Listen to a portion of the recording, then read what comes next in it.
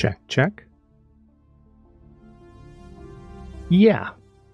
Sorry, the mic actually wasn't supposed to be unmuted for that check, check. That was me making sure that my auto ducking was working. But not only is my auto ducking working, the mic in general is working.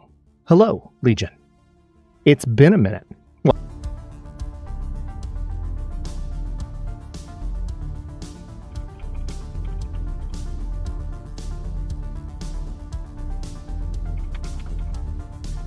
Okay, so we're going to have to play this by ear. I'm going to get this. I'm just going to explain what's going on here. God knows what that's going to look like in the VOD. So one of the reasons we had a delay, for those of you who weren't on the Discord, we delayed the stream by an hour today. And it was going to be, at our normal time. But there were some weird sort of crash errors that were happening with really basic stuff. Hey, everybody. Good to see you.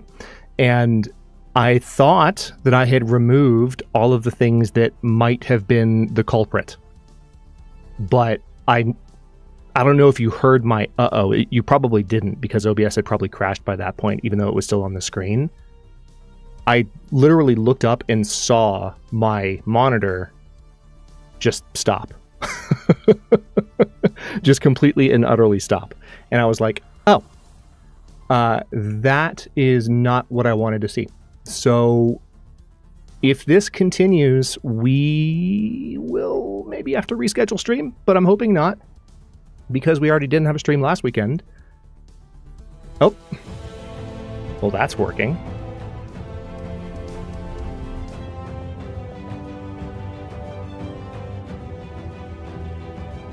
Okay, good.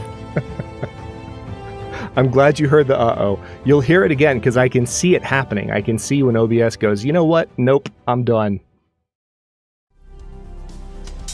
Boots and pants and boots and what the heck? Mass. Oh my gosh. So, yeah, we're just going to have to play it by ear. Mass, thank you so much for the 50 Danish kroner. Holy crap. Hey, everybody. Now that I'm $7.83. What's a pudding's favorite exercise? Jelly size. Now that I'm somewhat getting things back in line. Set up and I'll have mine. There he is. There he is. You're a rascal with no respect for knights. Oh no. No respect oh no. for anything. Oh no. Your potion. This is. I'm not good. I can't. Why respect knights? Yeah, everything's fine. I'm saying oh no because I'm realizing that chat is slowly being spammed. I'll be the one. I'll be the one. Also, I have things to replay. And needs if only your strongest the Legion's gonna let me, which had to get a new laptop because the old one is kaput.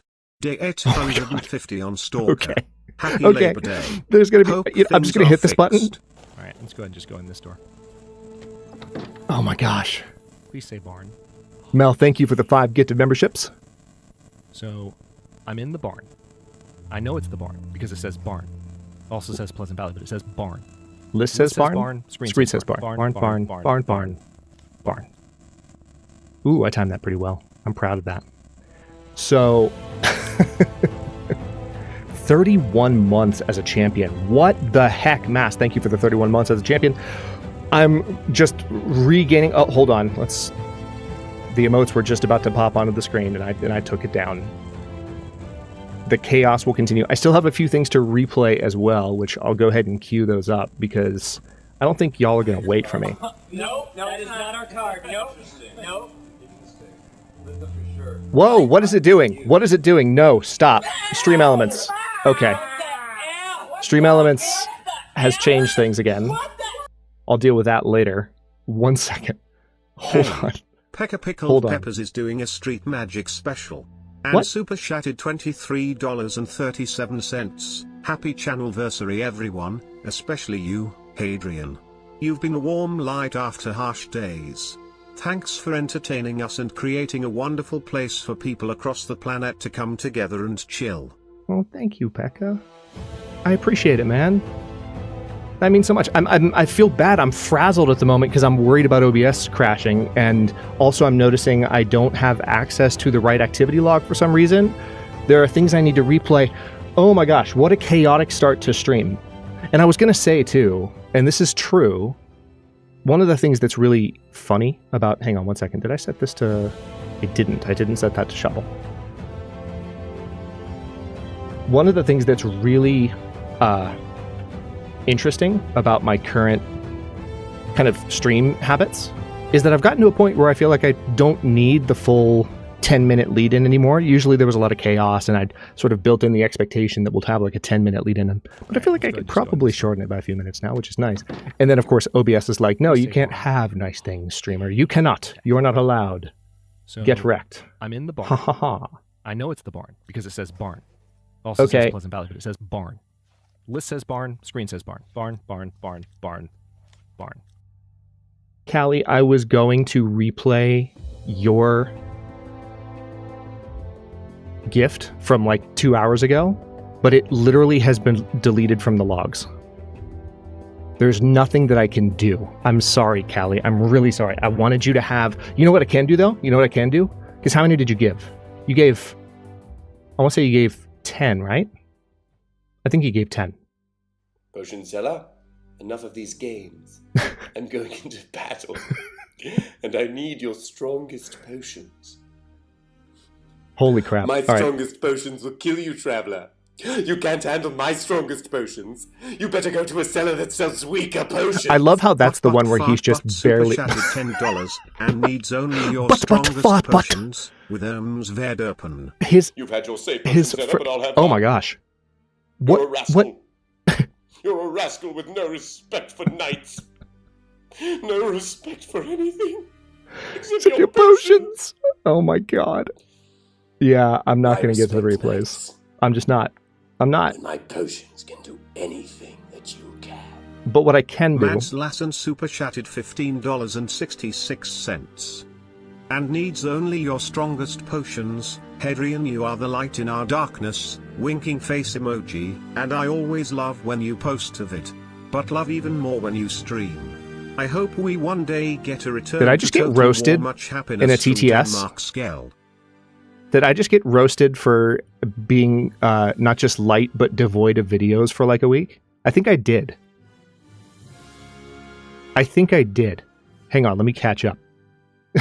Callie, thank you for the 31 months. Oh my gosh. Mass, thank you for the 31 months. Mel, thanks again for the 5 gifted memberships. I'll be the one. Thank you for the $10 super chat. Mass, thank you for the 100 Danish Kronen super chat. Pekka, thank you again for the lovely message.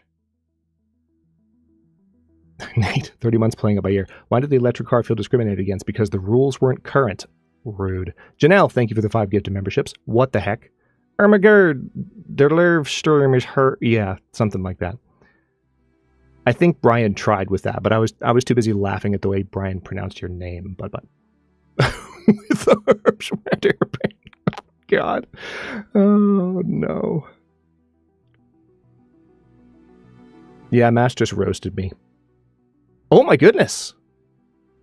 Vorsen, welcome to the champion crew. I have not gotten... So when you do an individual sign up, for whatever reason, because Stream Elements always works perfectly, right, everyone? By the way, hi, everyone. It's good to see you. Sorry for the chaos at the start of stream. Hopefully we won't have more. I'm a little bit nervous, but we're going to do our best. And in between streams, I will try to figure out what was making OBS crash, because I have no idea what it could have been. I've actually uninstalled some stuff that I thought was the culprit, and it still crashed. Live on stream. Yay. So we'll deal with that. But it's good to see you all. Druid, oh my goodness. So, as I was saying a moment ago, I don't have the redeems, or not the redeems, but like when you sign up as a member, when there's an individual sign up or an individual gift, those redeems are turned off right now because they don't play correctly at all. So, the cadence is all wrong for poor Brian, indeed. You're here for the chaos, Rembrandt? Okay, good, because there's going to be plenty. Wait do you see these questions? Do y'all know that there is a community member? So if you somehow have not seen any of my messages about this and you're poking your head in, maybe you just want to watch No Man's Sky gameplay and you wonder why we're just staring at this background and not playing a game, and why I'm just talking my community's ear off, and why they're like pretty much not letting me talk.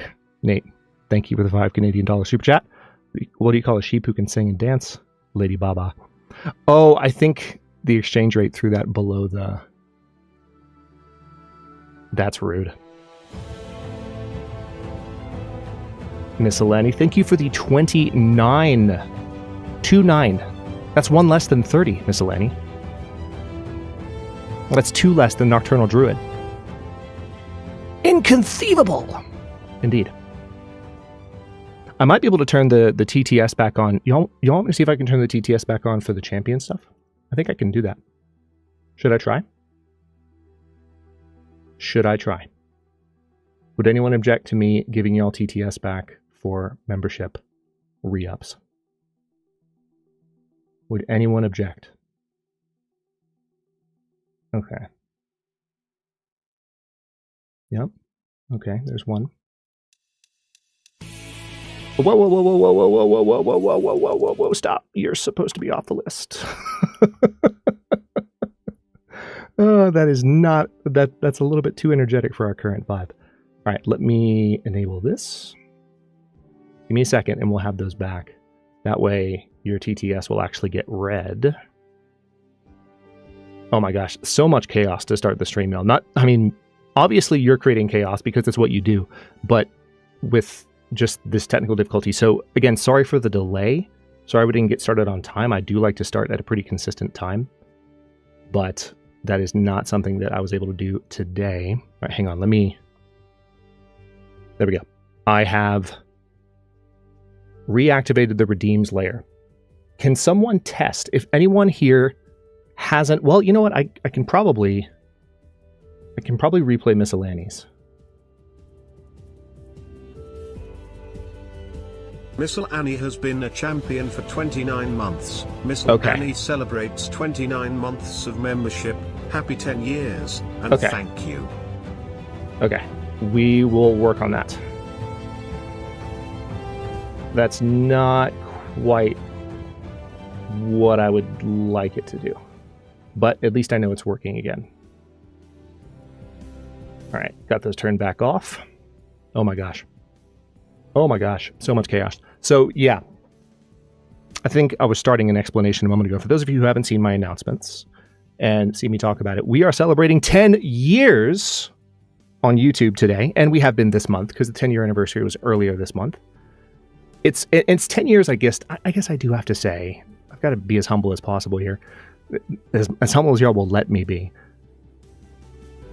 There's kind of an asterisk by it, right? Because I was gone for 2.5 years there, but I've now been back for as long as I was gone and then some, which is pretty freaking cool.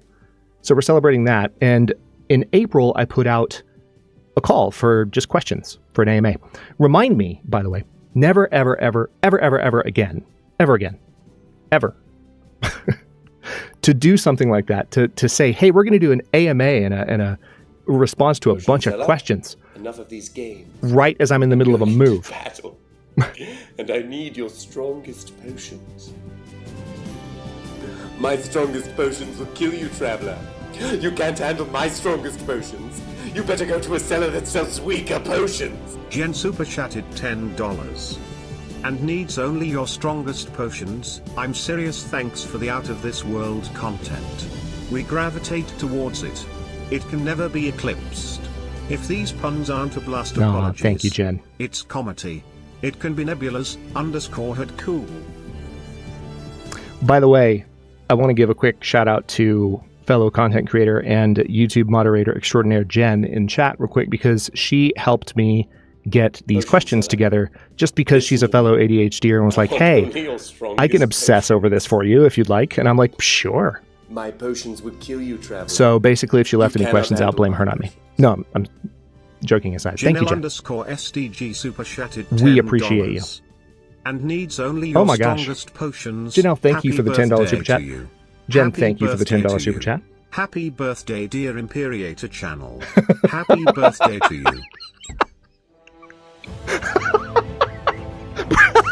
I'm sorry. Brian's cadence. Hang on, let me see if I can do an imitation of Brian while Cass's Redeem is playing. Happy birthday to you. Happy birthday to you. Happy birthday, dear Imperiator channel. Happy birthday to you. That was flawless. I never want anyone to sing happy birthday to me ever again. I just want it to be deadpan delivered in Brian's voice.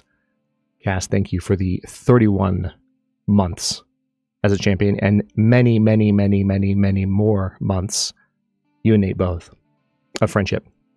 I appreciate you. Thank you for being here. Oh my gosh.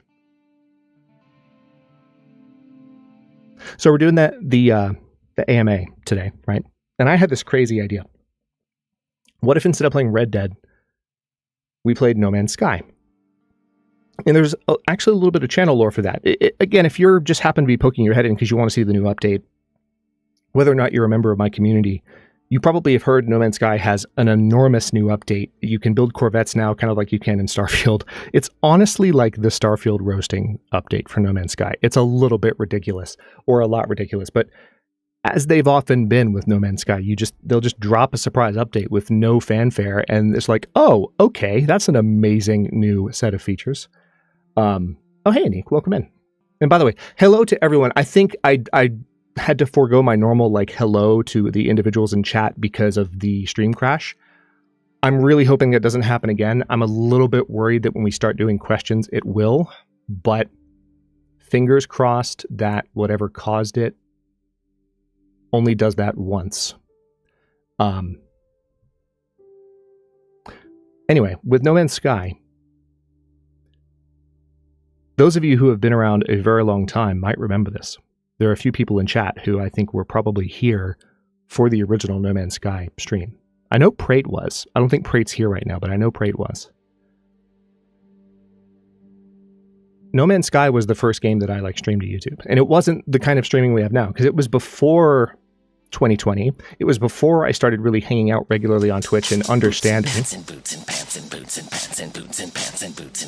I don't know, Pekka, are you crying? I don't know.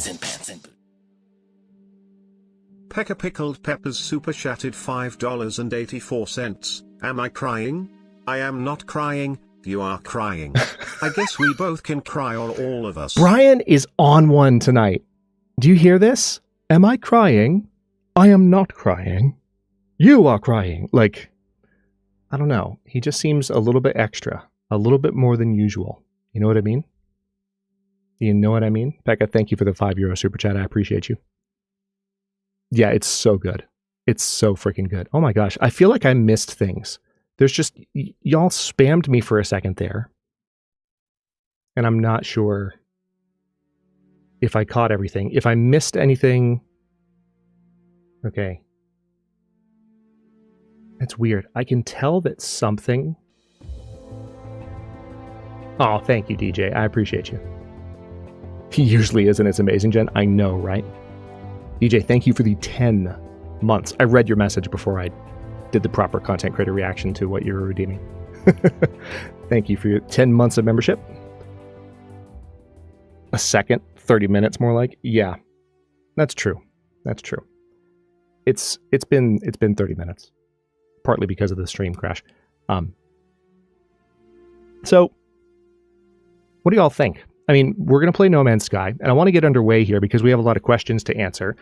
The rate at which I will have to answer them, if I were to answer them evenly over the course of a normal length stream, by evenly I mean with a equal amount of time in between each question, and hopefully not more than this amount of time. Spam, spam, spam, spam, spam, baked beans, ham, hock, and spam. Sorry, that was Monty Python. Mass, thank you for the 50 Danish kronen.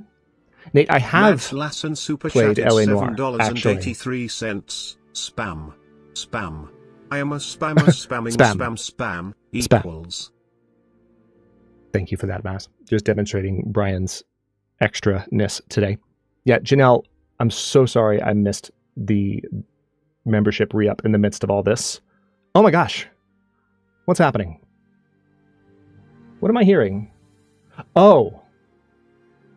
Sorry. That was... Y'all didn't even hear that. I had a Stream Elements overlay pulled up, and it was like someone else was redeeming, and I was like, wait, I didn't see anything in chat, and there wasn't anything in chat. I thought things were crashing again. See, this is what happens when you have technical difficulties on a major anniversary stream. So as I was saying, we need to jump into questions. And I want to tackle a few up front before we start No Man's Sky. The way that this works, just to kind of give you a heads up on how we're doing this, the questions have already been submitted, so I'm working from an existing list of questions. If I miss your question, or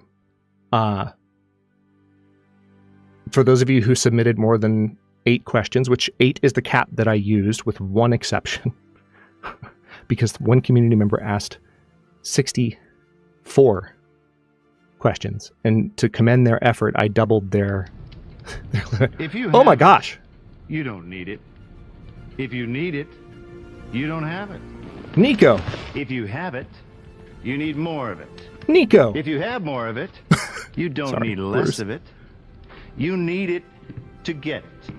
And you certainly need it to get more of it. But if you don't already have any of it to begin with, you can't get any of it to get started, which means you really have no idea how to get it in the first place, do you? You can share it, sure. You can even stockpile it if you'd like, but you can't fake it. We need to listen to Wanting this. it, needing it, wishing for it. The point is, if you've never had any of it, ever, people just seem to know.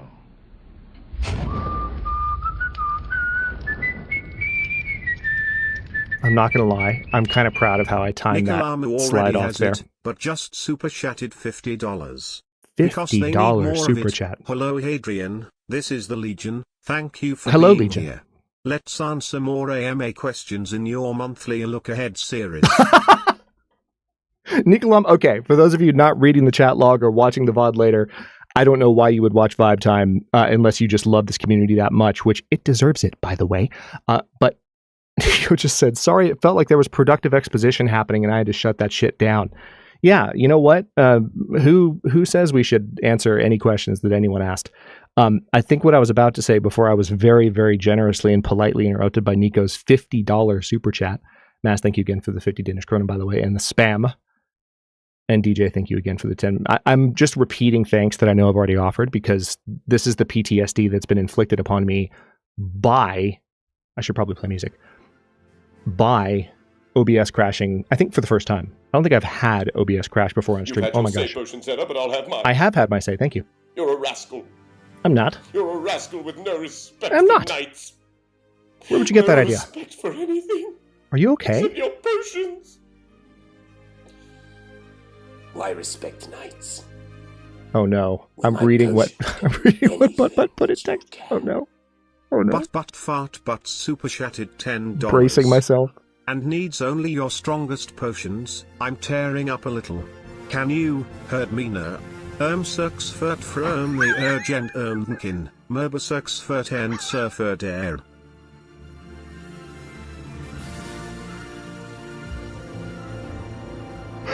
I literally cannot breathe.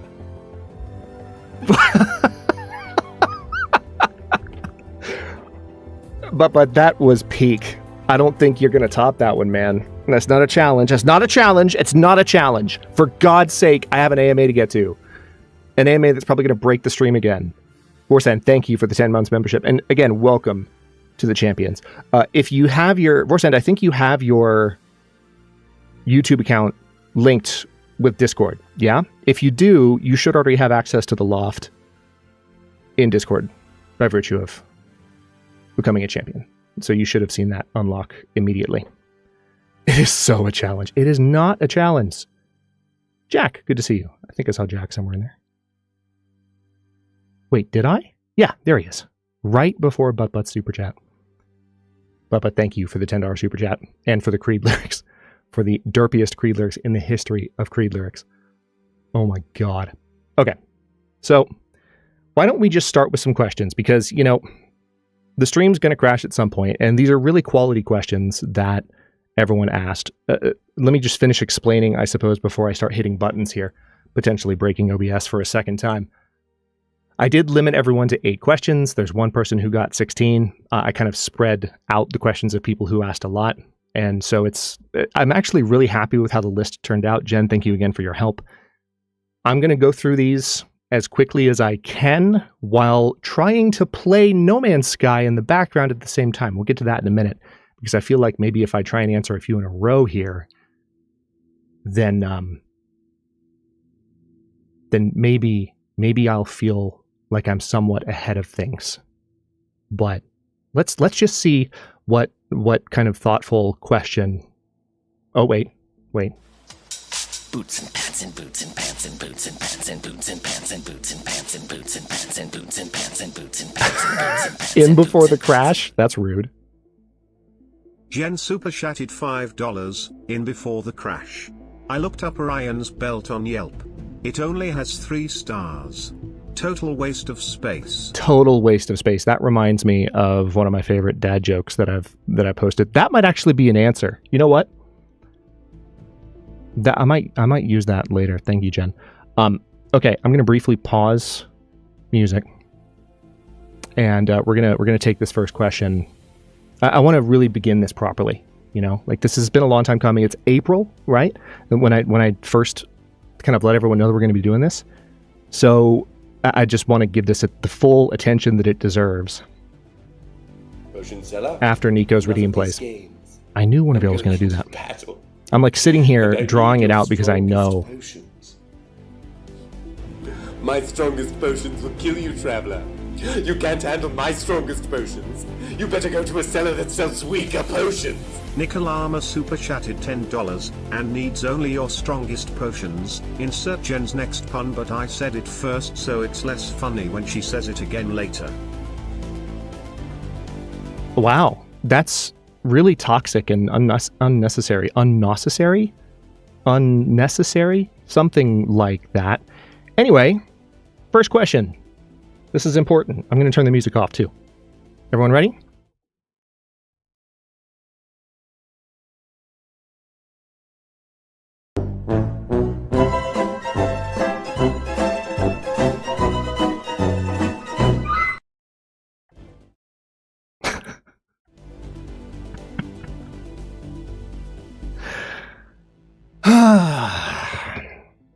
Thank you, Groker, for getting us off to a fantastic start.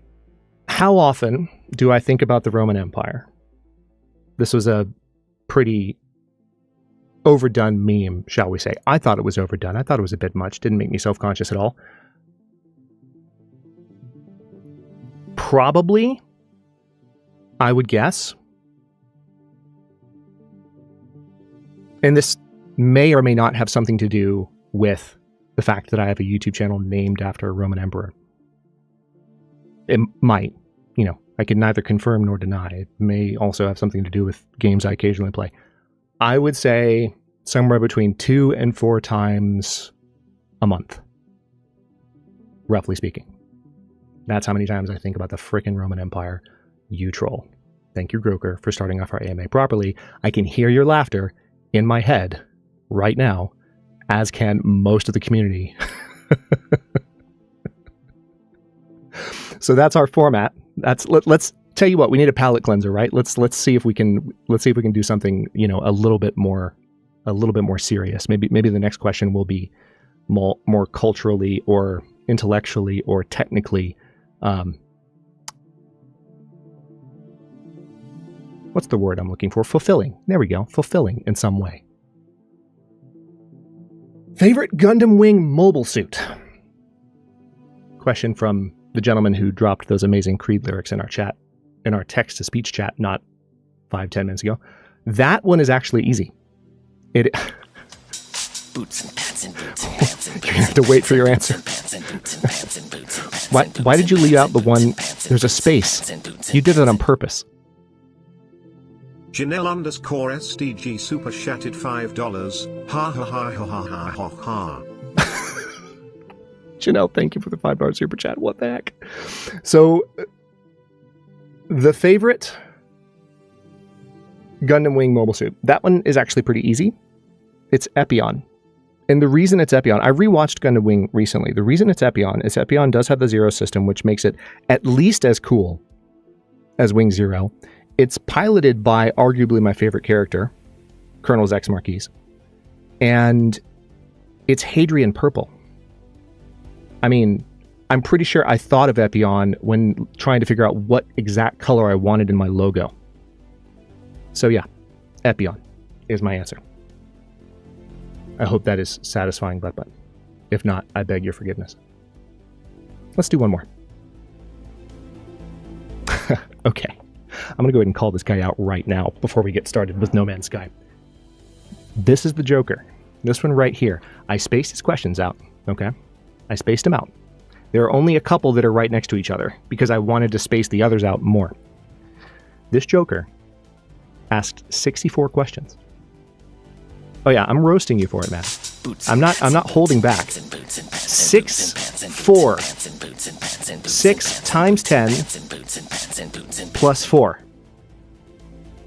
Mads Lassen super chatted $7.83. Sorry, not sorry, Salve, Imperator. Salve. Imperator, Pax Ex Solway. Victoria Ave You big dumb dummy. Adrian. Talking to Brian, not you, Mass.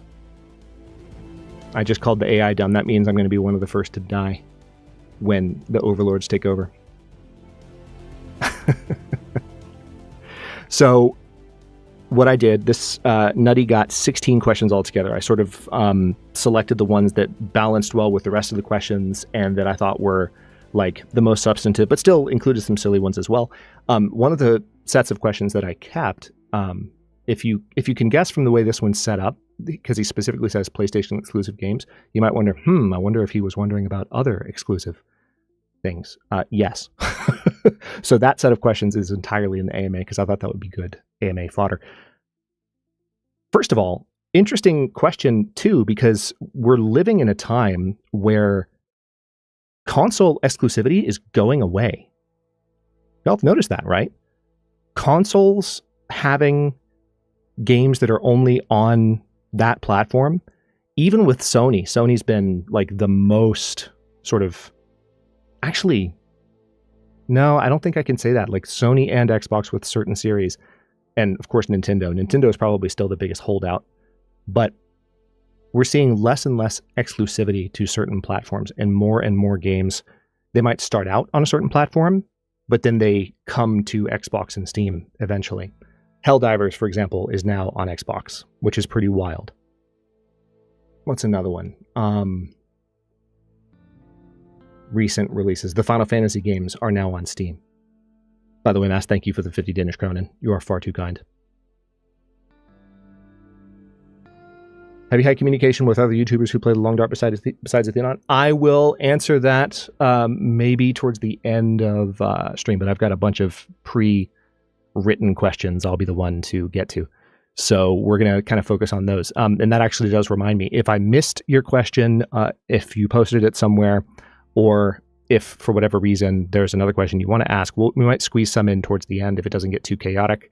But feel free to just kind of take a note of it, and we might do like a supplementary AMA as kind of a catch-all next time I do a stream. So I'll kind of keep that in mind. I'll be the one. What series from the PlayStation exclusive games do you like the most? So that's a pretty easy one for me too, actually. The very latest version in this, or very latest game in this series, the latest iteration in this series, is not PlayStation exclusive at all. But it was the first that I played of this series, and it's a series that has traditionally been PlayStation exclusive since it started with the PlayStation 1. And that series is the series that followed from a little game called Air Combat on PlayStation 1, which, because of a misspeaking moment at a convention, a stage presenter called it by mistake, yes, this is true, Ace Combat. And they were like, well, that's a cooler title. We're keeping that one. This is true. This is not a joke. I have not played any of the previous Ace Combat titles, but it was a traditionally PlayStation exclusive. Again, we're living in a time where console exclusives are fewer and fewer, but Ace Combat 7 was the first one I ever played. Those of you who have been hanging out on the Discord since I launched, and have heard me mention it occasionally on the channel before, it was a game that I played a lot during the COVID sort of era of things. And got really good at. I don't typically do multiplayer military style shooters, but Ace Combat really won my heart. And now, because of Ace Combat, I also have just a huge passion for Flight Simulator. And no worries, I'll be the one. I appreciate the question. It does say AMA, so I'm expecting people to come in and just like throw questions at me, and I appreciate it, but I'm going to get to the ones that people have been waiting. Because the original call for this, I'll be the one, and anyone else who doesn't know this, again, it went out in April. So I was, like I joked earlier, remind me again never to do that. To like say, hey, we're going to do a big AMA stream right as I'm moving. Because that was a lot. That was a whole lot. But anyway, Ace Combat is one of my favorite, Ace Combat 7 at least, is one of my favorite games ever. Like, easily. I really love it. And because of that, I have a huge interest in Flight Simulator now. There's more than one question on this list that's about like aviation in some way, and that can be attributed to my love affair with Ace Combat 7. Oh, Druid. I cheated and I read ahead.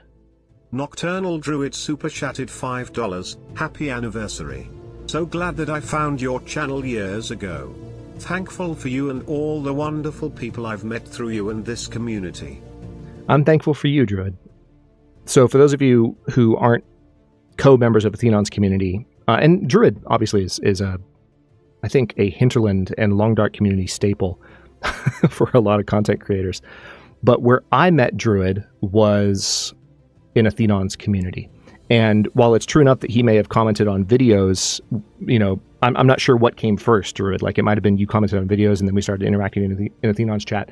Because those interactions were always of such high quality, and because you've always just been such a stand-up guy and you're always, you know, greeting people in chat and doing what you just did.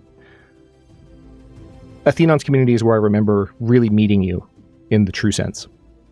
And I always feel a particular pang of gratitude whenever members of Twitch communities that I frequented in like 2017, 2018, 2019, and during the pandemic are now hanging out with us as we stream.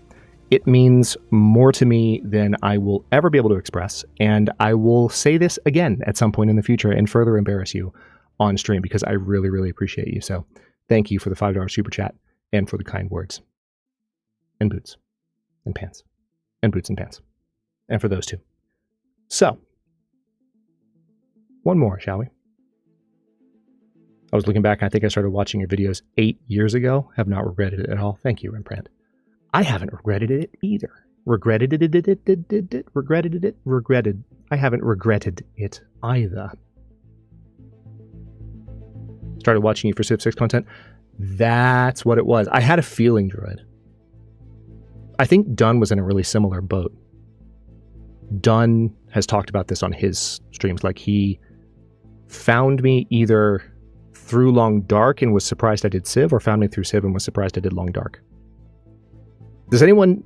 This is the easiest bit of channel trivia. There's going to be a bunch of people spamming the answer. Why am I setting this up? Does anyone happen to know what the connecting thread that I sort of articulated over time is between games like Civilization and games like The Long Dark? For people like Dunn and others who like sort of see the initial connection and go, wait, what? You play both of those? Can anyone put it in my words? I'm confident that several of you can. I'm just seeing who can get to it first.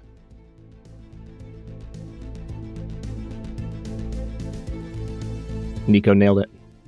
Emergent narrative, indeed. And immersive narrative, true, yeah. Immersive and emergent, interchangeable, but like, it's really the emergent piece that hits the home run, because when you think of the games that I typically record content in, all of those are about stories that are different every time. Hey, perhaps, yes, welcome back. We're having a bit of a different stream today.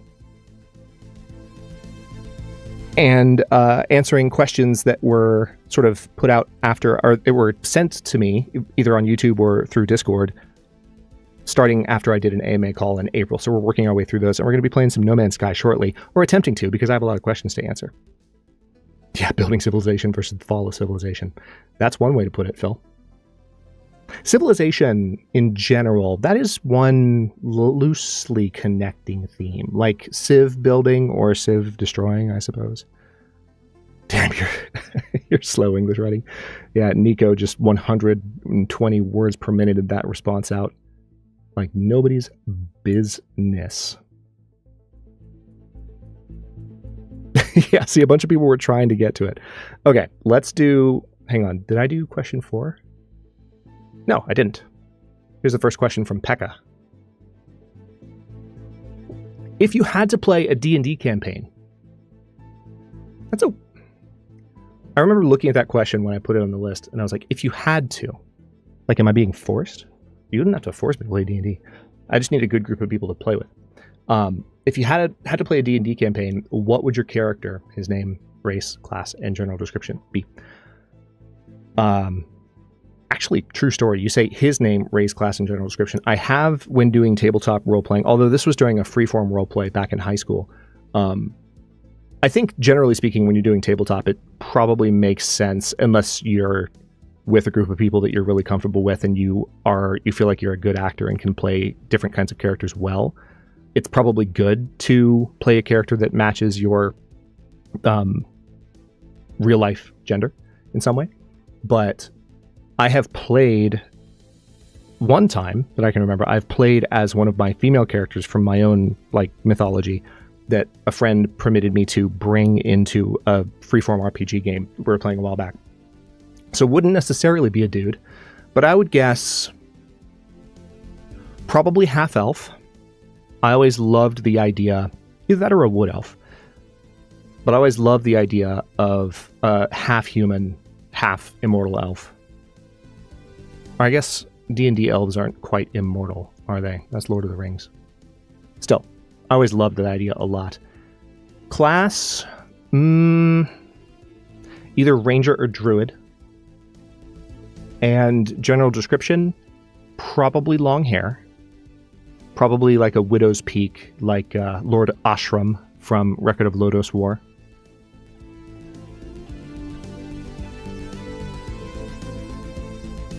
Trying to think if there's anything else.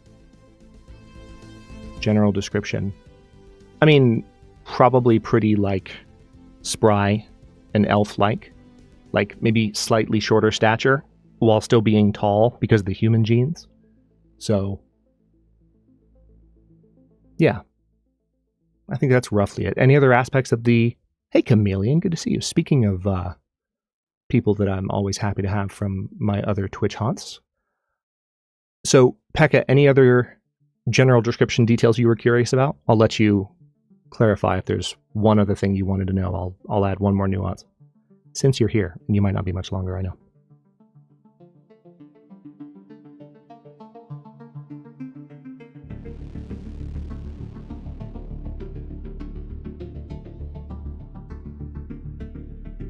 I'll be the one. I'll probably get to that one later on. Not that question specifically, but there's a Civ 7 related question, and I'll probably touch on that. You're just going to say same person? Okay, yeah, we'd make the same choices. Cool. All right, Peck is satisfied with my answer there. Let's do one more. We are catching up a little bit. For those of you who are just joining us, we did have an OBS crash right at the start of stream. It seems like I was able to recover it without actually having to stop the stream, which is nice. But OBS has been misbehaving all day. It's why we started late. I'm not sure what's causing it because I removed a bunch of elements that I thought maybe were contributing to it, and it's still crashing.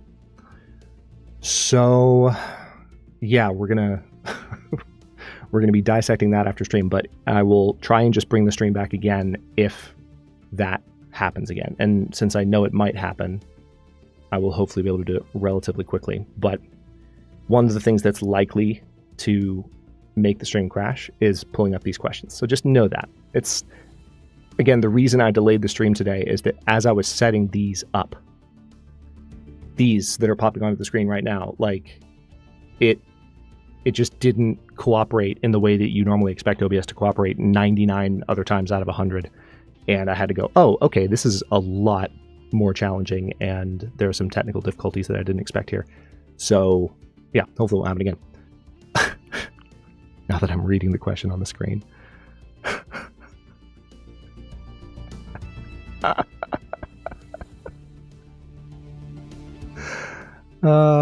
Perhaps yes. You're relatively new around here. Those who aren't, I'm not calling you out, I'm just saying, those who are not new around here are accustomed to Callie's unique brand of chaos. Including myself. If you were a pair of socks, whose feet would you like to spend a day on?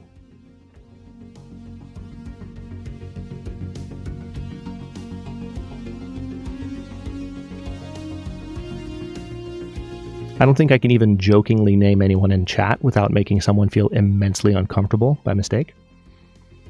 So I won't do that. I'm also thinking of Bo Burnham's song, Welcome to the Internet. Would you like to see the news or any famous women's feet? Because I'm sorry to disappoint anyone here, but like Googling feet is not generally something that I spend my time doing. So this is a very difficult and outside of the wheelhouse question for me.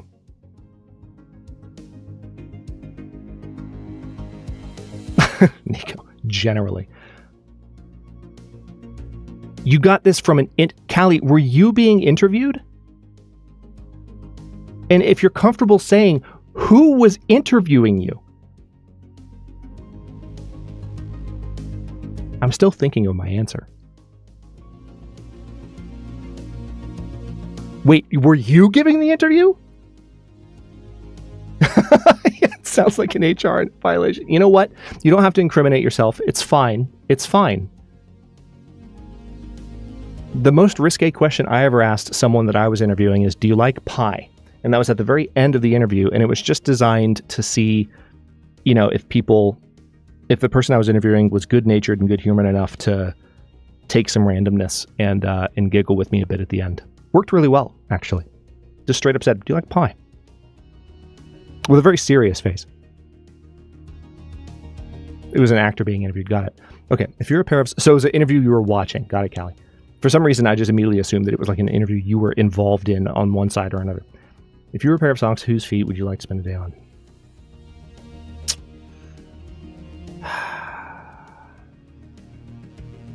I would say Hadrianus Augustus, because that's like the easy answer. But I mean, I don't know. Actually, you know what? I will stick with that answer, and here's why. Here's why, Legion. The Emperor Hadrian, the real Hadrian, not this guy, not this moocher using his name, was fantastically gay. And so I suspect that would have increased his likelihood to just generally take care of his body, of his feet, and make sure that he remained well kept at all times. So I know they didn't have socks then, Rimprint. Just let me have this one thing, okay? I'm going to have to say the real Hadrian because I trust him to take care of his feet. Final answer. One more. Question 6. What do you seek when listening to music? This is from Hellraiser. Peace, energy, freedom, etc. That's a good question. So for those of you who don't have the full context, on Discord we do Flight Simulator streams. Sometimes I'll just play music even when not playing Flight Simulator, but particularly on Flight Simulator streams I'll play music while flying, and I'll play it in such a way that it gets sent via virtual cable so that other people can listen as I'm sort of flying around, and it's a whole vibe.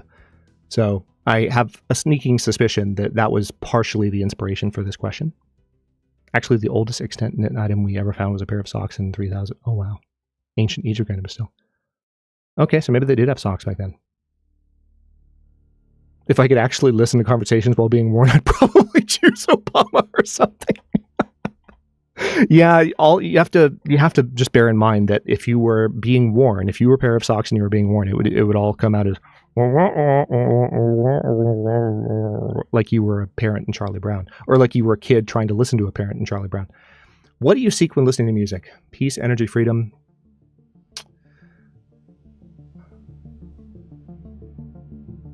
Yes.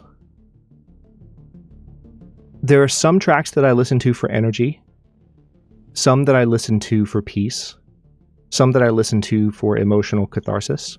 I'll give you an example of the emotional catharsis one. There is, and many of you who have been listening on Discord when I've done recent either flight nights, or I think there were a few other circumstances where I played this.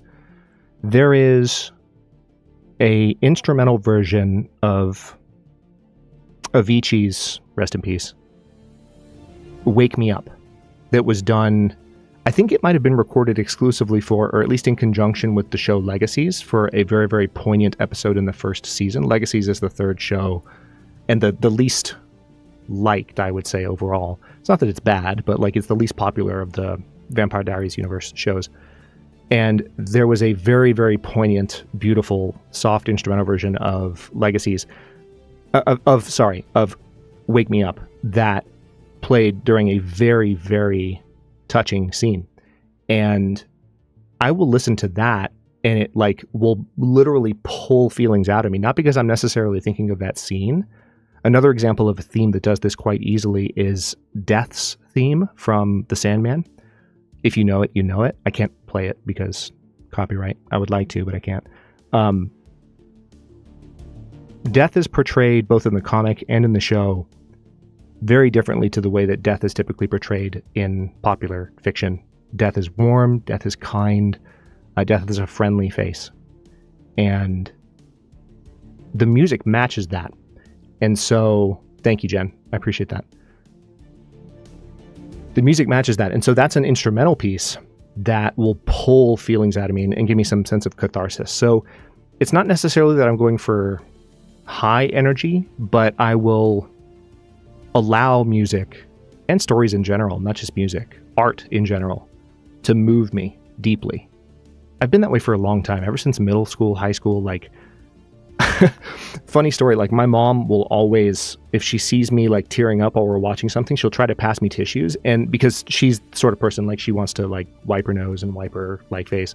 Like, and don't get me wrong, if like I'm like, if I need to wipe my nose, I'll wipe my nose. But like, if I'm just like teary and I'm watching something, I would rather just truly feel those emotions and just sit there and here's this word again, immerse myself in that experience, especially when I'm experiencing someone else's art, than like wipe those tears off my face. That seems to almost cheapen the experience for me. So that's kind of the vibe that I go for from art in general, especially beautiful music. Hopefully that's a satisfactory answer for you there. Let's finish this first row of questions, which is 7 and 8, and then we'll dive into some No Man's Sky. How about that? We've been streaming for about an hour. Jen, thank you for the links. If you're curious about either of those pieces I just referenced, Jen dropped the links in chat. Jesus Christ. I've already freaking done the Always Sunny. That's only going to work once, but you're tempting me, man. You're tempting me. Funny enough, as joking as this question may have been, I have a feeling that part of you was not joking. And so I was like, you know what? We can play with it a little bit. Yeah, 27, 42. Yeah, 42. 42 is the answer, but now we need the question. Right, Jonas? That was actually one of the questions that I ended up removing. I think it might have been one of Nutty's. Like, whether or not I'm a fan of Hitchhiker's Guide. I've never actually read it, but what is the meaning of life?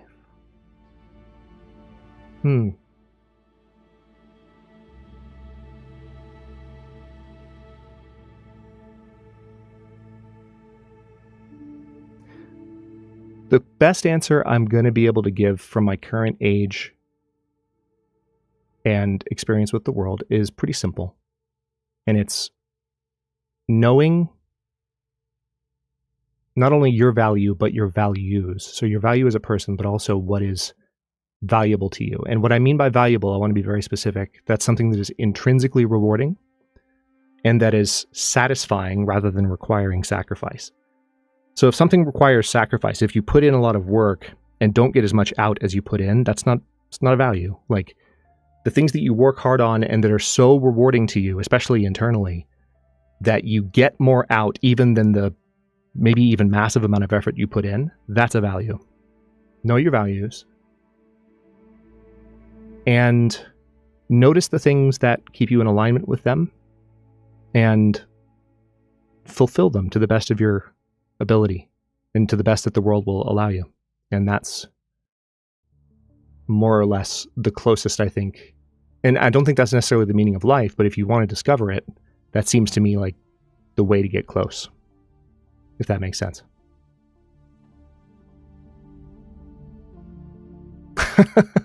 Yeah, it's incredibly rude, Phil. Discworld's death is a very comforting character to me too, at least in later books. That's true. I haven't read Discworld in a long time, Rimprant. But I read a lot of the books when I was in high school and early college, but mainly high school. And I still have a bunch on my bookshelf, in fact. And Mort was a particular favorite. I remember reading Mort on a plane.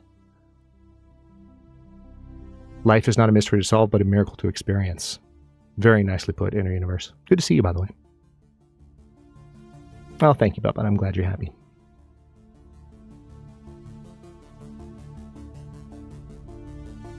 Binky is a good horse.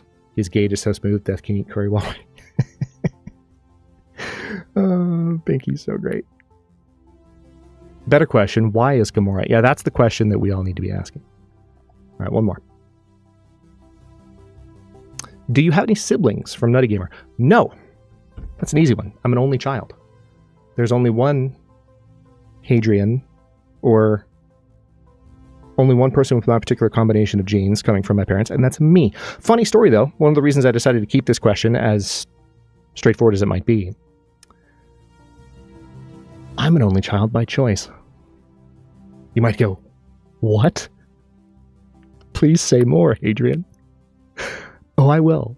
Some of you know this story. It's hilarious. And I feel kind of bad about it now because I do kind of wonder what it would be like to have a little brother or sister.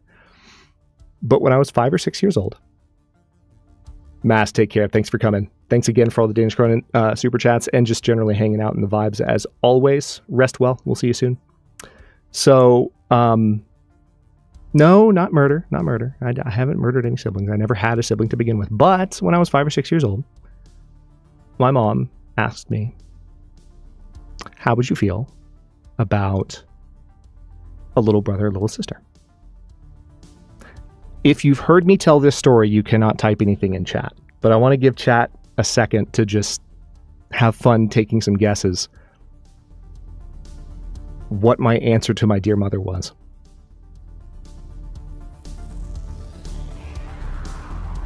If you've heard me tell this story, you know where this is going, but take a guess. I'll give it 30, 60 seconds or so.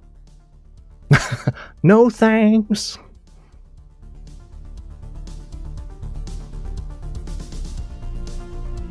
Something along the lines of no, that would be correct. Pulled out an 87 slide PowerPoint explaining it in 6 parts. Why no? Yeah, see, Mel, that's because you're like a good person.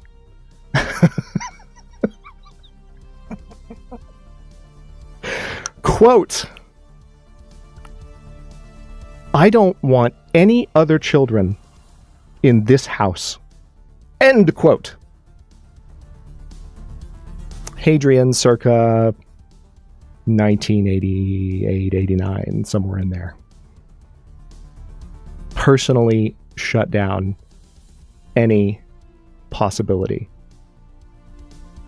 of having a little brother or sister. And now that I'm old enough, and our community has a pretty good, like, we have a good age range for sure, but our average age is like, we're a mature community, even it doesn't always seem like it, but we are.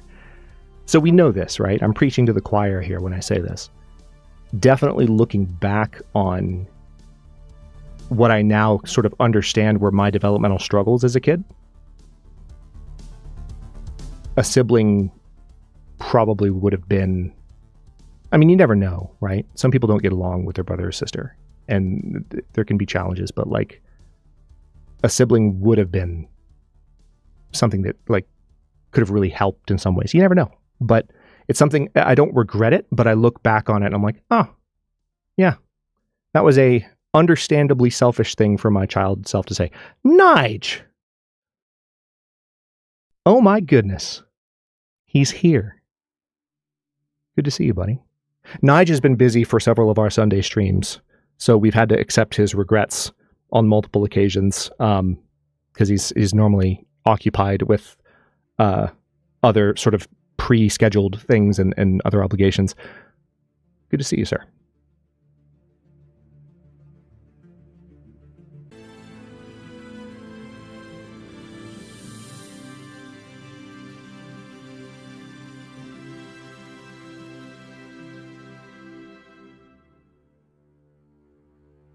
Yes, Nige crashed the stream. So, yeah, I'm hoping that playing No Man's Sky does not make this, whatever this problem is, does not make this worse. This is pretty wild. I'm kind of wondering if there's an older version of OBS I can roll back to, because I think I did update since our last Red Dead 2 stream. So we'll see. We will see. But okay, hang on.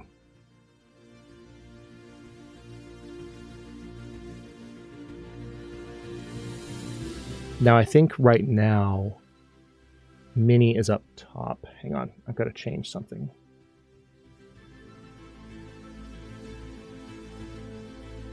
We're going to jump into No Man's Sky here, but first, let's see if we can bring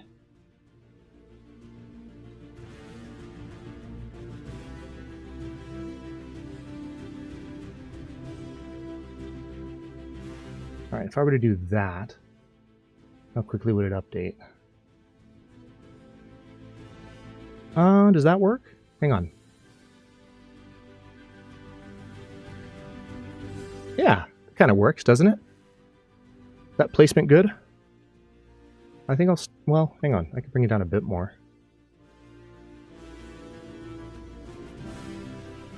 There we go. Yeah. Perfect.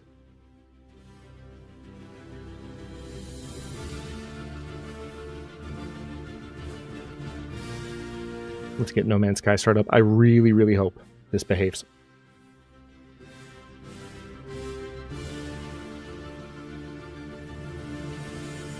Yeah. Couldn't handle Nige. Couldn't do it. Okay, we're going to cut music. And give me just a second to load up my game so I can get a sense for where I am. I can definitely see it happening when it happens.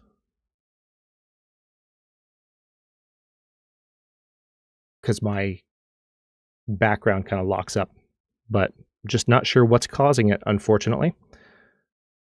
Okay, here's this. Let's go ahead and get the game going. There's some game audio for you. Is that coming through? Nope, it's not. You want to know why? Because game. It's looking for Red Dead.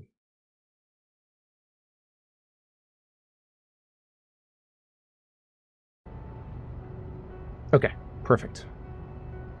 So we'll experiment with leaving the logo down in the bottom left. Normally for Red Dead, we would have it up in the other corner. But, all right, let's also go ahead and switch back to AMA. So this is No Man's Sky. Most of you know of the game at this point. It's been a long time since I've streamed it on the channel. Yes, I am Hadrian the Nuisance. I'm glad you spotted that, Callie. Can always count on you. Those are Would anyone like to see what those are called? You know what? Hold on. Before I show you what they're called, would anyone like to guess what they're called?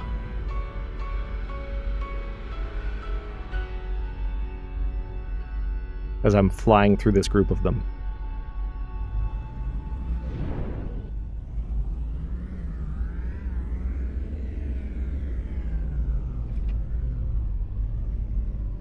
I apologize in advance.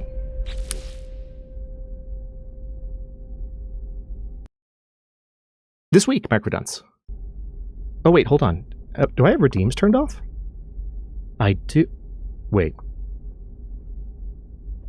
Fixed that. Hold on.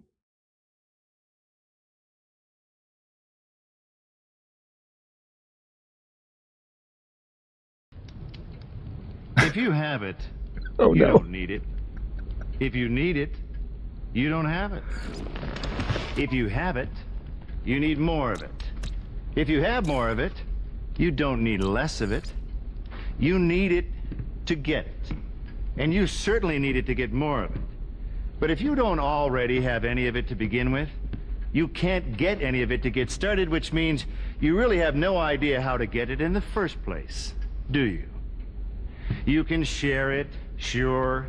You can even stockpile it if you'd like, but you can't fake it. Wanting it, needing it, wishing for it. The point is, if you've never had any of it, ever, people just seem to know.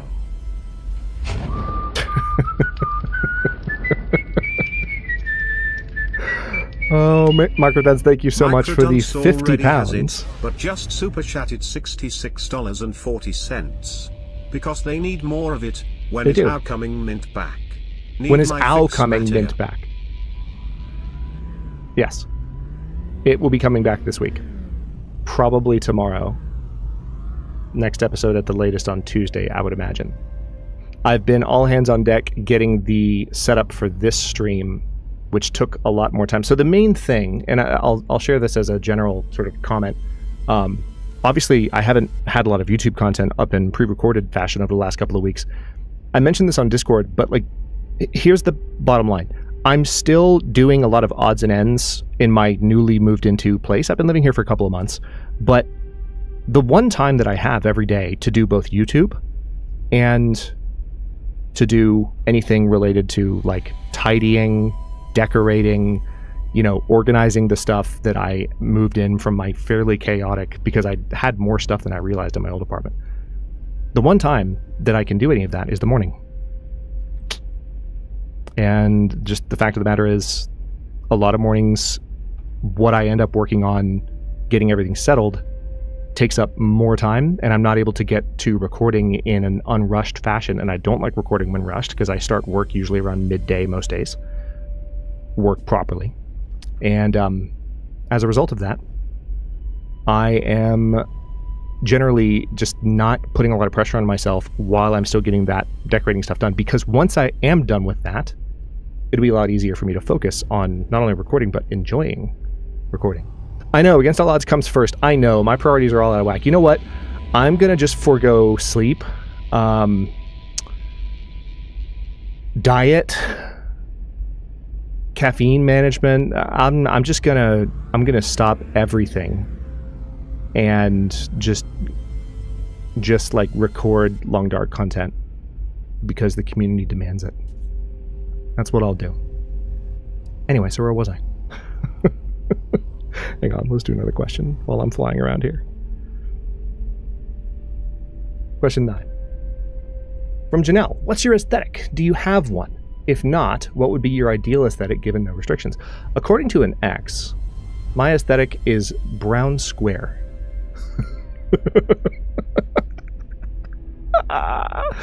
Around the time we were breaking up and she was moving out, like, she just vented on me one day about how everything was a brown square. And at the time, especially in that apartment, she wasn't wrong. But there's more color already in my current house. A lot of the aesthetic is brown square, but there's also much more light colors and things that are not as square. There's things with more curvature.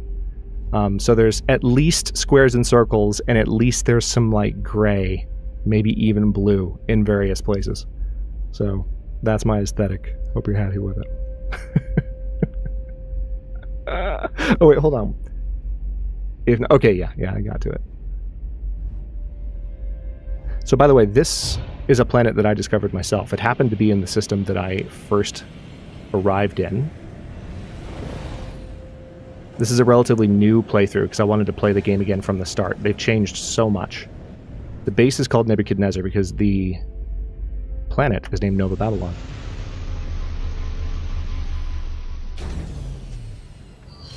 Let's do one more. Ah, from Nige. Speak of the devil. This is PC, Microdunce. Do you know any other languages? Are there any languages you would like to learn? So, languages that I have dabbled in learning either while I was in school or in my early adulthood. I have dabbled more than once in Spanish. I have dabbled more than once, especially in Japanese. Japanese is probably the language that I've learned the most, and you know this, Nige. I still know, like, out of my hiragana and katakana. I know all of my... I know a fair amount of kanji, but I couldn't translate it very well. I could speak it. If I knew what I was... If I could read what I was going to say, I could speak it. But in terms of being fluent, which you didn't ask, are you fluent in other languages? You ask if you know other languages. But, like, in terms of whether I'm fluent... I'm not fluent in any other languages at the moment. I would like to brush up on my Japanese, and as far as another language I'd like to learn, I don't know if there's a real-world language that I would like to learn, but I sure as heck wouldn't mind learning Elvish. Tolkien's Elvish. Because it's such a beautiful language to listen to, and I absolutely love it. Pekka, yours are spaced out, just like anyone who asked 8 questions, yours are spaced out pretty... frequently, so you're probably going to have another one, I would imagine, within the next few. But it might be another 10-15 minutes. Nihongo ga ii. So basically finished since... Oh yeah, that's right, he did base Elvis on Finnish. I forgot about that. My pronunciation is fine, reading the basic systems is fine, but kanji are just impossible. Yeah. So one thing they changed recently in No Man's Sky, look at this, look at the water. Notice that the water is just so much more responsive to wind in a way that's just utterly satisfying to watch. And check this out. This is how much better they made it.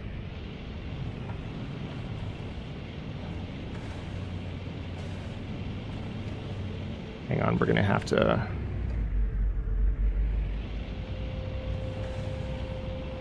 work to create a wake here. Have to stay low.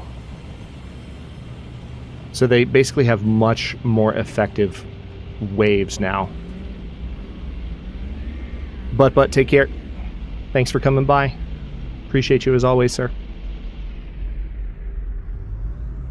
Anyway. So there's that. We'll do one more. No. Anyway.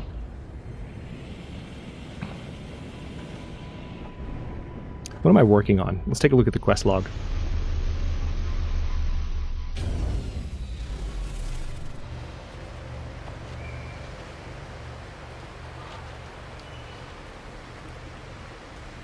Yeah, my...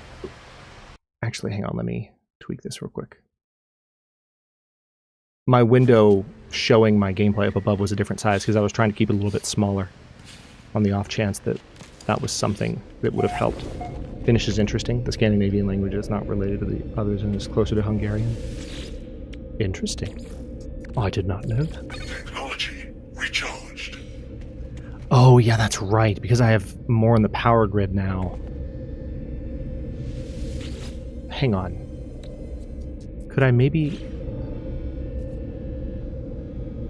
There's insufficient power. What I need to do is go to the space station, see if I can unlock...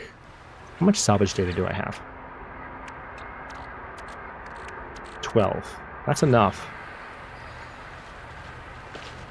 I need to unlock solar panels. I don't actually have solar panels yet. Again, this is a very new save, and it's been forever and a day since I've streamed this, so feel free to ask questions about the game itself if you're curious.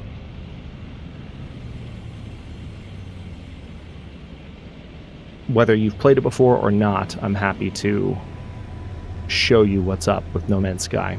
They made the clouds much better in an update a couple of years back.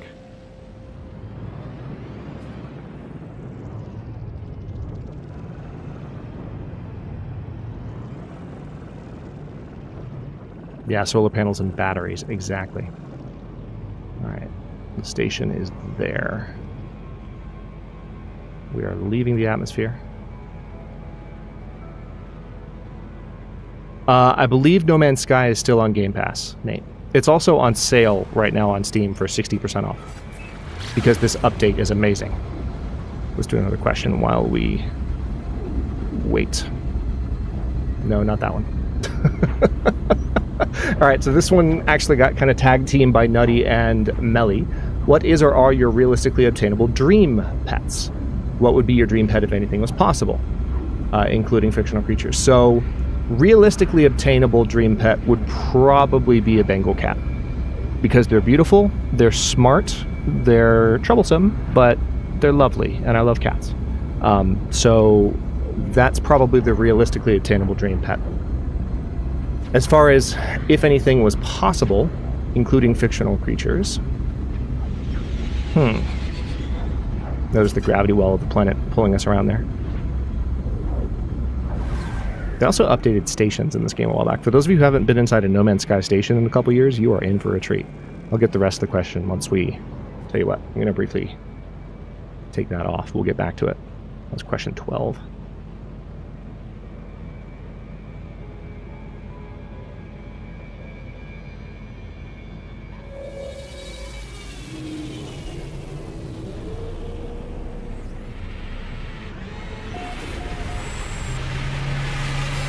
Does the character in No Man's Sky have a name? Yes, Hadrian, the nuisance. Also, I'm so freaking... I know this is nerdy as hell, but, like, not that that matters around here, but I deliberately created, like, a costume version of my logo, and I am here for it. I don't care if anyone else is. I'm here for it. It's freaking great. And this is the new helmet that came out with the Voyagers update. So, yeah. Hang on. Where is the... Oh, you know what? It's not this. I'm an idiot. I went to the space station. I needed to do something else. So, hold on. If anything was possible, including fictional creatures... Do I go full Napoleon Dynamite and just say a liger?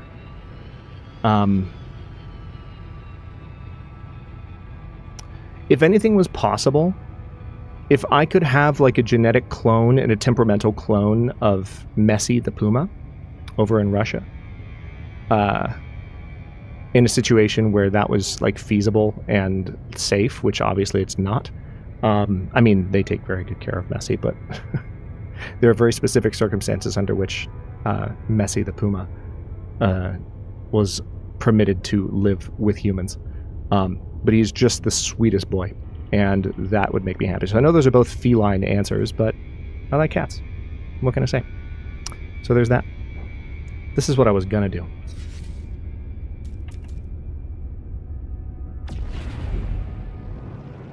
This is where I need to go.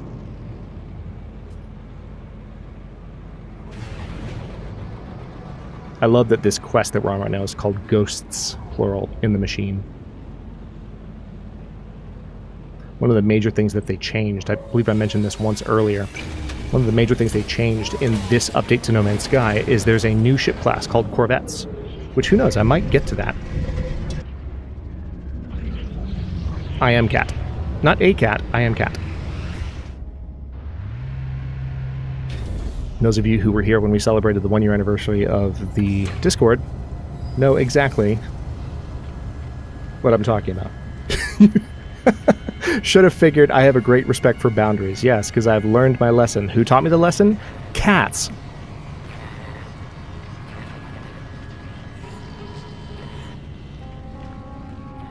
Let's see who's next. Ah, yes. You mentioned in one of your videos that you got your dream job. What is it, if you don't mind answering? So I did want to answer this by not answering, but because it's something that I appreciate people's curiosity in. It's the kind of thing where if I were to give even the like hintiest of hints, it would be categorically by several orders of magnitude easier to dox me. So not going to do that. But what I will say is this. The reason it's my dream job is that, I mean, think for a moment when you, I don't know how many people here can relate to how I felt when I left. Oh, take care, Jim. Have a good rest of your night. Thanks for coming by. So, I don't know how many of you can relate to how I felt when I was like leaving high school, early college years. I basically looked out into the work world and I was like, I don't know what I want to do, and people who say that they do confuse me because I don't see anything that really pulls me, and I didn't feel that for a long time. And what I found when I saw the opportunity after, you know, when you kind of adopt that mentality for decades of your life, you learn to compromise. You're like, well, I like this aspect of this job or this aspect of this career, so I'll do it for this reason, and I'll just kind of grin and bear the part of it that I'm not as thrilled by. And when I saw the opportunity that I took that's brought me to where I work now, it was the first time in my life where I looked at the organization and I was like, oh, I want to be a part of this with my entire being. I actually believe in this. I feel qualified to do this. I feel like I want to do this. And I feel comfortable with the idea of applying for this organization. And that is why it's my dream job. I wish I could say more, but again, it's just one of those things where there's not a lot of anonymity in it. There is anonymity, but like there's not a lot. So I need to be very careful how much I say out loud on the interwebs. But thank you for the question, because it still means a lot. It has been the world to me. And one thing I'll say as well, it's been interesting because when I got the job, I remember singing about it, singing its praises, saying, "Oh yeah, this is so great. It's so compatible with YouTube." I want to acknowledge for the last couple of years it has not been. But it's not because it's not compatible with YouTube. It's because there's just so much else that has been going on in my life, not least of which this most recent move. And so it's been tough to kind of balance everything, but it's still a very, very conducive job to someone who also does YouTube for any time in their week. So let's see, I'm looking for...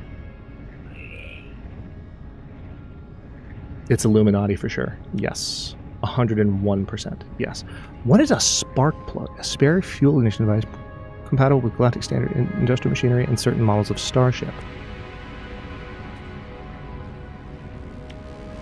These are decorative modules.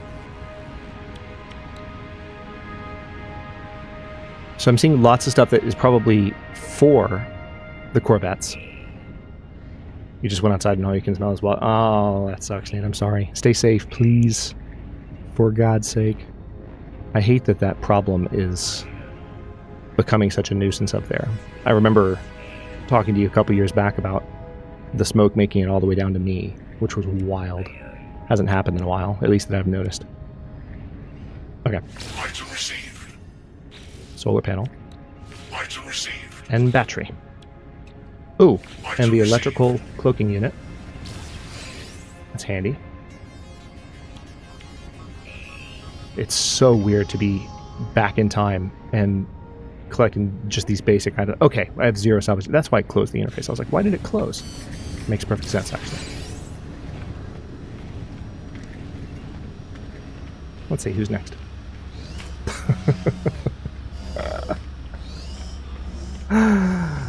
What's the best dad joke you ever heard? So there was that moment.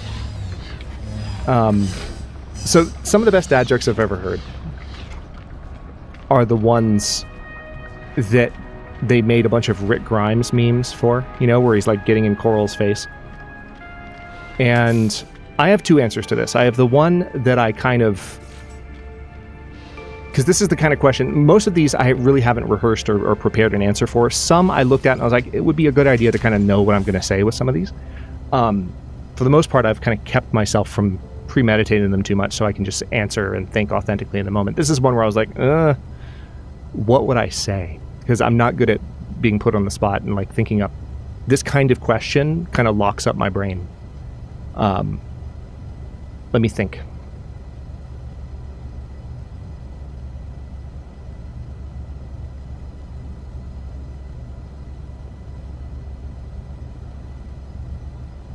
There's an entire discussion of Finnish identity going on in chat right now. Thank y'all for managing that with some civility.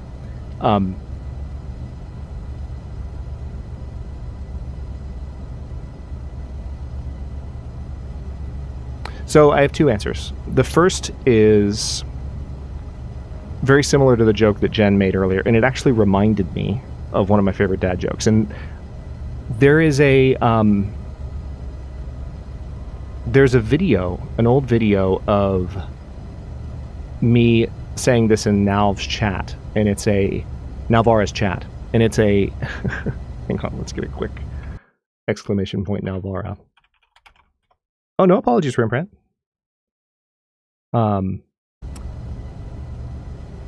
So now there's one of my favorite Twitch haunts and has been for the past many years. Chameleon here in chat is one of her long-running moderators and community members. And there's a joke that I said, and you can just see her disappointment as soon as she gets to the punchline. And the joke is this. I got really bored, so I found a bunch of watches. I linked them together end to end, made a belt. It was a waste of time.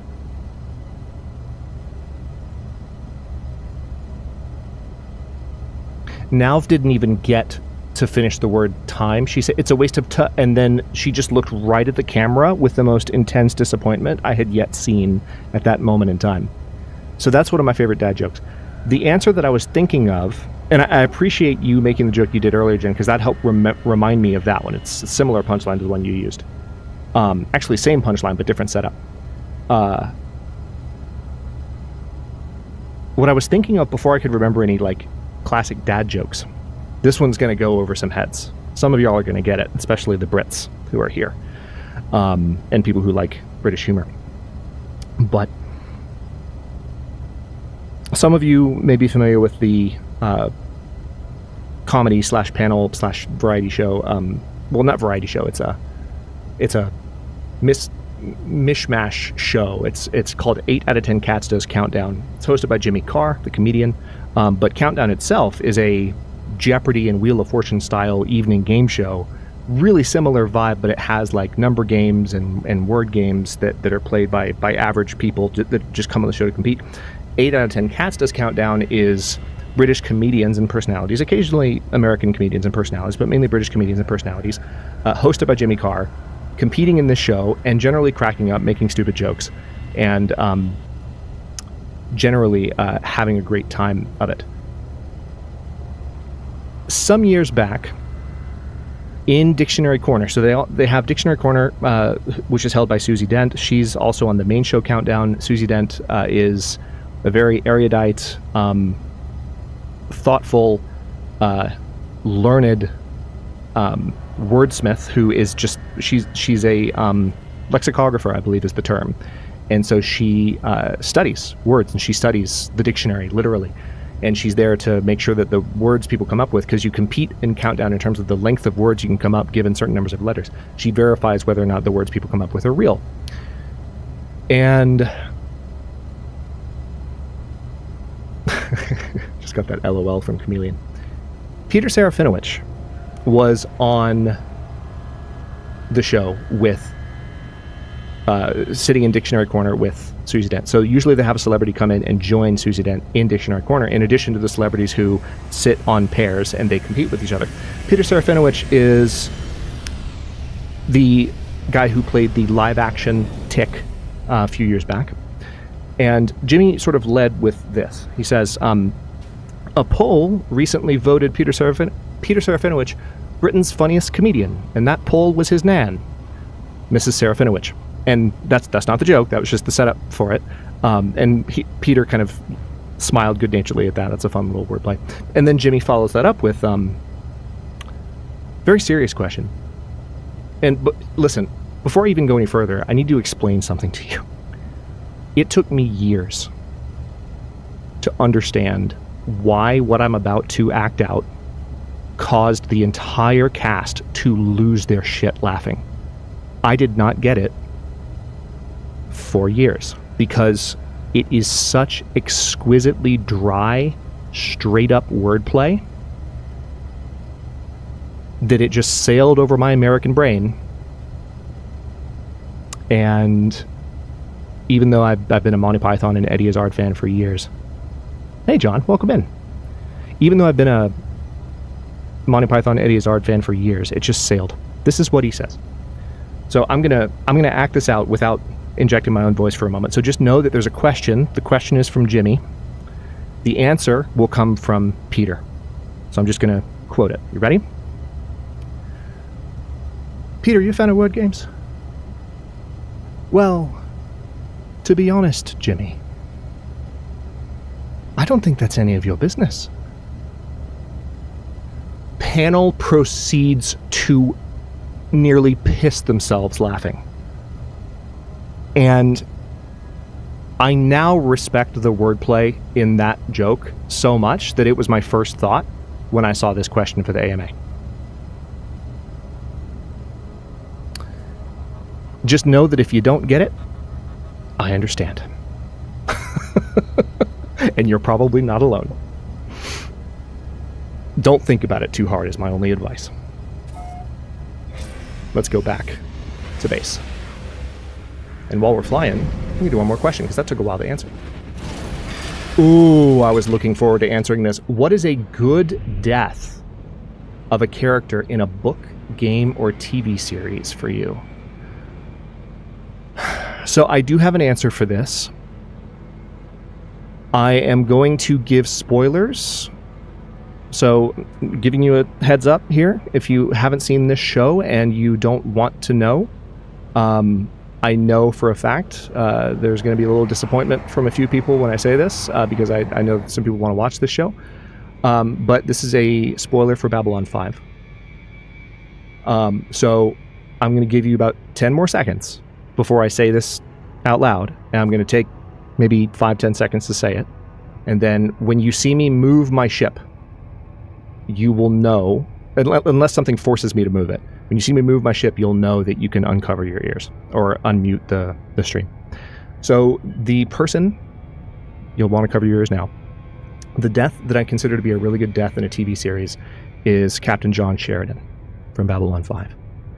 The way that they handled his particular arc was so well done end to end, and especially because of the season 5 stuff, where they got more time with the show and more time with the characters than was intended. There was an opportunity to really exquisitely, movingly... Threat detected. That's scary. Really exquisitely say goodbye to this particular character. So let's not spoil it for people in chat, but that's my answer to the question. If you're curious what a good death of a character in a game or a TV show was for me.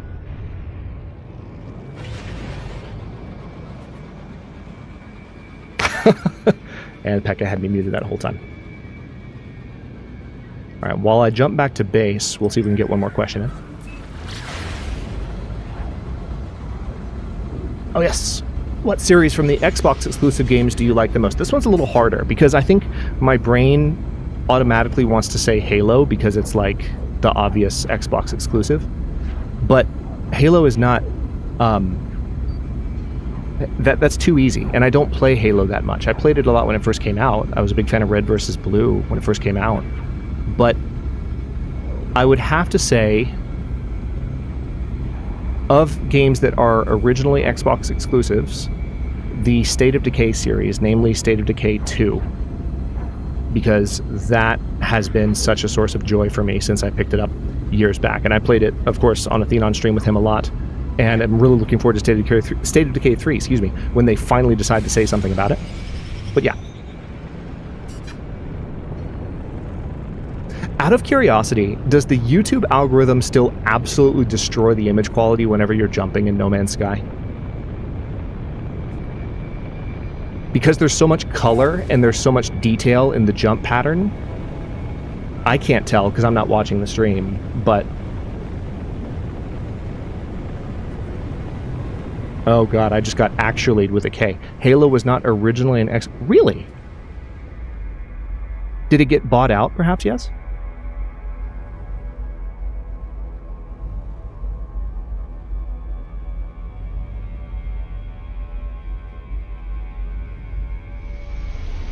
That's wild. I didn't know that.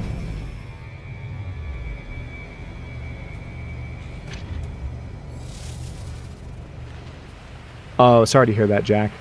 Yeah, I wish... I feel you, too. Like, I wish I understood what was causing OBS to crash. It's not my PC. It's a software crash in OBS that's given us trouble a couple of times. So I'm going to have to get to the bottom of that, maybe even install a different version of OBS. But if you have to go, thanks for coming. It's good to see you. I appreciate you.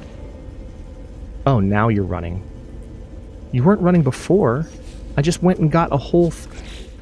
Do you see how rude this is? The whole reason we went to the station and then accidentally went to the space station, then went to the Nexus instead, was to get a solar panel so that I'd have enough to turn the thing back on now that there's more plugged into the power grid. But apparently,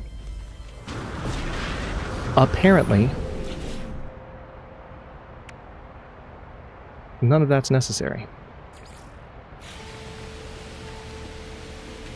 Alright, let's just do...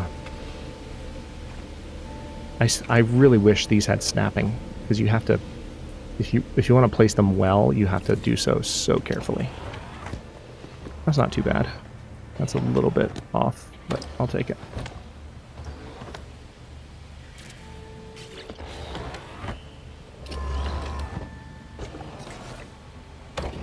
Now that should be much better. Now, yeah, they're planted in, or facing different directions, which is more than a little annoying, but all right, we're gonna start a wire here, and then connect the wire there, and then last but not least, we have a couple of things we need to do. Where is the cloak? I know I bought the cloak. Electrical cloaking unit.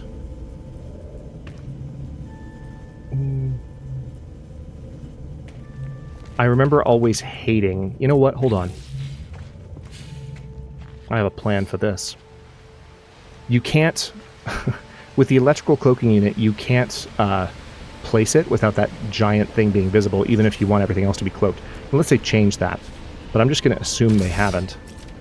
And we're going to get out the terrain manipulator.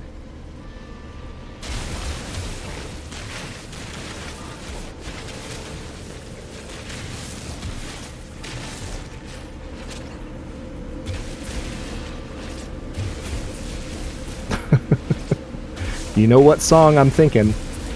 I'm not saying it, but I'm Thank you, Jen.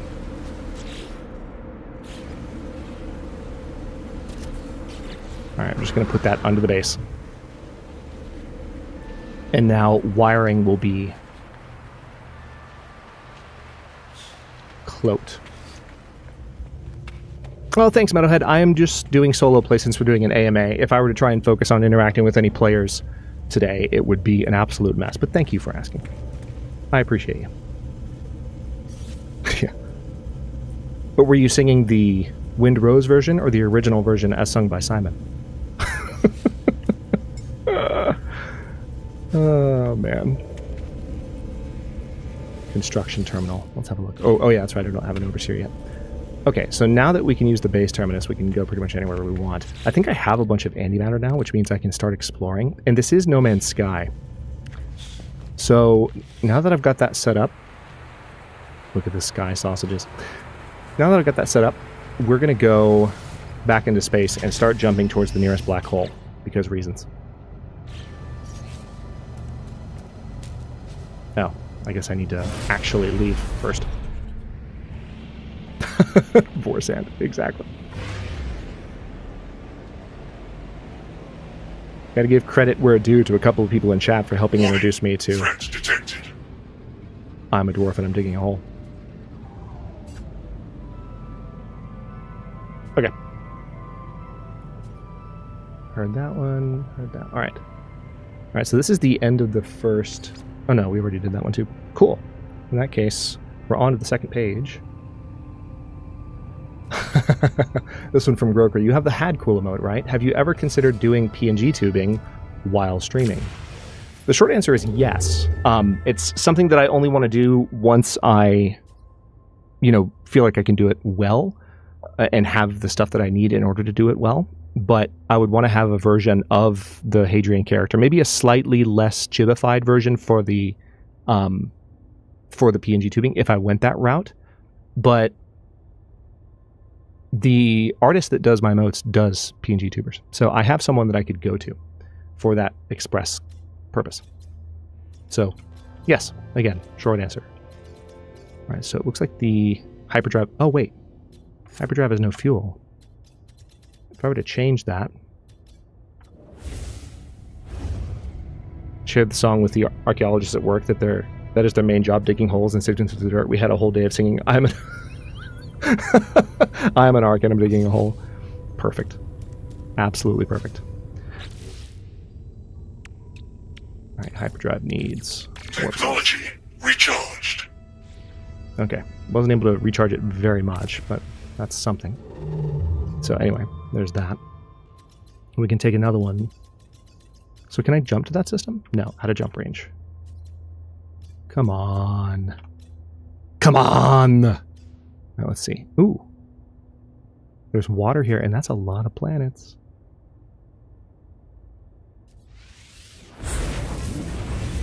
Halo was oh, you know what? I had forgotten about that, perhaps, yes, but I remember hearing about that years ago. Halo was actually originally developed for the Macintosh, but the first release ended up being for Xbox, and it got released on the PC and Mac about 1.5 years later. Wild,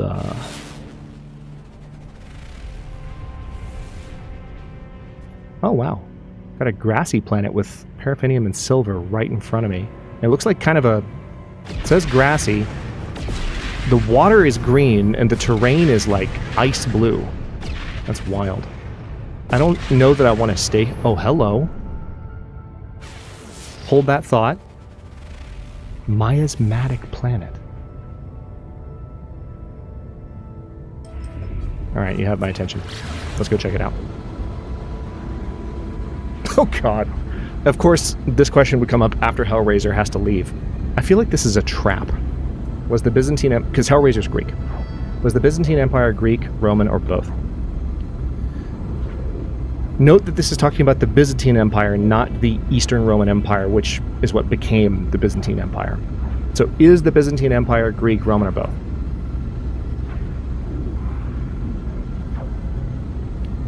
Again, I feel like this is a trap. But here's what I'm going to say.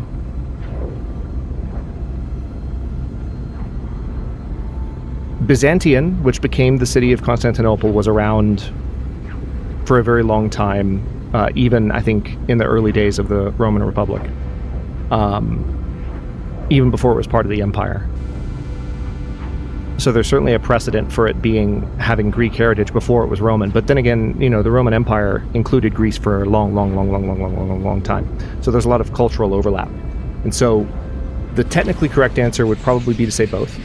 But also, I would imagine that there's a strong amount of cultural pride present where once it became the Byzantine Empire, that especially people of Greek ancestry would be more inclined to think of it as just Greek. But I'm going to say both. I'm just acknowledging why I feel like it's a trap question. Metagamer asks, if you could time travel, what period of history besides ancient Rome would you visit? besides ancient Rome. It's like you know me. Hold on. We're over an ocean, and that's not going to work.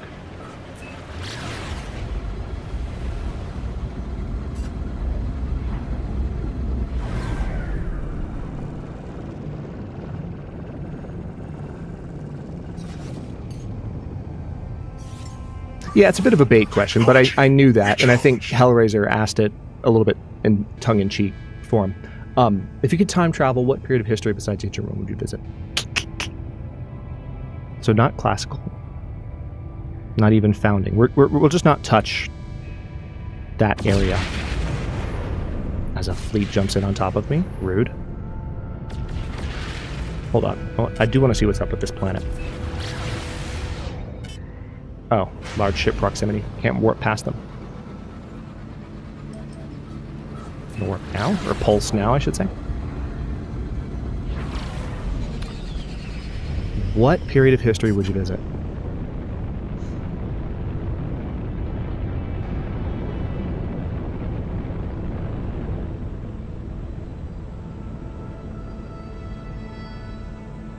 I'm trying to think outside of the box of, like, the answers that are, like, culturally comfortable for me. Like, things that I learned about in school growing up, and like, things that I've learned more about playing strategy games as an adult. The Mesozoic era, right? And honestly, like, not necessarily the Mesozoic era, but just, like, something where you could... If I could travel back in time and be guaranteed safety somehow from, like, dinosaurs, then, yeah. Like, any era in which dinosaurs were still roaming, just so I could see them. Yeah. Oh, this planet's gross. I hate it. Hang on, let me land here just for the sake of discovering it. I mean, I like the sky color, but... ugh. Yeah, and unsurprisingly, because it's a miasmatic planet, it's toxic. Choking clouds, intermittent sentinels, ample flora, full fauna.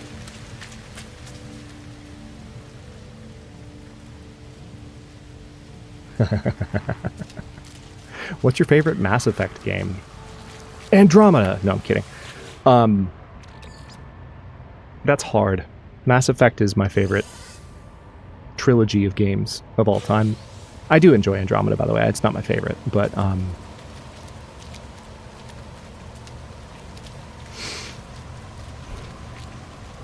Toxic protection. I think I know that this is for the Mass Effect aficionados, which there are many of us here. I know this is the obvious, like, quote, correct answer, but it's simple and it's true. Mass Effect 2. Mass Effect 1 is amazing too, but Mass Effect 2 as an achievement. So for those who don't kind of know the way that it panned out, hang on one second, where'd those crystals go? There they are.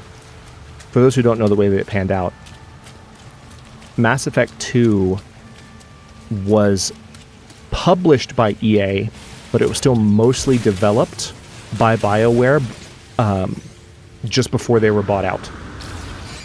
Mass Effect 3 was developed more under the constraints of Electronic Arts' interference. And I think you can tell. Andromeda is the only Mass Effect. Alright. Nate came here for chaos, is what I'm hearing. Saying shit like that. So yeah, I think Mass Effect 2 is what I'd have to say for favorite Mass Effect game. Good old EA, indeed. What's next? Have you ever written fan fiction? Not really. I've written fiction, but not fan fiction. I think when I was a kid, I wrote some alternative storylines for, like, Final Fantasy VIII, and I think maybe a bit of 7, but mainly 8, because that was one of my first favorite Final Fantasy games. But I never published it anywhere. I never put it anywhere where anyone would have had access to it. It was just something I wrote, like, for fun, because I liked using my imagination for that purpose. Ooh, check this out. This planet's got these, like, divots. I wish there was a way to... Hold on. Let me check controls.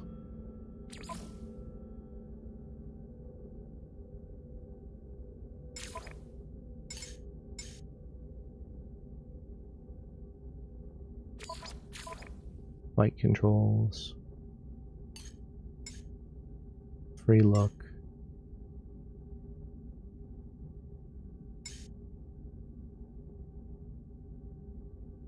Damn.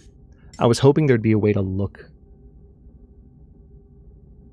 If I had to write a fan fiction about socks, I mean, you know who'd be wearing them.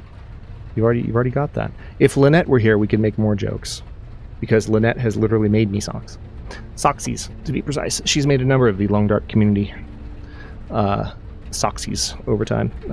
Very, very comfy, warm winter footwear. But she's not here, alas, so we cannot joke. Let's see, where are we? Okay, here you go, Pekka. I was trying to speedrun a few to get to one of yours, and also just to catch up in general. So question 22, why exactly Hadrian? I understand Mighty Rome and all, but why exactly Hadrian? Why not Trajan, Hadrian's adopted father, or Marcus Aurelius? I think I originally took a liking... So first of all, I've used the name Hadrian in my fiction. So he's a character in books, but not... Well, he's not a character in the book that I've actually written, but he's a character in some of the fiction that I wrote, sort of building the story for that world. And nothing to do with Rome or the original Hadrian at all. I just... When I was in high school and I originally heard the name, I think I was enjoying the set of Roman names that ended with R-I-A-N,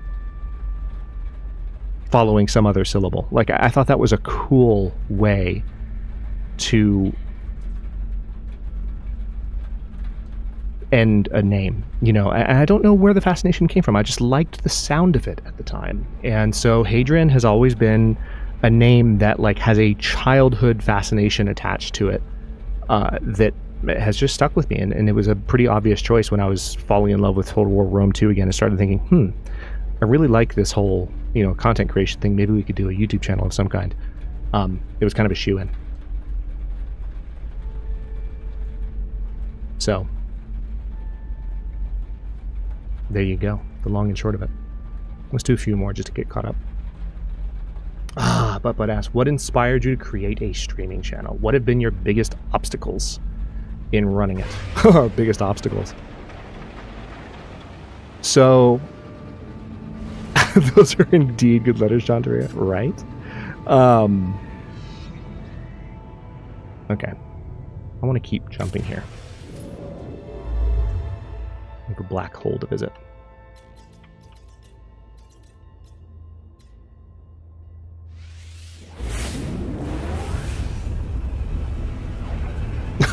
Yeah, OBS has been my biggest obstacle in running it. No, OBS, honestly, today is the most OBS has ever misbehaved. There it is. Look at that. All right. Warped 5 times. We'll skip that achievement. And just for the sake of... Hang on, I'm going to slow down a bit. What's going on in this world? Or this system? Oh, what's this? Oh, yeah, I can't see it. I know. Hold on. We'll take a look again at it in a moment. Let me finish answering this question. So, what inspired me to start a streaming channel?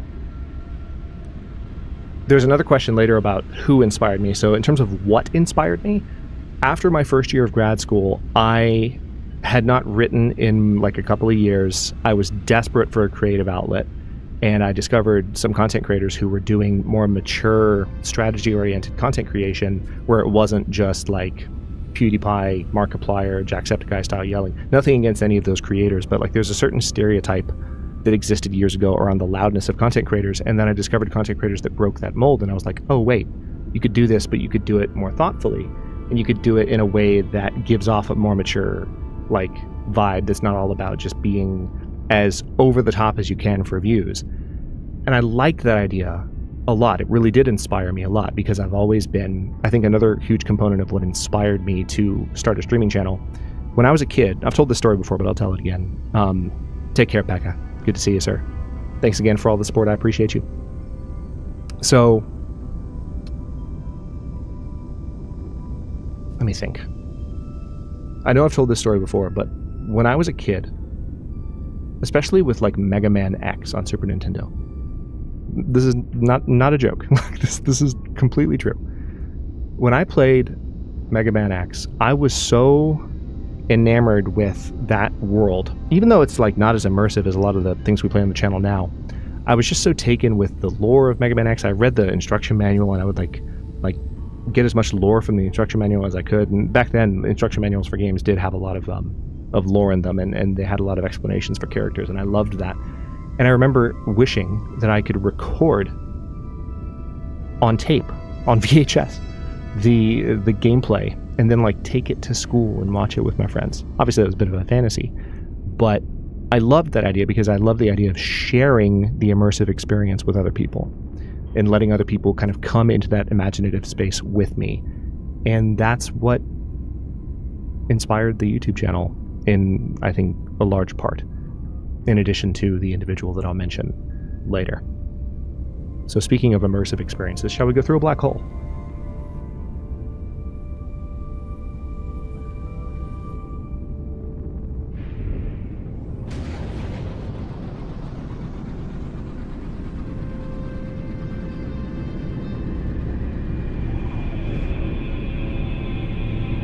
I am no longer trying to get closer to it. It's just pulling me.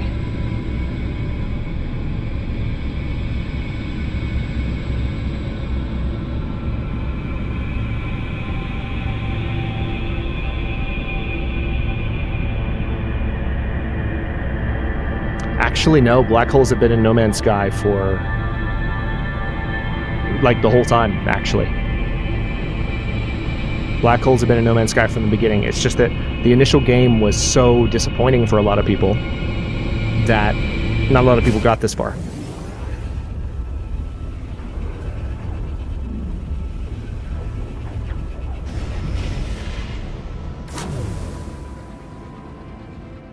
Hostile ships approaching. Oh, nice. I was hoping this would happen. Okay. Alright, this could be a pretty significant moment, actually. Let's see what I can do here. So we've got some space combat, obviously.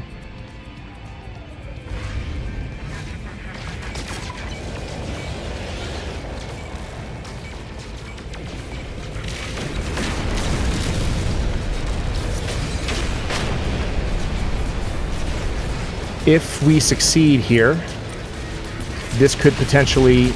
We could gain access to our first frigate. Not corvette, but frigate. And usually this happens when you do your first black hole jump. It's not guaranteed, but I was kind of hoping this would happen, and now it's happening. Come on. Come on. Please? Shields. I'm hitting the shields of the ship they're flying near. They're strategically using them. Rude. Thank you. I doubt they're actually programmed to do that, but in all honesty, the way they're flying was pretty damn clever. I don't know if you spotted that.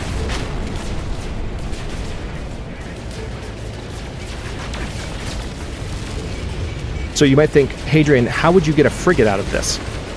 It's not complicated. Yeah, I just used rockets to blow them out of the sky. It's not complicated. If we succeed in saving this frigate from this... Oh, hi. Saving this frigate from this attack... Where'd you go? Where'd you go? Where'd you go? Where are you? There you are. Alright. Then they pretty much are like, hey, do you want to, like, take our ship? Oh my god. I hate space combat in No Man's Sky sometimes. Because you're trying to follow him, and by the time you turn around, he's just flying back toward you. Can you just, like, act more like Ace Combat for 10 goddamn seconds, please? They did actually add several years ago. They added, well, not several, maybe 2 or 3 years ago. They added atmospheric combat to the game for the first time, which is pretty cool.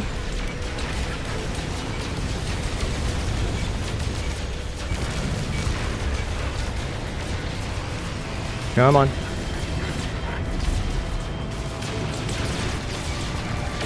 Got him. All right, I think there's 2 or 3 more. Ish.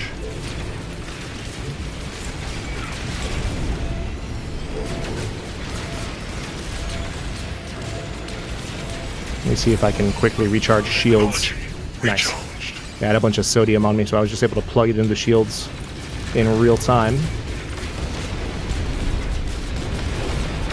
There's that.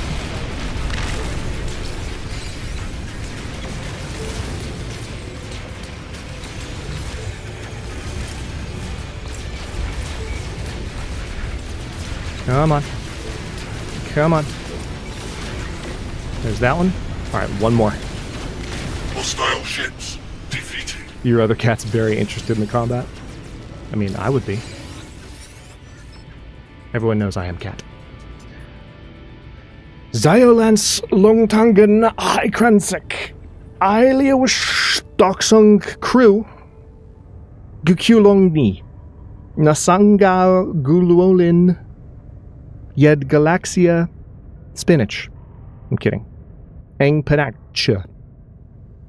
Something about panache? Okay.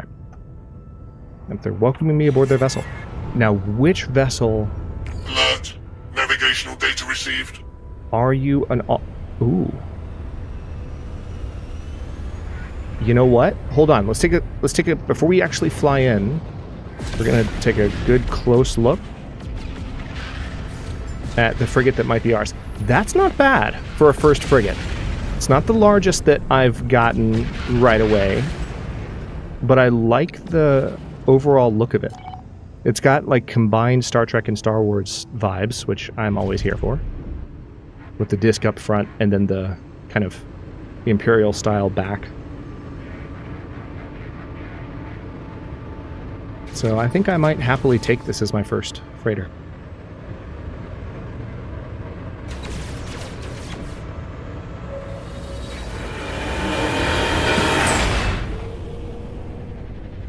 Never mind the fact that we just clipped through the ship there. Nobody saw that. It's fine. Make your way to the bridge and speak with the captain. Tell you what, while we do that... yeah, okay. Hold on. This one from Nutty Gamer. Question 24. If two twirling twins twisted 12 twine threads twice, how many times did the twirling twins twist the 12 twine threads? And yes, as much as I want you to answer, I want to hear you make a go saying the question. If two twirling twins twisted 12 twine threads twice, how many times did the twirling twins twist the 12 twine threads? 4. Unless I'm missing something. I don't know how complicated of a riddle we're talking, but I'm going to say 4. Nutty's not here. So we're just going to assume that 4 was correct. Does anyone object to 4 being the correct answer to this diabolical tongue twister?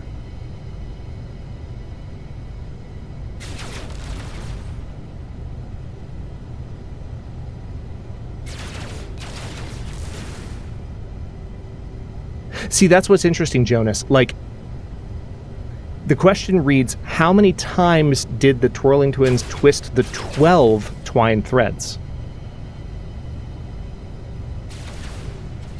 So it's not what the total multiplicative result is, right? So my brain immediately sees that and goes 4. Because yes, if you were seeing how many times, like how many total thread spinach is happening, then it's going to be a higher number. But twice each, agreed, is 4. That's my answer, and I'm sticking with it. If you could buy a nuclear-powered fusion car, would you? So, assuming, this is from Protopod, assuming that I had need of a car. Right now, the only real need I have of a car is if I needed to go somewhere else in town or if I need to go visit my folks. I work from home for both YouTube and my job, and a car. I also have a lot of amenities very near me, so feeling like I, need to have a car definitely is questionable. But if I did, as long as, I mean, if the technology were commercially available, then I would imagine it would be rendered safe in some technologically advanced way. And so, short answer, yeah. If I had a need for one, and I could, and it were commercially available, I don't think it's something that would be made available unless it was safe. So, yes. Yeah, I agree, Daniel. But there is an interesting little number game in the midst of it as well. Okay, let's talk to this guy. By the way, hello, Daniel. Good to see you. Dat. Ugwanesh Hikansrek imp ia battle Zeba lit Ziesho. Tog Aliosh Oheko gives Redding. The alien barks a loud battle cry as I approach, celebrating our victory, I hope. They gesture towards the control panel of their freighter as if to suggest I take command. Inspect freighter. It's an A-class freighter. That's honestly pretty damn good. Yep. The Goshenable, I will probably end up... Hang on, chair. Freighters offer extra inventory storage. Additional starships can be docked in the freighter's hangar. Command expeditions from the bridge. Construct a base aboard the freighter. You can spin that chair. Can you... Hold on. Your cat found that he too likes tortilla chips. Oh no! Luckily without the salsa. Transfer items from ship to freighter. Yeah, let's go ahead and...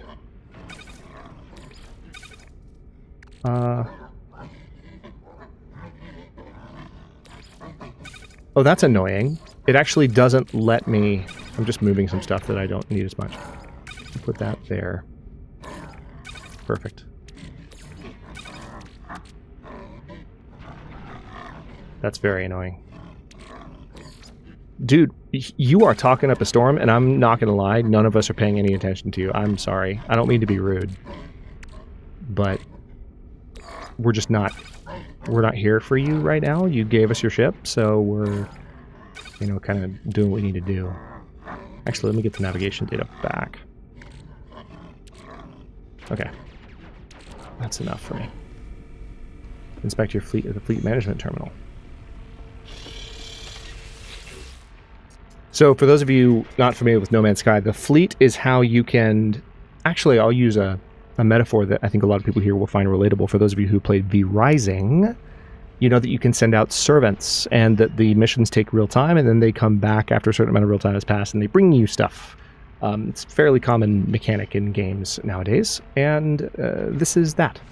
So you can have a fleet of ships. Looks like right now I just have a science vessel, but you can eventually fill this list with frigates that support your sort of operations one way or another. And another thing they added somewhat recently to No Man's Sky, some of you may not have seen this. First of all, check this out.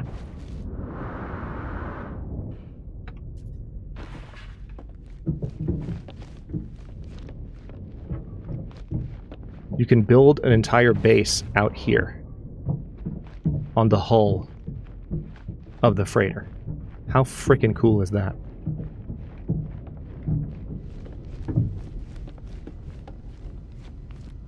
So while we have this amazing view...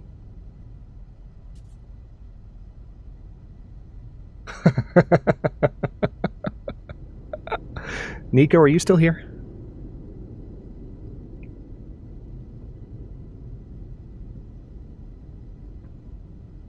Yeah, we're in the vacuum.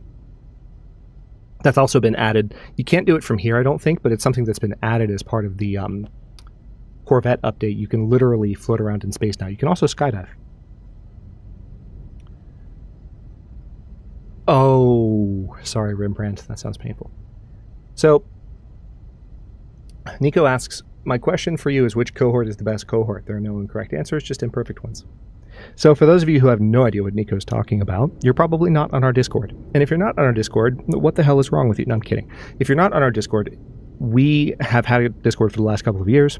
It is I've been actually streamlining the joining process for the last couple of weeks when I can, because Discord they've added so much since we initially created the process that it's gotten a little bit obnoxious to try to navigate the joining process. But the reason we have an obnoxious joining process is to have a high level of filtering and to help guarantee a high quality of community, which we have absolutely achieved. Discord has cohorts, and specifically our Discord has cohorts. And when you join, you're assigned to the latest cohort that's currently growing. It used to be that we would let entire cohorts in at once, and then we'd start the next one. But now it's like we slowly grow one, letting one person, 2 people, 3 people in at a time. And so people who have been around longest have lower cohort numbers. You'll have cohort 1, 2, 3, 4, 5. And then the newest cohort, I think, is, what are we on right now? 27 Legion?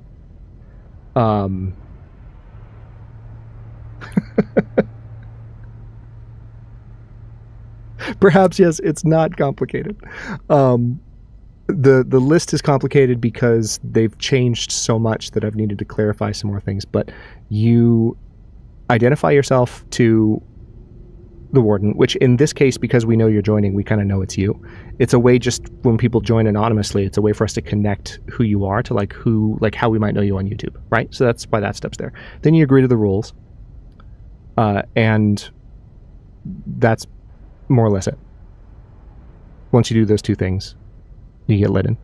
Anyway, that's that. So Nico is asking who the best cohort is. And I'm sure this is somehow designed to be some kind of superiority contest, but there is unfortunately an easy answer for me. And this is not favoritism so much as just acknowledgement of some of the longest running and most supportive members of the community. The answer is Cohort 0. Cohort 0 are the original YouTube moderators. That's Justin, that's Nige, that's Prate, that's Druzhnik. We haven't seen Druzhnik in a while, but she's still around on like a couple of platforms. She's not around in our community, but good friend of mine from years back did a Stellaris stream with her once, in fact. And JP. And they have been in the Discord for literally years longer than anyone else. Because when I originally created the Discord, I didn't open it up right away. So Cohort 0 is the answer. Easy peasy. And in comes the bias from my YouTube and Discord moderators.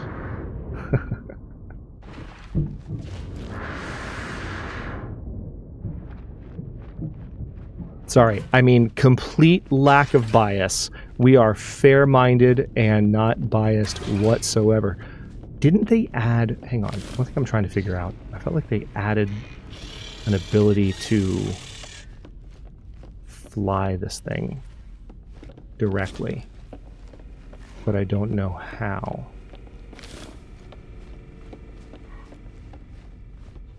It's not biased, you can prove it? Oh, okay. Tell us more. Scout Buck.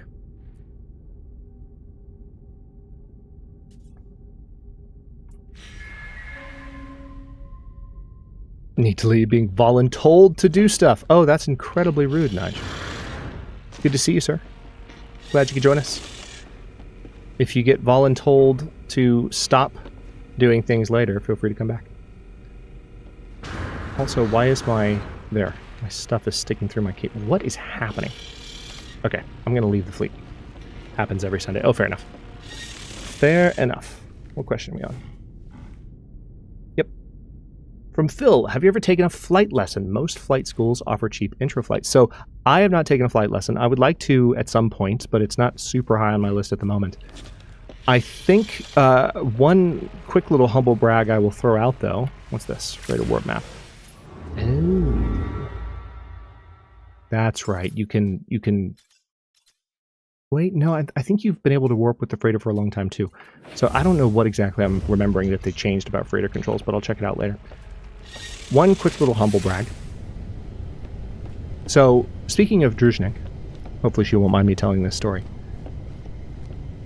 when I first started getting into like Ace Combat and Flight Simulator and stuff, we were catching up one time and I was talking about how much I was loving that, and she was like, "Oh, I'm deathly afraid of flying. I can't even get on planes."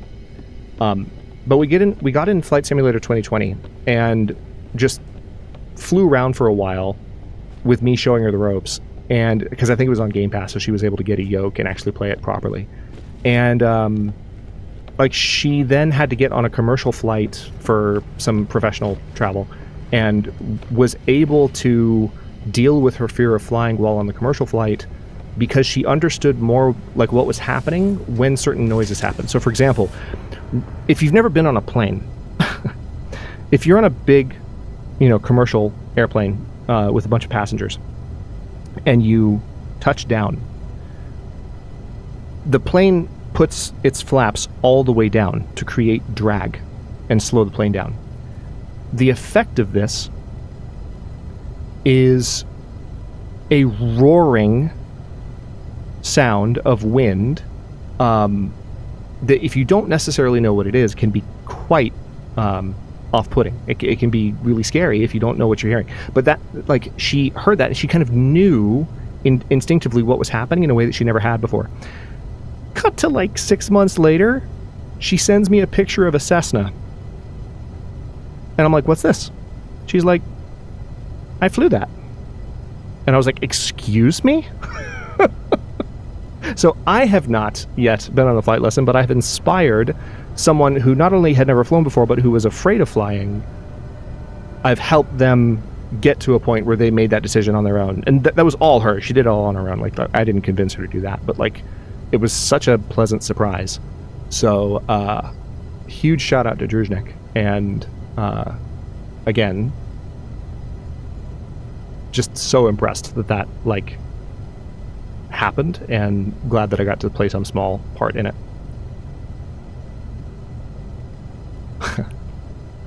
Question 28. If you could take one vampire ability or feature, turning into a bat, immortality, super strength, etc., which one would it be?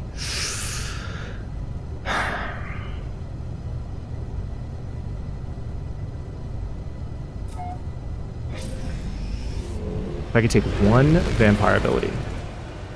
And Pekka's not here because he went to bed, so I don't know. I thought you'd appreciate that, Phil. I don't know if he...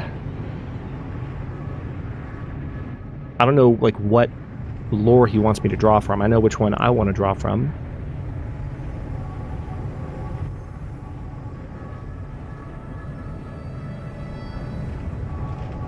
So this is going to be a bit of an odd answer. The first answer that came to mind for me earlier, but then I was like, oh, no, I wouldn't actually want to be able to do that because it's manipulative and creepy. But vampires in the Vampire Diaries universe have a power called compulsion. And often vampires in various mythologies have this ability where they basically can... It's not strictly mind control, but basically you just implant a very strong compulsion in someone else, or you can implant memory, you can alter memory, you can tell someone to forget something, remember something, make up a memory, whatever. That was the first instinct, but no, wouldn't want to do that. I think, though, I'm going to pull from the same universe, because one ability that vampires have in that universe is they have the ability to just straight up switch their emotions off. Now, when this happens to a vampire, it's usually quite bad, because they just become a pure predator. They have no heart, they have no connection with their feelings, and they're very scary. But what this question asks is, if you could take one ability or feature, which one would it be? It's not saying if you could be a vampire, what powers would you want? It's asking if you could have a vampiric power, and the implication is without being a vampire. Having the ability to switch off my emotions would be a super handy way to focus on discipline and focus on reconfiguring my neuroplasticity to, manage my workflow and focus on various things throughout the day without getting, without my emotions triggering some kind of avoidance habit, as happens with all of us. We've all been, to some extent, raised by or affected by technology as we've either grown up or gotten older. And feeling like I had the ability as a human to turn it off, so to speak. Hi, Cass. Not that I would turn it off permanently, but the whole thing is that you can turn it on and off at will. And I think that would actually be a cool thing if it were something if it helped me reconfigure my habit structure faster without having those pesky emotions creating interference. So yeah, there's that. Let's see what this planet is, shall we? It's a blighted planet. Ooh, ancient bones, but high sentinel activity. I don't love that. Let's take a quick look at the... You would too, then you wouldn't get roasted all the time. Wow.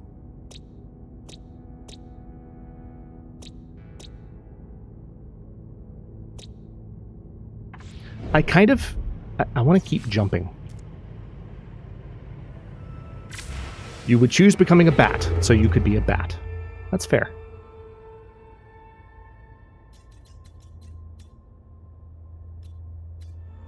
Oh, I get it. There's this really... Okay.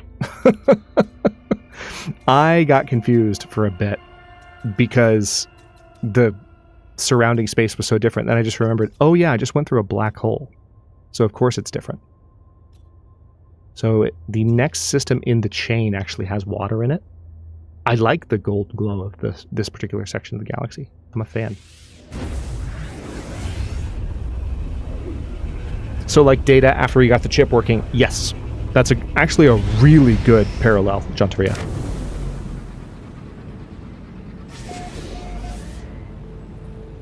By the way, is it Jantaria or Jantaria? I think Jantaria, if I were to be phonetic, there would be 2 R's, but let me know if it's the first or the second, just so I'm not mispronouncing your name. You just downloaded No Man's Sky? Nice, Nate. I'm not doing multiplayer today on stream because I'm doing the AMA, but we will probably be playing it quite a lot on the Discord in the next little while because of this patch. Bye, Janelle. Thanks so much for coming.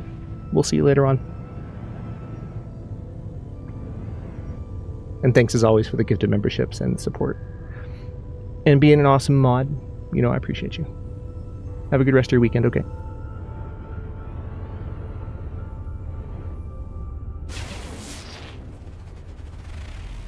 Acrid planet. Fungal mold. How about we don't?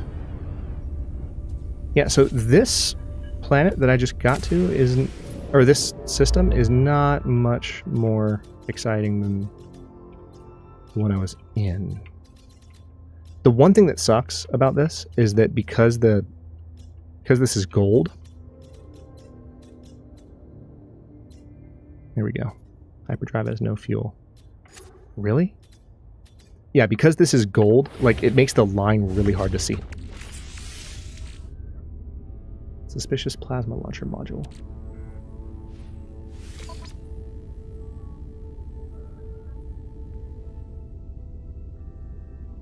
I don't think I have a plasma launcher yet, but sure. Yeah, I don't. I do not. Okay, let's do another question, shall we? I think we did. Yep. Copper Hamster. Question 29 asked, if you have one, what's your favorite non-anime animated movie? Non-anime. Let me think. So, I mean, that would include like Disney animated movies, Pixar animated movies. I'm assuming, I don't know, I'm kind of gravitating towards, rather than 3D animation, like 2D animation.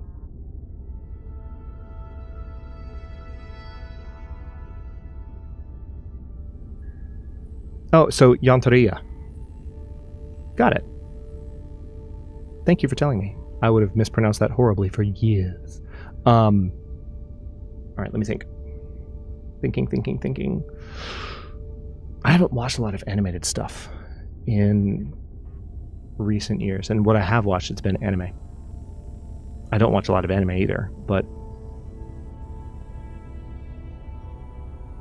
which would I consider to be my favorite?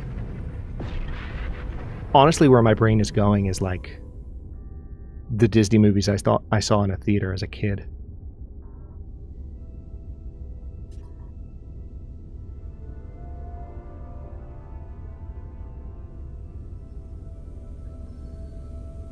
it's just so weird because I don't. He does say if I have one, and the truth is I don't know if I have one. I'm trying to think. Maybe I have one that I just haven't accessed in a while. What's the one that I would like the most? But that's not technically. I mean, we can get into semantics about what people mean when they say favorite, right? But for me, when I hear favorite, like that kind of means, okay, I've thought this through, and this is something I enjoy watching, you know, every year or two, you know, just because I don't like it to be too far from my passive awareness in some way.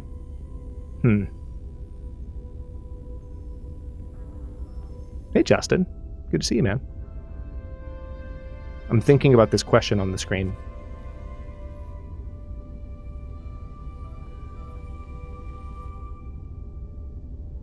Yeah, I've got to, I don't want to force an answer here. As much as it sucks, like, I don't think I have a non-anime. I have an obvious animated movie. We watched it recently, in fact. But I don't think I have one that's jumping out at me as a favorite non-anime animated movie. All of the movies in my top 10 are live action. I think it does, perhaps, yes. And I mean, I suppose if we were to do that, then I'm trying to think.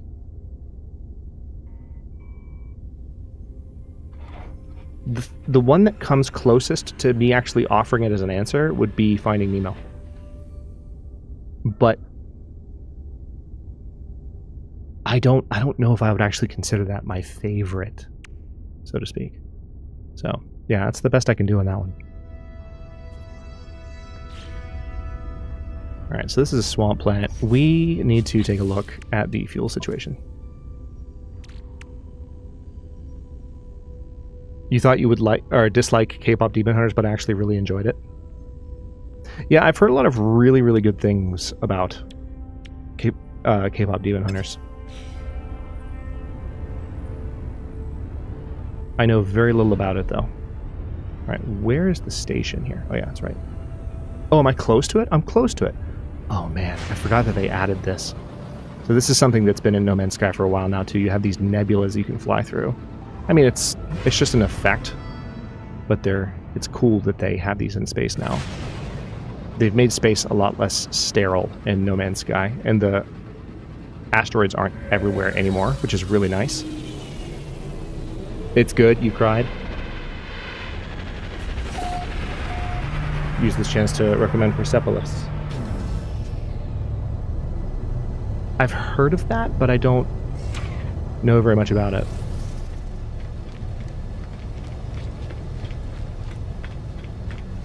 Callie immediately jumps in.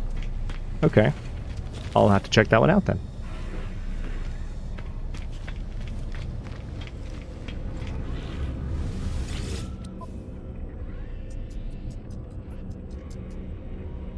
Oh wow, check this. You can literally buy dirt. Okay, so hang on. I've got some gold on me.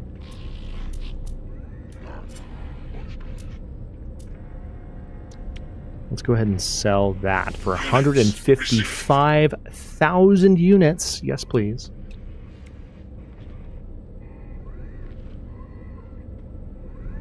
Gen X Gamer Girl says up. Up was fantastic. I think I slightly am still going to elevate. Oh, you know what?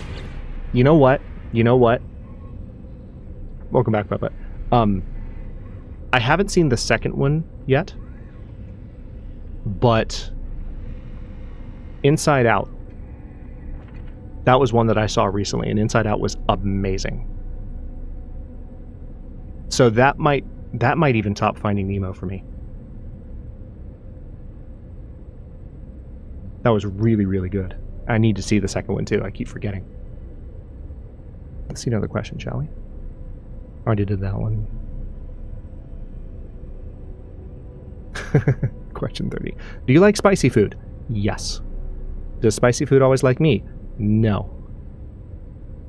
But for those of you who don't know, my pizza, in addition to having had the hottest sauces from Hot Ones, including the Last Dab, which, by the way, it's not a sauce that you eat for fun.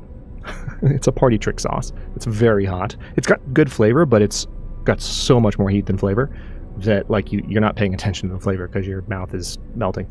But also, like I do genuinely like spicy food. My favorite combination of pizza toppings. This is going to be polarizing. Some of you know where this is going. Pineapple. Just going to get that out of the way. Bacon bits. Jalapeno. And garlic sauce on the crust. It's a very spicy, very sweet, delicious pizza. I actually still have a few slices sitting in my fridge, which I will be enjoying after stream today. So, yes, I like spicy food. I literally call that the Holy Grail pizza. Because it's delightful. Yeah, we are not yum yuckers around here, so notice there's not only support for the pineapple in chat, but no one railing against it too hard. Although you don't have to like pineapple on pizza.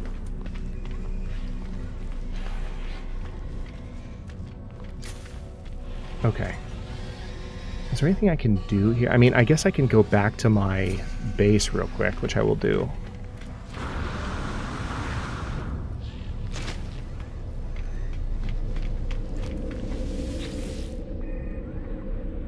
I just realized I didn't set up any batteries. What's interesting, see this ship right here? That ship looks a lot like the one that I have on one of my other saves.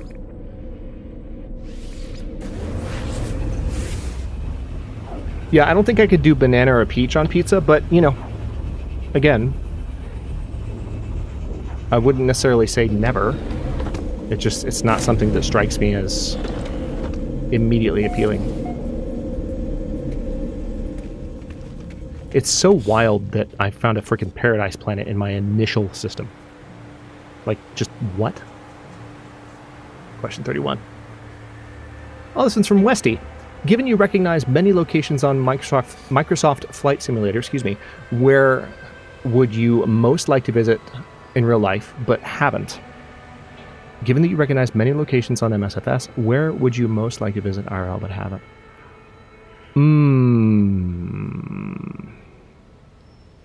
See, that's a really interesting question, too, because I go to a lot of places in Flight Simulator that are... It's less conceivable that I would actually end up in those places. It's just one of the reasons it's so nice that that simulation of the entire globe exists. There was a part of me that was tempted to do Flight Simulator for today's stream instead of No Man's Sky for that reason. And we might do that for a future AMA.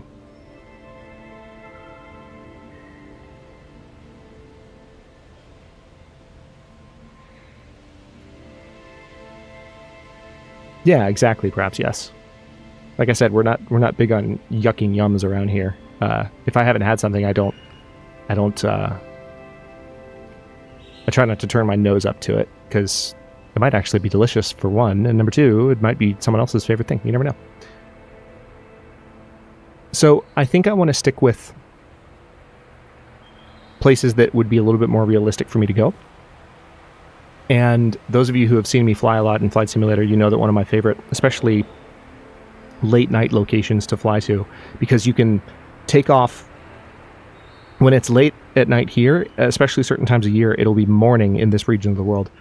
The Alps, whether the Swiss Alps, just north, whether it's like deeper in the Swiss Alps, whether it's like Matterhorn area, whether it's the area just north of Milan. Like, there's just so much beauty flying around that area, and I love just soaring over those mountaintops in Flight Simulator that I would love to visit in real life, because some of those towns and villages and cities even that kind of sit in the valleys between the mountains are just so... They look heavenly. They just look heavenly. It's incredibly pretty. So, yeah, that's what I would say.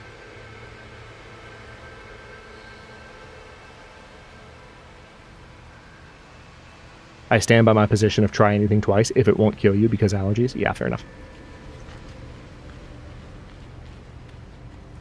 Oh, yes. So this is the other end of the question about what inspired me to content creation. Was there someone who inspired you into content creation? This is from Hellraiser. So, yes. And his name is Rumba. He was just posting the other day that he's working on an Europa Universalis 4 beginner's guide, which is really nice because he's done it before, but when I originally found Rumba's content, he was doing a Crusader Kings 2 tutorial series in which he was doing such a good job of breaking down the complexity of Crusader Kings 2 in ways that actually made it feel accessible to me, and also made me realize, I feel like I have some things in common with this guy. Not a lot, but some things. And I could do what he does in a different way, and maybe find my own success in it. And I totally have. So, yeah, Arumba. That's Arumba. His link is on the linked channels on the channel front page, so it should be pretty easy to find. But that is the long and short of that. And that is also 2 pages down. On to the third. So I need some antimatter housing. Weapon charge depleted. Rude. Technology recharged. Come to the French Alps, they're prettier. Yeah, see, that's what's funny. It's like the Alps sit in so many countries. It's like I want all of them. Like I want to visit literally every different country's section of the Alps. You'll join that trip, Jonas? No, you're not biased? I didn't say you were. Although now that you mention it, it's pretty biased, Callie. That's pretty biased. I mean, to each their own, of course. Technology recharged. Got a geode. Nice.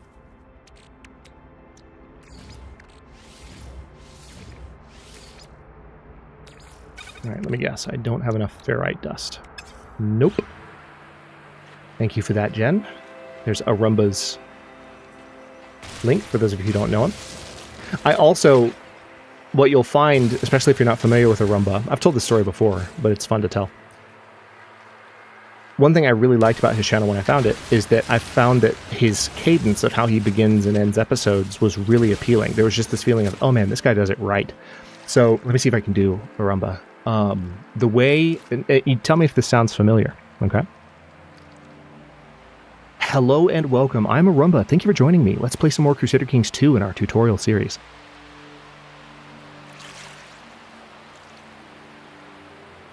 Sound like anyone you know? How I begin every episode, even though I've added a preamble now before I actually say hello, Legion,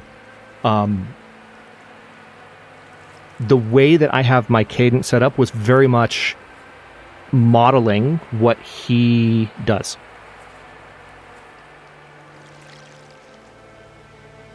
So the wording's different. In some ways, the vibe is different, but it's still not different at all. It's like it was a very intentional, on the nose tribute. Also, what is this? Random hole in the ground. Hadrumba, Arumbian. Yes, exactly. Okay, let's do a few more of these.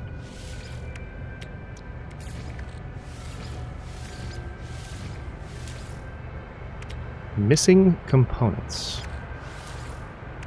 Really?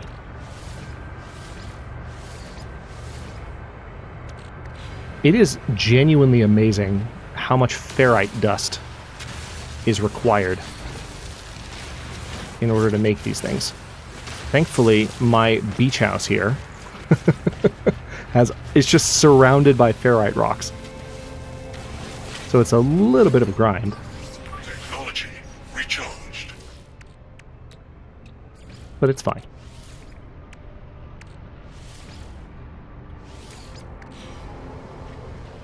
What? This is a beach house. Fight me. What do you want? It's literally a beach house. Alright, let's... It is in fact a beach house, indeed. Let's see...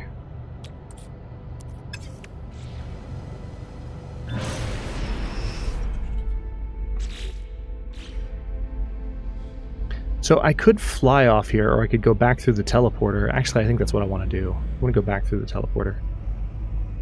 Because I want to go back to the system where I was just hanging out. Next question. Civ 6 is famous for its banger of a soundtrack. That was a little bit too much Kiwi for Groker. Sorry, Groker. Which Civ 6 theme song, or Civ's theme song do you like the best? I guess I'll extend that question to Civ 5 as well. I think my favorite theme in Civ 6 is the America Modern theme. Still, like, one of the most hopeful and uplifting themes in that entire game, but there are so many that are good. There are certainly some that I dislike in Civ soundtrack as well.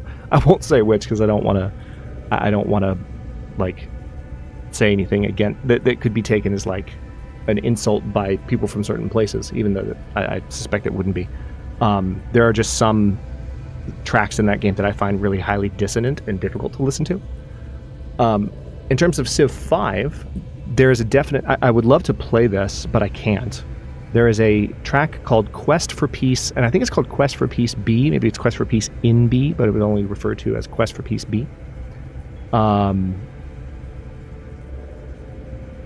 Quest for Peace B is my favorite track from Civ 5, and it is such an inspiring, somewhat intimidating, and foreboding track that can play in various circumstances in Civilization 5, and I freaking love it. Okay, recent.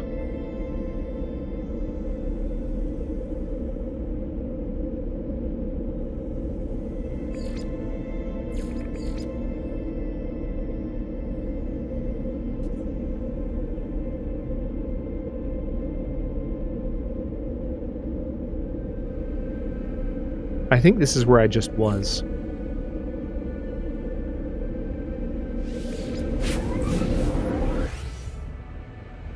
Thank you, Jan.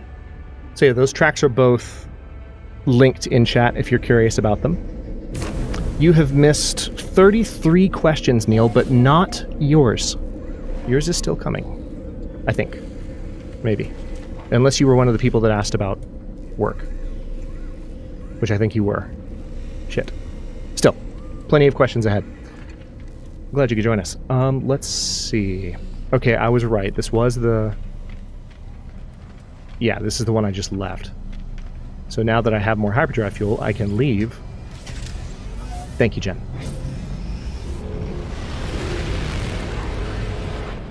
Next question. This one's from Chains. Do you sometimes have a suddenly onset hatred for Carthage that appears from time to time as well? And follow up from Groker. And furthermore, an instinctual need to oversalt things. Why would you think that? I'm never salty. Or maybe just every time I'm salty? Oh, hello. An empty planet with ancient bones? Don't have to hit me in the face with a wet mop. Let's go.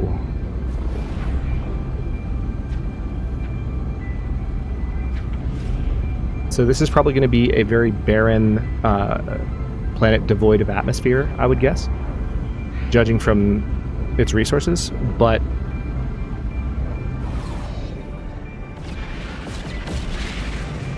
oh yeah, I hear a lot of Groker's questions in his voice, to be honest.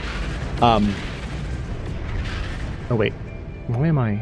Did I run out of fuel? I did.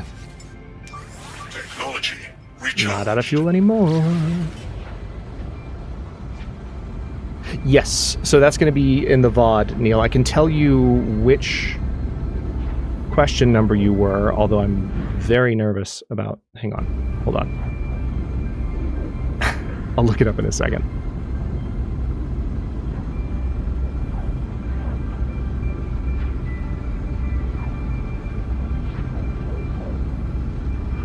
So, I think, in large part, whenever I'm salty at anything,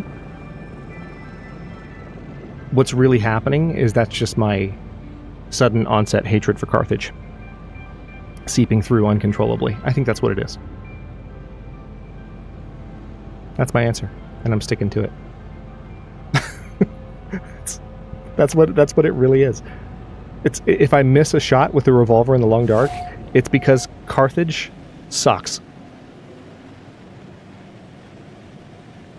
Pekka asks, what would be something you would like to see in a Hadrian Long Dark mod? Ooh! I mean, my name on the bags of salt and my logo on the bags of salt, that'd be pretty great. Maybe even on the jars of salt, but particularly on the bags. I've heard it said Hadrian brand beef jerky would be pretty great, and I have to say I agree. What would I like to see in a Hadrian Tilde mod?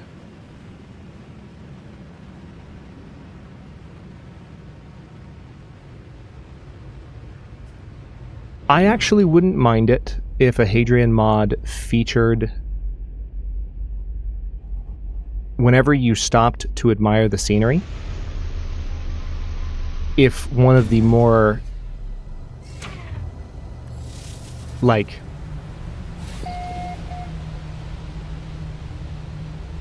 so a couple of things. It would be interesting if, and this is so gamey and I wouldn't want to do this in like a mainline against all odds series or anything, but if it were to, how would I describe this? If it were to give you like a buff, like an inspiration buff, if you were having a Hadrian moment, like if you were enjoying the scenery from a mountaintop, if the game could tell that you were slowing down and just looking at like what things look like, oh, look at the stars moving, that's wild. If the game could tell that that's what you were doing, then I like the idea of having like a brief buff for inspiration, but like play some of the most atmospheric, inspiring music at those moments. I know, Nate. It's so ridiculous that it's finally in the game. There's literally a curing box for stuff, which just cracks me up to no end. Although that's more for the meat than the hides. Dark Phoenix, longtime community member, asks, any plans for a Dwarf Fortress series at any point in the future? And in the vein of some older games, had you considered doing some older stuff like Pharaoh, Caesar 3, etc.? You know, I did Master of Orion a lot, the newer Master of Orion, several years back. And I wouldn't be opposed to doing any older stuff, although I think I'd be more inclined to do stuff if it was remastered rather than just going back and playing the older things. Nothing against the older games, but we've gotten to a point now that it's 2025 where truly going back and playing the old stuff, Nelvara would crucify me if she could hear me saying this, but truly going back and playing the old stuff as it was originally made is a big leap for me gameplay wise, and I prefer to at least play stuff that's been graphically updated. Not that I'm a big stickler for graphics, I'm not, but typically with graphical updates and remasters like that, they make the games more accessible, easier to control, etc. Jen, thank you so much. I appreciate you helping Neil find that. Jen's on top of it today. Jen's always on top of it.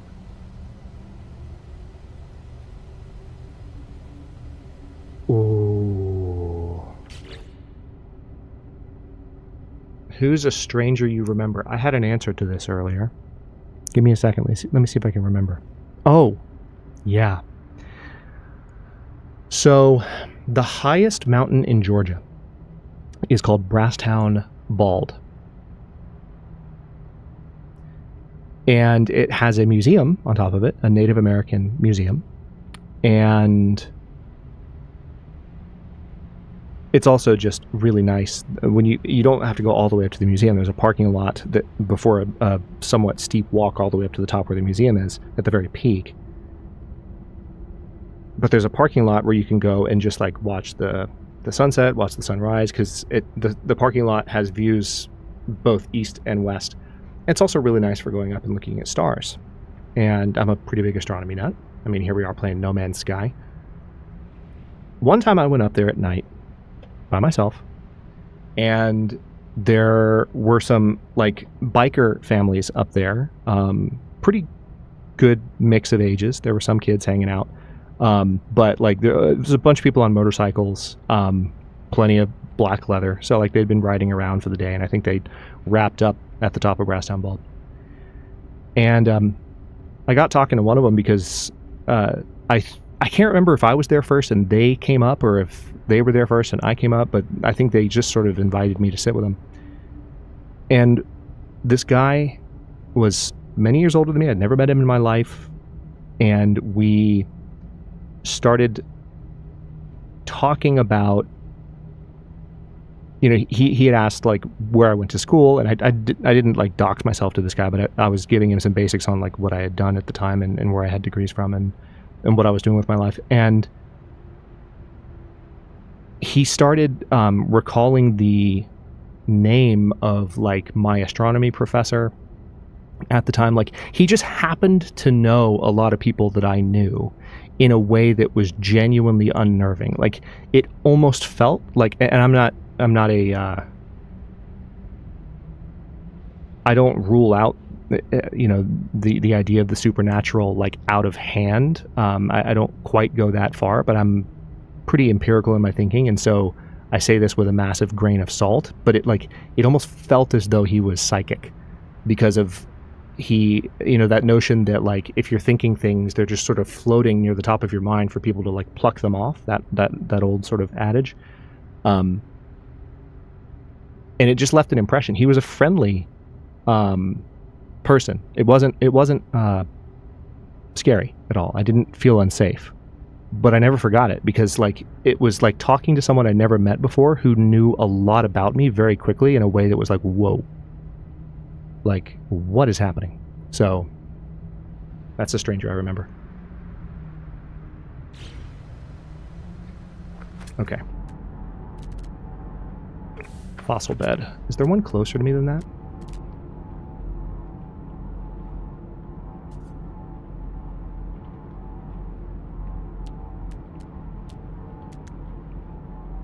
I guess not.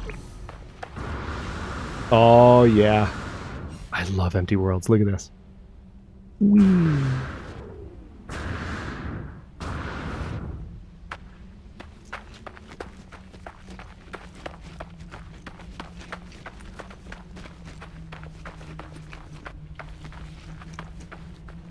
Wait.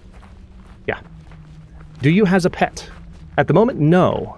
But I thought what was fun about this question 38 from Butt, was, so my new place has cat doors in the laundry and utility closet area. And the laundry room in particular has some like holes cut in some of the cabinets where it was sort of like a play area for like the previous owner's cat, and some shelves that the cat could like hop up and run around and like have some perches on. And so this, it's not, Jen, it's a rocket pack on my back, okay? Look, it's on my back. It's under my cape. I know it looked like I was just rocketing flame.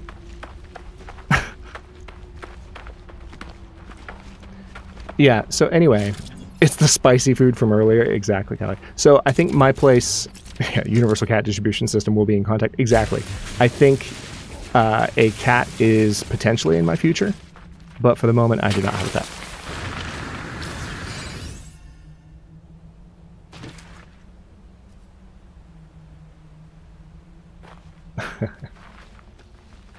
I almost grabbed a clip from like Diary of a CEO for this, because this is something that Chris Bartlett years back was really big on asking people.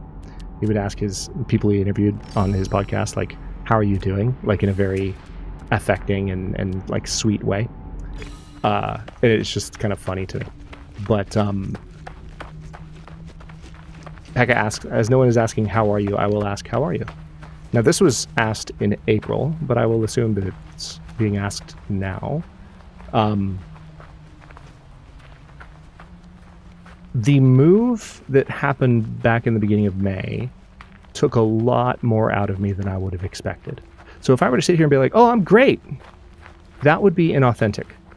I wouldn't say I'm great, but I'm good. And I'm getting better every day. And I think one of the things that's really going to help is as I finish this mourning process that I talked about earlier, not mourning as in MOU, but mourning just like the beginning of my day. As I get to a point where I'm able to actually devote morning time to my channel without feeling like I'm forsaking the organization and decoration and, nest making, home making activities of my new house. Once that conflict is no longer in existence, I will be in an even better spot. But I'm good. And I thank you for asking, Pekka. I'm good. Plus, another thing that's been making me happy, I am a creative first and foremost, even above and beyond being a content creator. I've been a writer my whole life. Anytime I get to experience, a wonderful story and fall in love and, have like a new show or a new book or a new movie that I'm really into, it feels really good. And I'm still riding the high from the conclusion of The Sandman season 2 and the conclusion of that series proper, because they only went for 2 seasons. That's all they were ever going to do. Absolutely amazing show. Some obvious controversy around the author right now, which is incredibly unfortunate that anyone in that position could potentially, when you're a creative person, when you're a human, period, we have darkness in us, right? And when you're a creative person, one of the things that you do is you take your darkness and you channel it into your stories in a way that allows you to tell really compelling stories that help other people to deal with their darkness and deal with their negative emotions and bad feelings and heartbreaks and all these things. Every now and then, you let a little bit more out than you should, or maybe a lot more out than you should, and it sounds like maybe that's what has happened in the case of the author of The Sandman, which is, it's discouraging and disheartening, because not only is he a beloved author for many reasons, but also there are so many other actors and creators and directors and costume designers and people that were involved in bringing that story to life. And it's a shame that any of their journey has been tainted by the accusations that have been leveled against Neil Gaiman. So it's tough. And I'm trying to be very... I don't want to be too much of a downer during that, because overall what I'm saying is that I really, in spite of the fact that I became a fan of it right before all that stuff came out, which kind of sucked timing-wise, I really highly recommend the series itself, and I love it. And I can say that confidently in support of the artists that actually did make the series come to life, and the writers that did make the series come to life over and above the original creator. It's really, really good stuff, and I highly recommend it. So that's been a joy to experience. Question 40. Have you ever tried a controlled substance? So the way this question is asked, I kind of feel like it's angling at, like, basically, have you ever tried a controlled substance in a way that you weren't supposed to? Or have you ever done drugs or something like that? The answer to that is no. Never. I mean, I didn't even take my first sip of alcohol until I was 27. But I have ADHD, so I take a controlled substance every day. So the answer in that sense is yes. I have, in fact, tried a controlled substance, just not in an uncontrolled or less than legal way.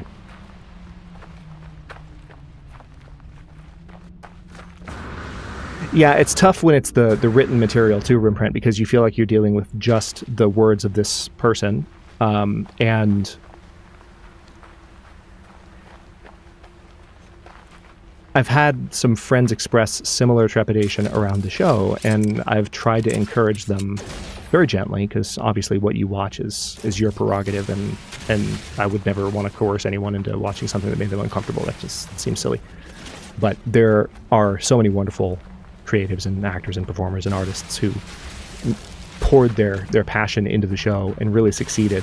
And I think that's what I'm trying to model here, is advocating for that in a respectful way, where you have respect for what's going on with the author, but at the same time acknowledge when it's not the book, when it's a show or something like that, it's a little bit easier to detach, maybe, for some.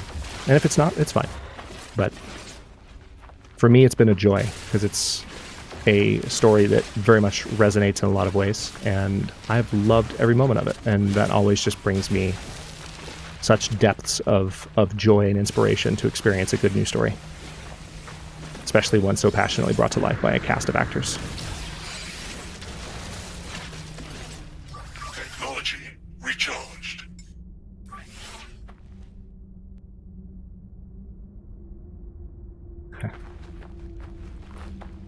Some gen person. Question 41 asks, how would you use an opportunity for a second chance in some area of life if you could? Or would you use it at all?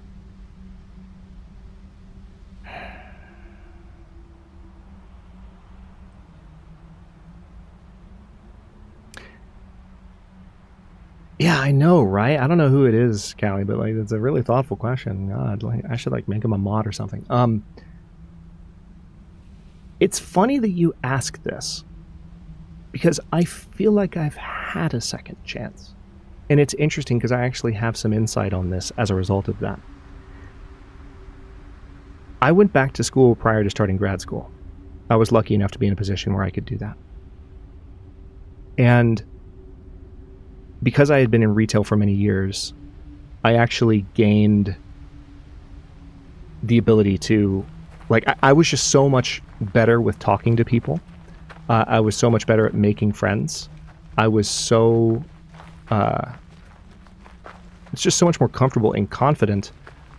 It helped, you know, that I was older too, because I think when there's a bit of an age gap, there was like at the time I think there was probably like a 6 or 7 year age gap between most of the students that I became friends with. When I first went back to school, I wasn't sure that I was going to become friends with a lot of people, but there was actually a moment early on where a friend of mine that had been sitting next to me in psychology class, her boyfriend cheated on her, and she found out, and she was absolutely devastated, and she texted me, and she was somewhere elsewhere on campus, and she just like we met out in public and just like talked it out for a while, but like it was this moment of like, okay, I'm either like going to be a human being and like and allow people to connect with and depend on me if there's an opportunity, or I'm gonna like keep the distance, and I decided not to. So I made a lot of friends, and I'm really grateful for that. And I do feel like I got a second chance at college in that way, in the way that a lot of us wish we could. And that, like, you know, you grow up and you look back on like immature things you did in school and you're like, man, I wish I could go back and like not do all that stuff. But I gotta tell you, like, now that it's been many years since then, I made good friends, and I'm glad I did it. I wouldn't take it back. But in the same way that I've sort of grown distant from a lot of the friends that I went to college with the first time, I've also grown distant. And I don't mean this in a sad way. It's true. It's somber, but it's true. I've grown distant from a lot of people I went to college with the second time, because people go in different directions. We're all human beings with our own lives, our own ambitions, our own drives, and our own sort of unique cocktail of other humans that are surrounding us. And you know, for people who are like really wanting to go back, yeah, life happens, exactly, Brent. For people who are really wishing they could go back and wishing, like, what if I could have another chance? I would just say, you're more blessed than you know, right where you are. And that's that. Following that profound answer. When I take time answering a question, I feel compelled to just go to the next one in order to keep moving. Because believe it or not, we're not halfway through. This community, y'all don't joke around. And I did save some of the really good ones for the end. 42. And the most important question, if vampires glitter, but glitter is a modern invention, how do ancient vampires look? Like, truly. First of all, real vampires don't glitter, period.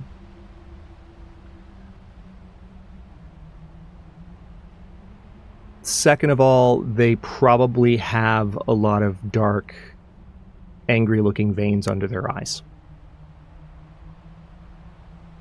Probably. That'd be my guess.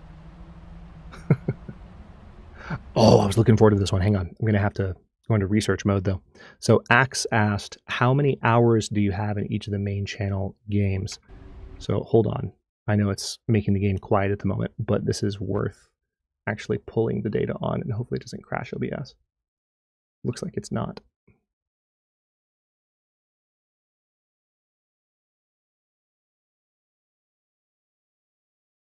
I agree, Druid. I totally agree.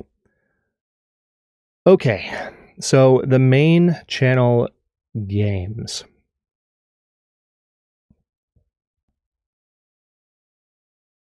Civilization 6, 1,564 hours.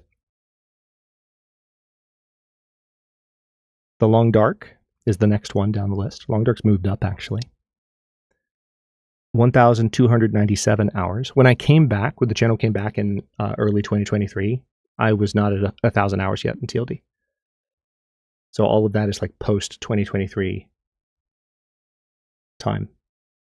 Stellaris, 1,155 hours. Remember, a lot of this is spent recording content too. So this is like split between the stuff you've seen and just my private play, either on my own with friends or because I'm like practicing or trying to learn more about the game for content. Dyson Sphere program, 790 hours. Total War Attila, 691 hours. Total War Rome 2, 667 hours. An honorable mention to Crusader Kings 3, which is closing in on 500 hours, 485.2. Yeah, somebody commented the other day that they remember my Stellaris content from a few years back, and it made me go, oh yeah, it really has been a minute, hasn't it? Because it's something I intend to return to, but I haven't been in a huge hurry because the last couple of series I did were massive disappointments.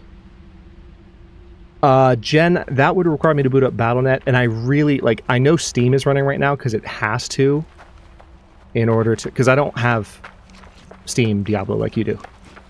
So I will have to check Battle.net later, and I don't want to boot anything else up in a way that might somehow irk OBS. Again, it's not memory related, so I doubt that it would, but I'm just not taking any chances. But yeah, the last couple of hang on, let's look for another fossil bed. Perfect. This world is eerie, man.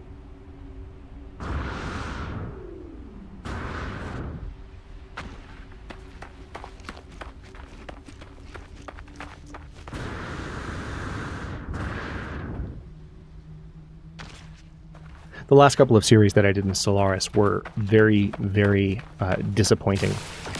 I mean, the series themselves went well, but there were some... I think the very last series that I did, there were some pretty game-breaking bugs that happened where, like, stations that I had just worked to defeat with a fleet, like, randomly respawned in a way that didn't have a mechanical explanation. And it wasn't...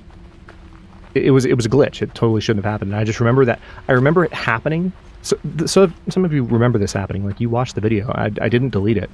But I went quiet for a second, and I was like, I think I'm done. I just lost my will to continue this series. That has very rarely happened authentically in words in real time during a recording. If I have that feeling, I normally try to work with it, but I was just like, I'm so freaking done. Because the game just screwed me, and it was exhausting. So, I want to play Stellaris, but I don't want that to happen again. Callie, have a great night. Thanks for hanging out, as always.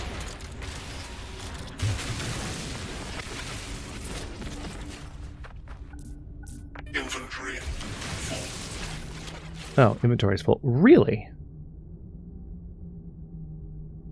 I guess so. Hang on.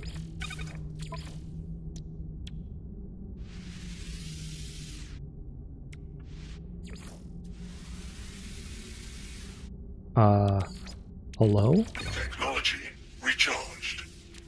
Or maybe it's not letting me do it. I get it. Fair enough. Alright, there we go. I got the ancient bone. Let's go ahead and bring... You know what? Hold on. Can I do this? I love doing this so much. This is actually a pretty small freighter, all things considered, but watch this.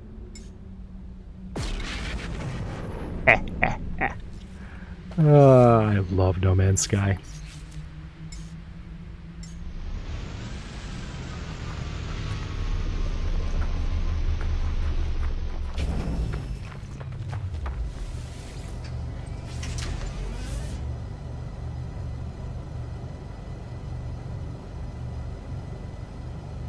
Question 44. Nutty Gamer asks, did or do you play an instrument? Yes, I played piano when I was a kid. And I actually have a keyboard in my room right now set up that my parents got me years ago. It's honestly like a pretty basic Yamaha, like electric keyboard, nothing fancy.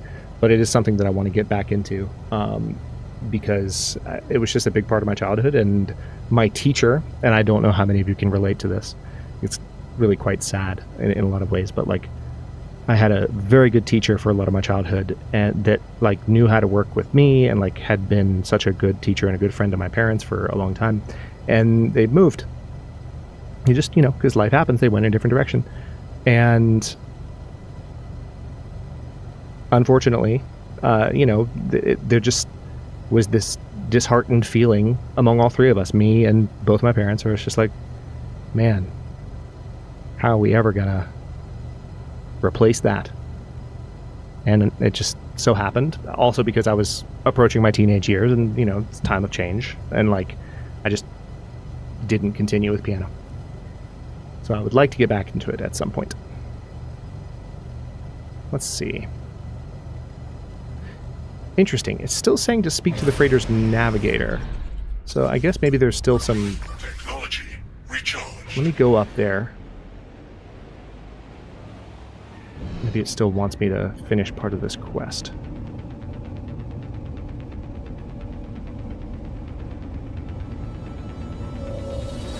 You didn't know that, Jen? Yeah. That's why we do an AMA. That's why we're here.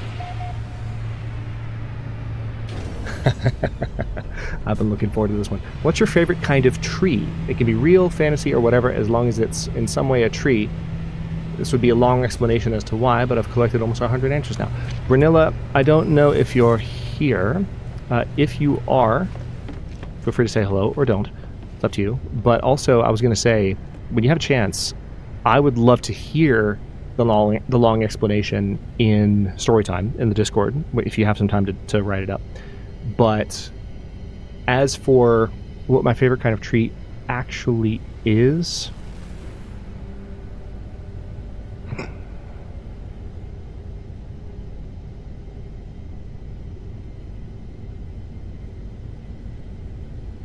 it's a pretty basic answer, I think. But I think my favorite kind of tree, it's one that I haven't been around a lot in my life, but I just love these trees so much. And I am going to stick with like a real world example here.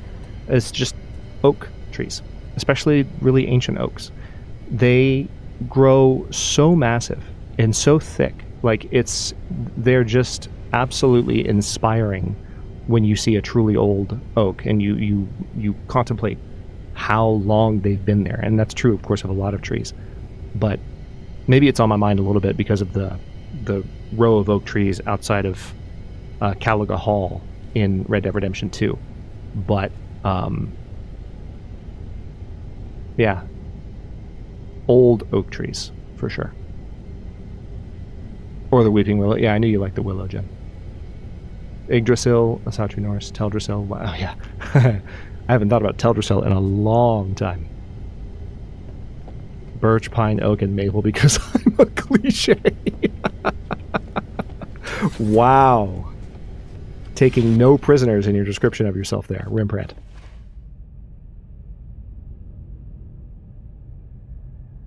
Prate asks, or Praetorian Guard, I should say, asks, do you like any shoegaze bands and are you familiar with them? I'm actually not familiar with that as like a genre. I remember looking this up earlier, and there was at least one that I saw where there are at least two that I saw. So I remember liking the Smashing Pumpkins, a couple of their tracks. I've never been a huge fan of theirs, but they are apparently shoegaze. They come up when I search for shoegaze bands. I don't really know what feel free to tell me in chat. I'd be curious about this. I don't know what characterizes a shoegaze band. But another band that popped up on the list that I noticed is, where is it? Blur. In other words, Blur, the writers of Song 2. So that's one that definitely resonated when I saw it. And if anyone has any other shoegaze bands that come to mind, you can tell me.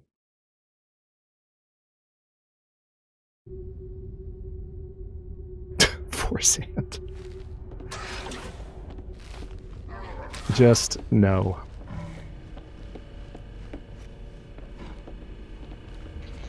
Oh yeah, Cass, you're not wrong. It is not the palm trees in Microsoft Flight Simulator, because Microsoft Flight Simulator doesn't make them palm trees. It turns them into obelisks. I love palm trees too, though, because I grew up around them so much. I do too, Jen.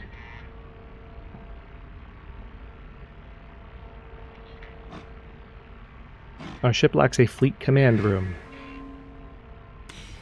Okay. So I guess maybe I need to make one.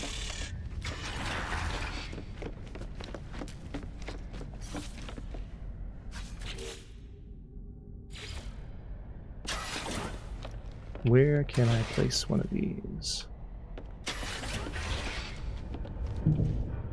Oh, I don't have gold. Which is a shame, because I had gold earlier. But I don't now.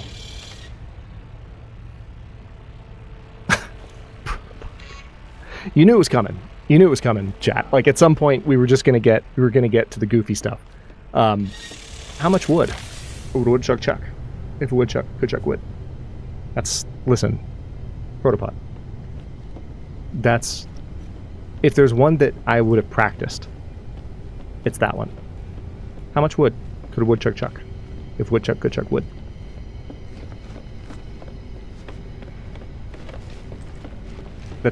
I know you're just trying to get me to say it, but I don't actually have an answer. Because I don't know. But thanks for playing, I guess? Oh my gosh, here's one from Groker. Black Frost is slated to be both single-player and co-op when it comes out and you start making videos for it. Do you intend to long the darkness by yourself? Will you team up with other content creators? Will you conscript some of the higher-ranked Legion, perhaps? So what he's referring to with higher-ranked Legion is that on the Discord, if you have been particularly adamant in your community participation, you will, you'll literally have a higher rank in the server and have more privileges in the community. Right now, that doesn't extend to like gameplay privileges with me, and I don't know that it will. But in terms of will I team up with other content creators, yes, absolutely. I think there's fertile ground. And someone had asked me earlier, I think it was I'll Be the One had asked earlier, if I had interacted with other Long Dark content creators aside from Athenon.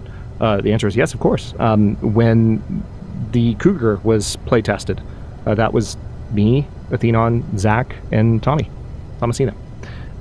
So I know them, and I also know DH Dunn. I knew Koru and Thistle. Of course, we have another Jen right here. There's Tina Bug. There's Red 5. There's Long Dark Forever, or LD. There's Deadpool, who I've interacted with a little bit, but obviously Deadpool is very... he's the originator of like the Deadpool, the Deadman like challenge, or one of the originators of it. And that's just a style of play that I couldn't be less interested in. So like, get along, I've interacted with him, but like, we haven't talked a whole lot. Trying to think if there's anyone else. And of course, back in the day, there was Accurise. There was Will-O-Wisp. Does anyone remember Will-O-Wisp? I know AV from chat, Druid. I don't know AV from his channel. I know him from other people's chats. I was actually kind of surprised to learn that he was a creator. I didn't know that, because I don't think he talks about it. You saw a real life palm tree for the first time when you went to Vancouver? Nice.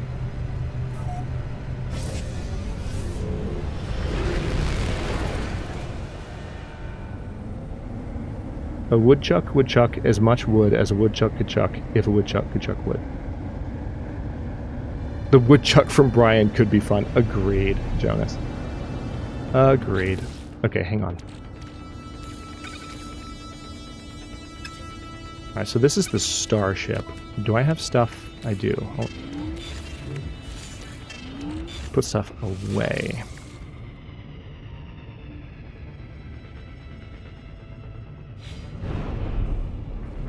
Yantarea, thank you for reminding me, or telling me for the first time, I suppose, how to pronounce your name. Lovely to have you as always. Rest well, and we'll see you soon.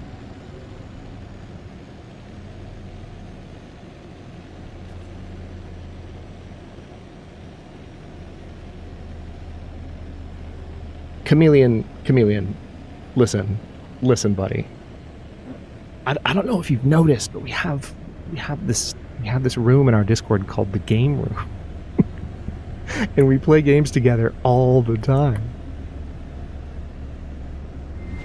You are more than welcome to join us. I know you're kidding, but like, just figured I'd rib you a little bit. You would be so welcome. I still try to get Acupunker in there, but he, lovely as he is, he marches to the beat of his own drum, which is to say, he hecking introverts to the beat of his own drum. I would subscribe too.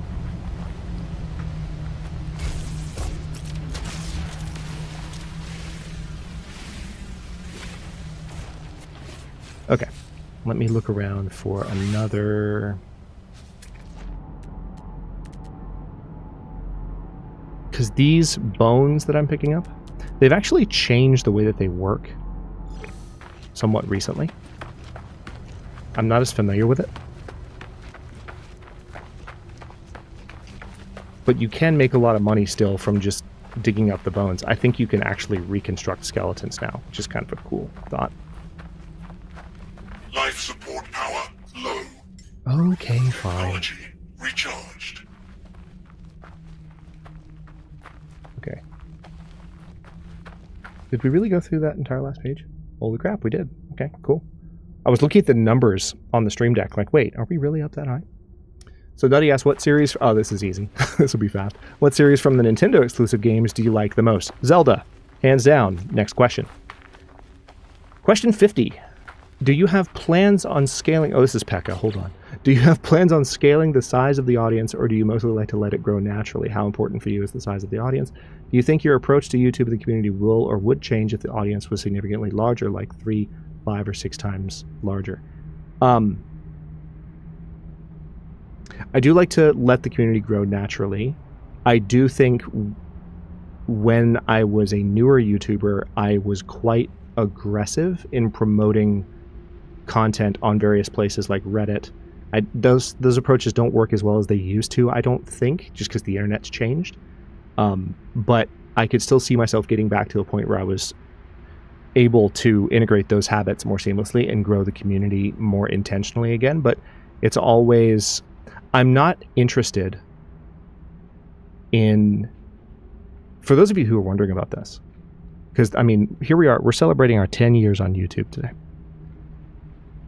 For those of you wondering about this, you know, it's been 10 years. I've got between 30 and 40,000 subscribers.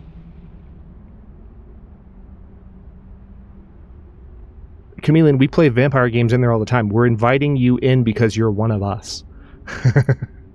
But yes, time is definitely kryptonite for me, especially in the morning, so I feel you on that. So we're between 30 and 40,000 subscribers, and it's been 10 years. I was gone for 2.5 years. The channel still... One of the things that amazed me is that the channel still grew while I was gone.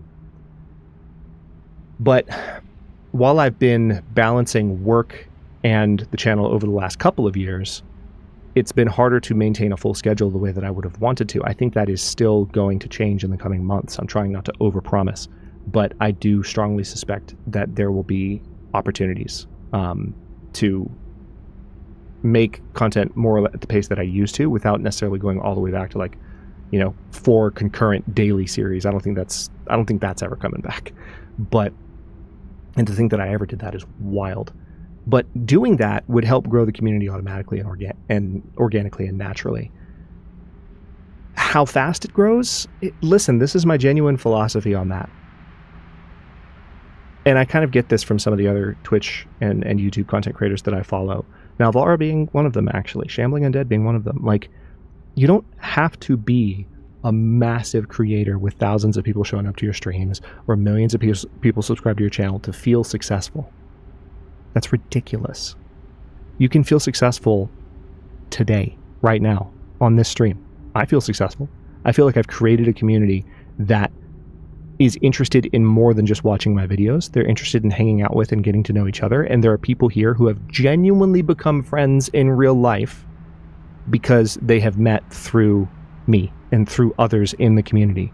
And that, I don't think that there is a higher definition of success as a content creator than that. And you don't have to have 1 million subscribers to have that. And I've seen content creators who have millions of subscribers who don't have the quality of community that we do. So my approach is quality over quantity. Yeah, Neil said it as I was, like, I looked over at chat and the words were coming out of my mouth and he was typing in chat.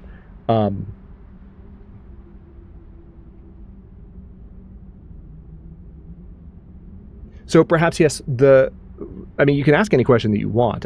Whether or not I answer it is another thing. But right now, I'm still going through the questions were all pre-submitted. I put an AMA call out back in April, so I'm going through a list of questions that people have been waiting, in theory, have been waiting for me to answer for some time. So I want to focus on those. But feel free to ask, and if I can get to it towards the end of stream, I will.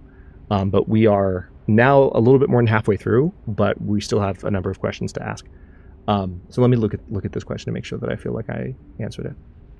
Do you think your approach to YouTube and the community would change?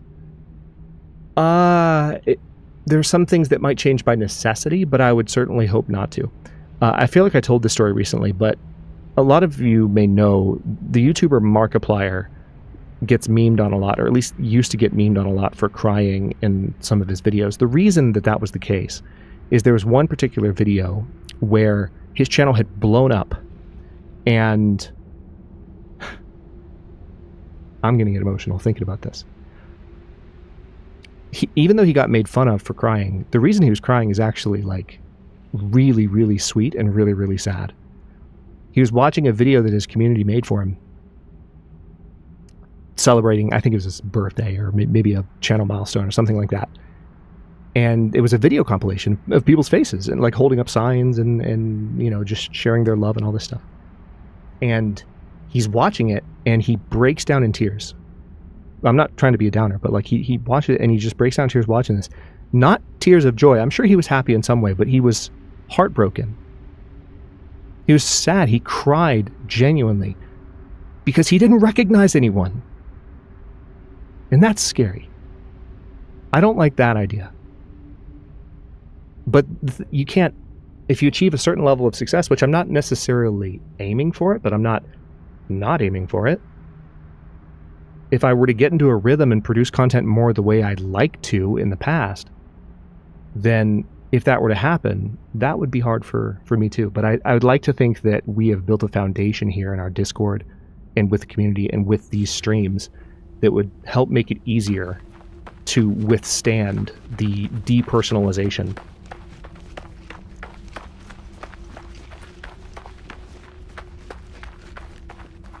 of the channel. So, yeah. Peck is not here, but hopefully he likes that answer when he gets to it. 51 from Westy. Oh, technical question. The only technical question, in fact, I think. How long does it take to edit and do all the art and ancillary bits for any given episode? Does each series have different tasks, or is it the same for all, albeit with different artwork? Westy. So, yes. Everything is proceeding as I have foreseen. Sorry, I'm reading chat right now. If you're just listening to me in the background, you have no idea what I'm reacting to. But if you're reading chat, you know what I'm cackling at maniacally. So this is, I'll be very honest with this particular answer. Well, first of all, how long does it take? I mean, in raw work, output, it's a couple hours. Like a couple of extra hours to do like the editing stuff. And if it's Against All Odds episode 1, or if it's a Stellaris episode 1, it's 5 and 6 hours of work, of like dedicated work. One of the things that's really nice is that with this new machine and with the new workflow, like especially now that I've put so much time into learning like Adobe Premiere, things are going smoother than they have in a long time. But one of the biggest time wasters, and I just realized there was an aspect of the question that was asked earlier that I forgot to answer. Somebody asked, well, I'll say two things here. Like, what are your biggest obstacles? I'll get to that in a moment. But like, in addition to the answer I'm going to give in answer to that question from earlier, one of the things that takes up a lot of time uncontrollably is, hang on, I see a sentinel right there. I'm going to try and go underneath it. One of the things that ends up taking up a lot of time is when you're trying to encode or compile an edited video and it fails, or there's a bug, or something crashes. Like, that's actually really, really frustrating, and it's one of the things that can be really demoralizing, especially during periods of time like right now, where I have so much else going on. And it's been getting better and better because I'm mostly moved into my place. I have decorations set up. I have some friends coming soon, so I'm excited about that. But like,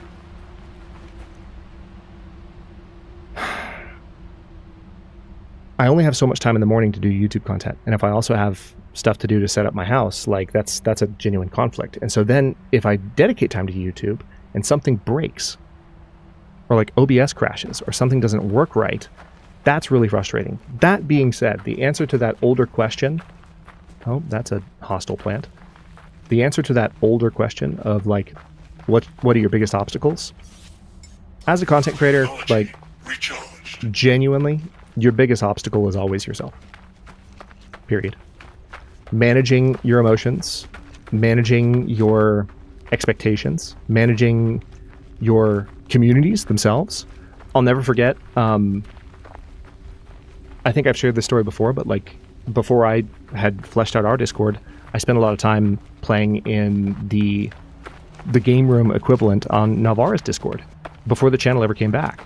And she DM'd me one day, and she shared one of the most genuine statements of appreciation and thanks that I think she's ever shared with me, simply because as a content creator, she was deeply appreciative that I was so consistently in that room, bringing it to life and making it a place where people could go and hang out in a way that she didn't feel like she had to drive that aspect. Because you do. When the Discord has been quiet for days, in part because I haven't been doing a lot of content the last couple of weeks, but when the Discord's been quiet for days, there's a feeling of pressure that I have as a content creator that I think any content creator would feel, where it's like, okay, let me see what, like, where I can respond authentically to various things and just sort of like get conversation going, because there's a certain degree of if you are not responding to people, something tends to shift, and especially if you go quiet for a long time. And it's one of the things I'm really grateful to and for about our community, is that, you know, I went quiet for 2.5 years, and many of y'all were still here the whole time. And now that we have the Discord, it's like there's even more connectivity, and I don't feel as much pressure as other creators might to drive the conversations in Discord, but I definitely feel it. And the emotions that creates are a menace. You have to be careful with them. You have to be mindful of how they make you feel. Like, what are your secondary emotions? What do you feel in response to noticing like that stress or that pressure or whatever? There's a lot to it. And so being able to have that awareness and not push yourself too far, not to lean on Navarra's example too much here, but it's warranted. You know, she said years ago, you have to be careful not to burn yourself out keeping other people warm. Think about that for a minute. Let that sink in deep, because that every content creator faces that, especially if they have a successful community. You have to be really, really mindful of that. And so if you're thinking about becoming a content creator, just know that especially if you have a community like ours, and I'm not, please, speaking of emotional management, I'm not trying to put anything on y'all or make you feel any kind of way or make you feel any kind of obligation. But when you have such a deeply feeling, thoughtful, patient, loving community like ours, do you think that makes you feel more or less pressure if you're me?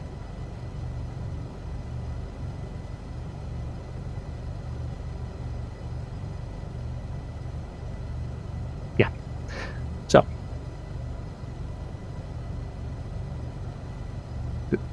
I feel like I veered slightly from the question. No, not really. Does each series have different tasks? Is it the same for all? It's mostly the same for all, actually. There are a few things that I want to do differently with intros, but those are just for intros.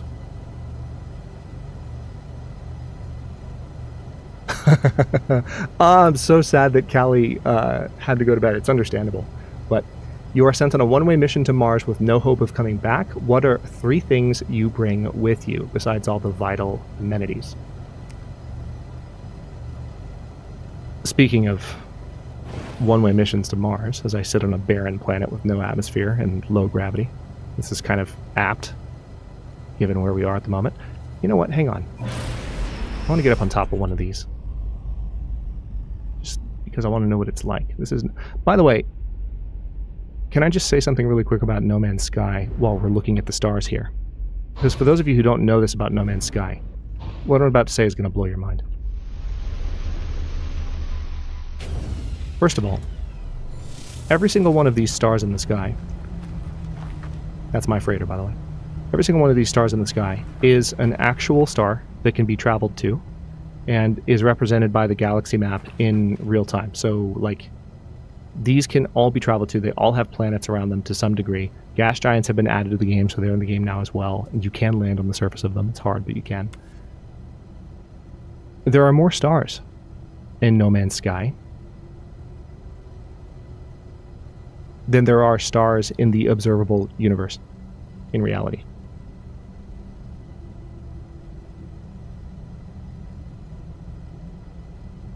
Just let that sink in for a second.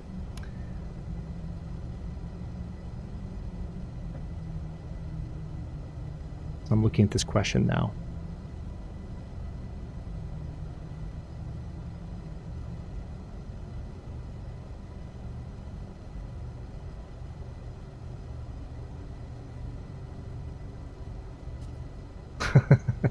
There are already some good ideas in chat. So, no hope of coming back. There's not a lot of context here in terms of like who else is with me. And I feel like my answer would be dramatically different if I was alone versus if I had friends or family with me. So maybe I could say that one of the things I bring with me is like friends and family. I'll say that so I'm not alone. The second thing is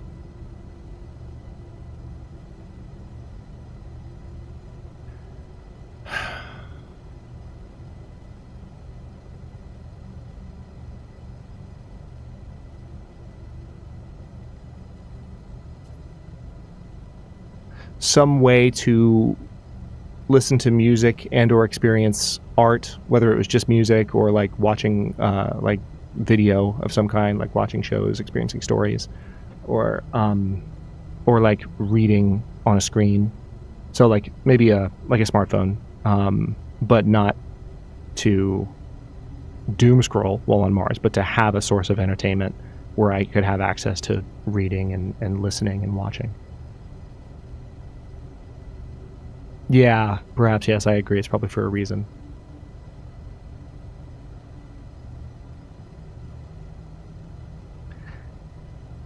And then the final thing?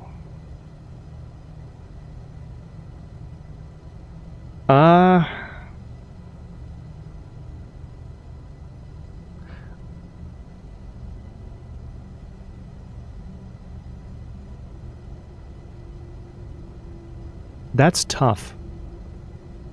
if the conditions were somehow guaranteed, and like we had a colony building that was safe and that felt livable and that functioned, I probably would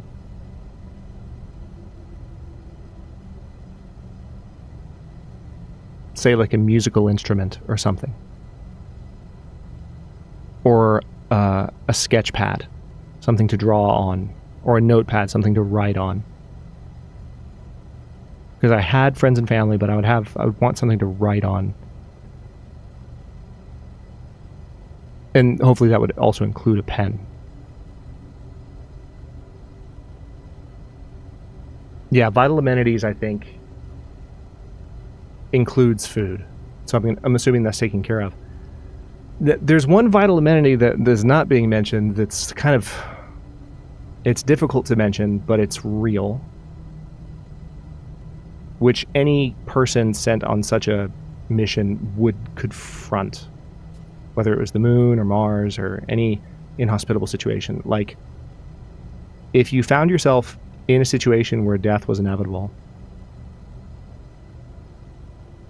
and you have the choice between... Again, it's inevitable. You can't, there's no way out. Something's gone wrong. And you're on an alien world where it's inhospitable. You'd want to have the option to make sure that your end was not painful and drawn out. So if that's covered under vital amenities, then good. If it's not, then yeah. Towels are vital amenities. I agree. Anyway, as I said, every single star visitable. I kind of want to go to one of those planets now that I've got some bones. Oh, way to Alt F4. Yeah, exactly.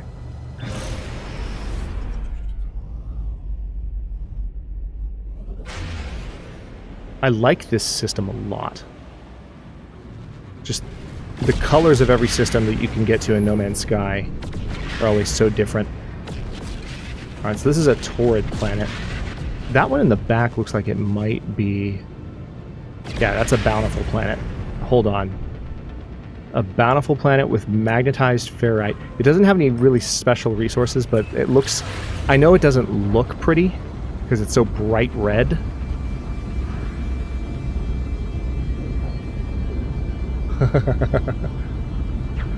Oh my gosh, hold on.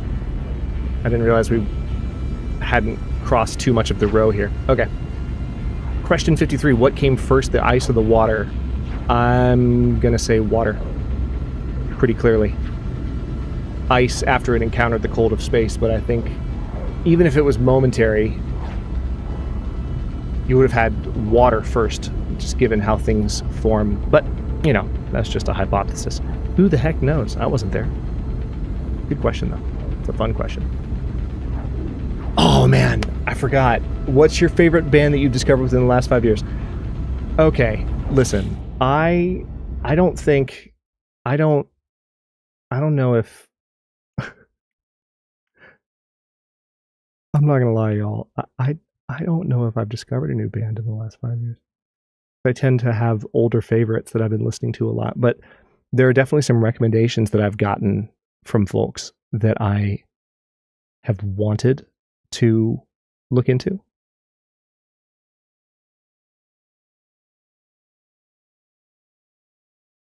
Yeah, when you look at my playlists, like, it's all bands that I've known about for longer.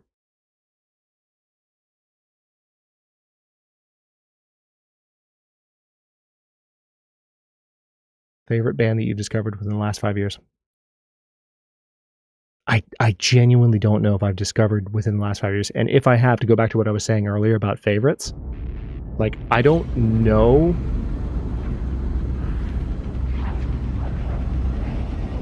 Yeah.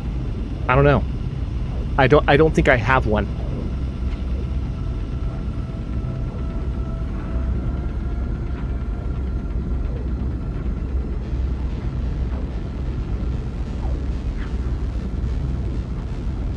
Because even if there's bands that I've liked, I don't know that I would say that any of them are like a favorite.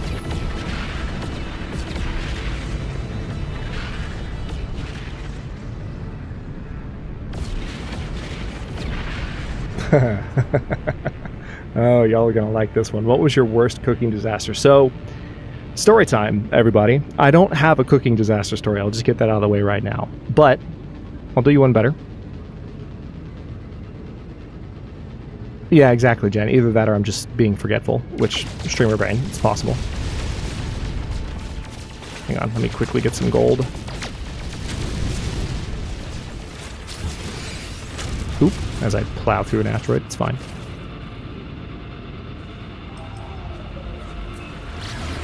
I'm really curious what this planet's going to look like. So, I'll do you one better. I don't have a cooking disaster. But I do have a home improvement disaster. I do have a handyman disaster. And it happened at an ex's house. So this is a little bit of a self-own, and y'all will appreciate this story. So, man, that water is red. Hang on, I want to get down into the atmosphere of this planet, and then... Okay, yeah, I knew that was going to happen. Sometimes the water color changes as you get closer. Ooh, this looks pretty.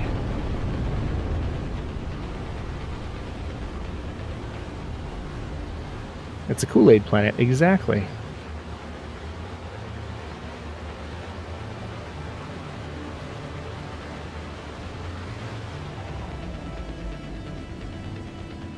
So, some years back, I was staying at a girlfriend's house while she was out of town. I was just like house sitting for a couple of days, and then I was going to go meet her where she was already like sort of traveling for business. And so I was taking care of her cat and just sort of hanging out. And her bathroom sink had a drip, and she had mentioned it a couple of times, but not in a way like, "Hey, fix this for me," just like complaining about it. And I was like, "Well, I can fix that. That'll be a good thing to learn about." And I did some Googling, looked up like best thing to do for that particular type of drip, and sort of got to the bottom of like what was causing it, and did my research, knew what I needed to do, was really confident that I, was ready to go. Again, not a cooking story, but every bit as good, if not better, than any story I would have generated, because I really don't have a cooking disaster story. So I pull the handle off of because the drip was coming from the handle, basically. I don't remember how to describe it, but something had worn down and the handle wasn't fully closing the valve, and so that's why there was a drip. Well, I didn't realize in my naivete that particular sink design, when I pulled the handle up off of that water would come up from that handle like it was a freaking spigot. Not just a spigot, but a fountain. And it did. She's not home. So, I have ADHD. Panic combines with ADHD. And it takes me genuinely 3 to 4 minutes to remember that you can turn off the water. That there's a knob that you can turn, like any other valve, any other toilet or sink, because I just completely panic mode for a second, like didn't know what to do, and so there's just water all in her drawers. I had to dry out everything. I had to get her like makeup brushes and make sure they were all, what's this, like laid out to dry perfectly, and then a very, very humble, sheepish confession. What is this?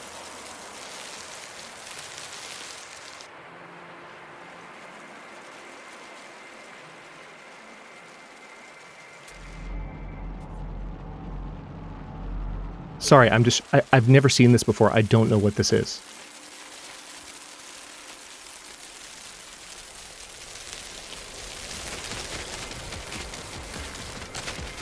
Oh. Well, that hurt. Technology recharged. Technology recharged. So yeah, that's the long and short of that story. Not a cooking disaster, but it was fine. Like, I did the best that I could with the stuff that got wet, and it was embarrassing. But trust me, that's better than anything that's ever happened in the kitchen. Oh, hi. Why did you just disappear like that?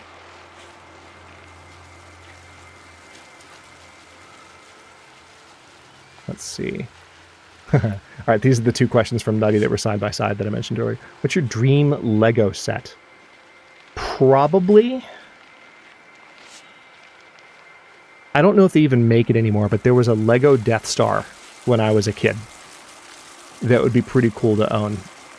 And I think that's probably my dream Lego set. Either that or something from Lord of the Rings would be my guess. I don't have a specific one in mind, but that's my dream Lego set.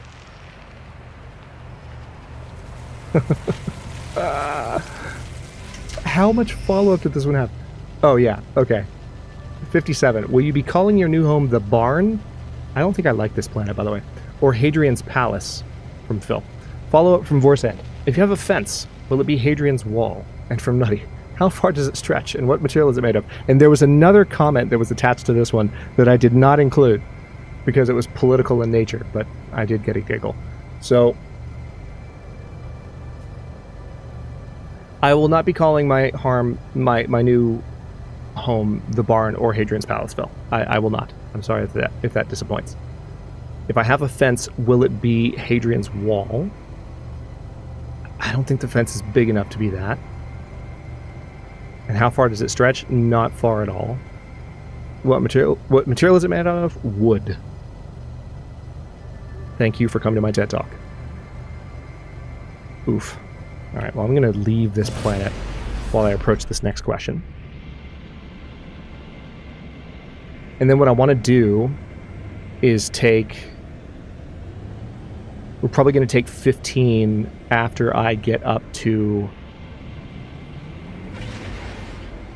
the frigate, which actually the frigate's still over there, so maybe I'm just going to go to the station and land there. We'll take 15. I'm just going to get some water, stretch, before we jump back in.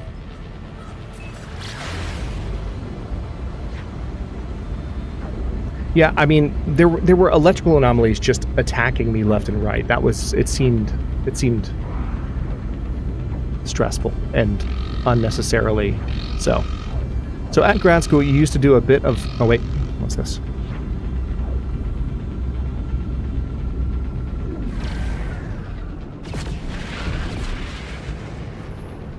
Yes?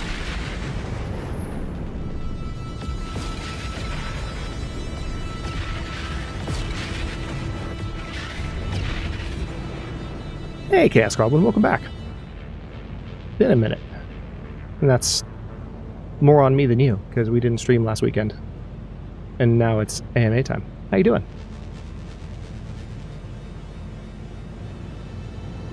I'm wondering where that... There was an alarm going off, but nothing...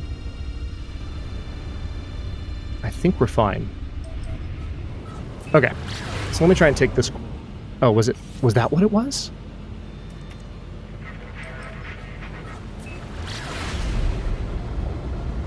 No, it wasn't light on pulse fuel. Technology I've got plenty of that. Okay, so at grad school, you used to do a bit of lecturing. Do you ever miss it?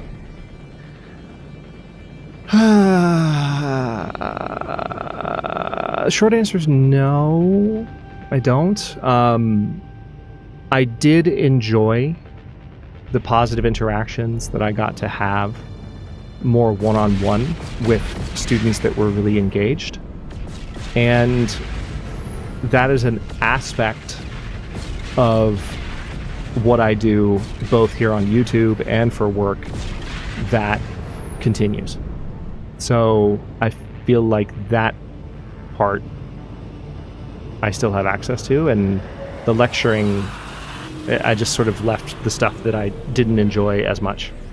It was shocking how, and this is I think a very common experience, and it's frightening to think about, like, it was shocking how little preparation that I was given in terms of, like, hey, like, here's how you teach college students.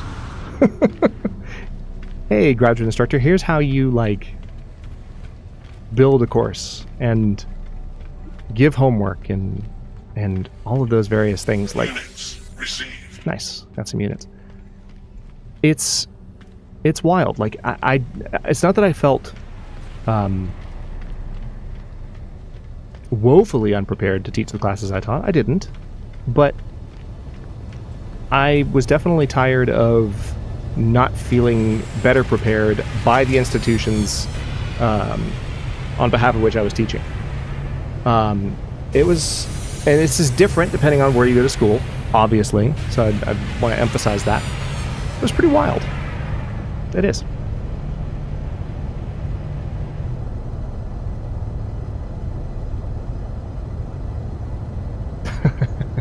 People negotiating when to take breaks. Okay, speaking of that, I'm going to go ahead and what we'll do is just... Yeah, I'll leave this screen up. I'm going to take about 15 minutes, so we'll come back towards the bottom of the hour or so. Progress-wise, we are... Hang on, let me see. We're beyond halfway. We're actually, I think... We're about 2/3 of the way through now. So what I'll do is we'll take a 15-minute break, and we'll come back, we'll have kind of a home stretch, and continue to explore. And if there's any particular aspects of No Man's Sky that y'all have been curious about, especially if you've played the game before, but you want to see what they've updated, or if you just want to see something that looked cool, but I didn't go and look at it because we were distracted by questions, feel free to think about it and let me know either while I'm on break or once I get back. And I will see y'all in about 15 minutes.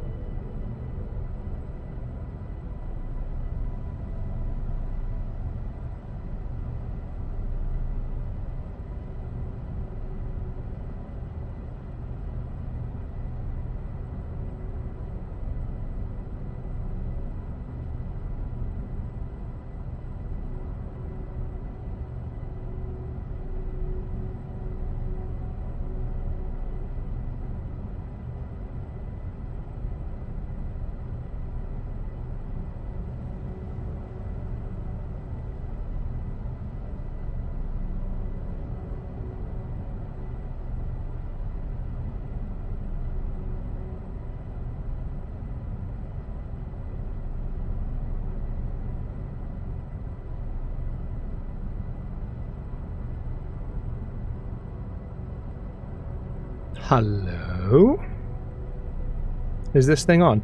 Also, before I pull this all the way back, can we take a moment to appreciate the perfect coincidence that is the color of the section of the screen that was not under the slab? Because that's a pretty good match, if I do say so myself, especially when I take this away. I didn't even notice that when I got up. I sat back down, I was like, wait a minute. Ain't that a lovely coinky-dink? Looks like some of our friends across the pond decided to say goodnight while I was gone, so in case y'all watch the VOD later, hope you rested well, and thank you for coming. Let's go ahead and jump back in. Perhaps, yes, in limbo. Fantastic. Maybe it's a little bit... I don't know that I've been able to, like, streamline it as much as I intend to in the final kind of analysis, but hopefully it's a little bit more streamlined than the last time you looked at it. Also, there are some fighters that landed that I actually kind of want to talk to the pilots of these ships, assuming they don't leave. So let me see if I can go find this guy, because this is a pretty cool fighter. Hello, sir. Might we speak? So No Man's Sky, every single system kind of has a set amount of ships within it. How much do you want for this one? Oh, wow. Oh! Okay. Okay, I am not... okay, I apologize for wasting your time, sir. I'm not a millionaire yet. That ship doesn't look much fancier than mine. I feel disrespected. Anyway, there's a set rotation of ships in any given system that you can find. And as you travel farther and farther, there are more exotic ships that you can discover. This is very much a beginner kind of fighter. So, need to decide now where I'm going next. We can look at the log.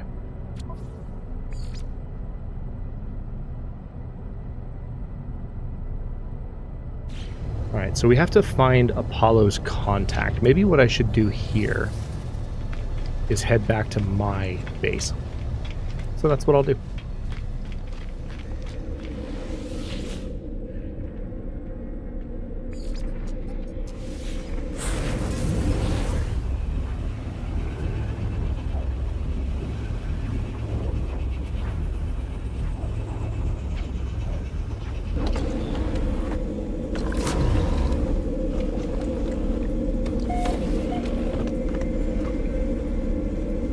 Oh, we all see who joins, perhaps, yes. One of the things you'll see when you join the when you are led into the server proper is that we can all see the join log, and we all tend to kind of wave at the people that are first coming in, so that they can kind of see the welcoming after the fact. And there's also a proper, like, hey, welcome in once you're admitted. Let's see. Analyze.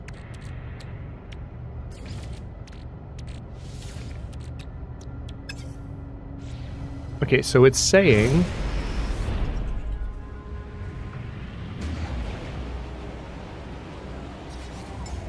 Technology recharged.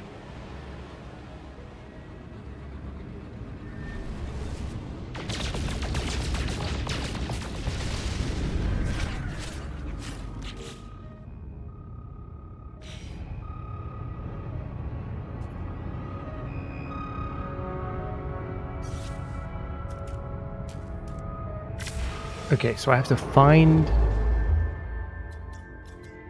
the contact.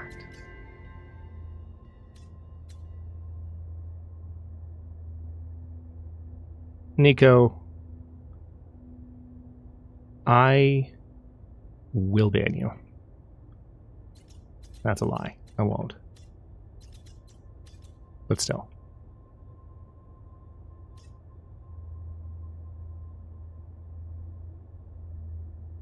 Oh, potential overseer.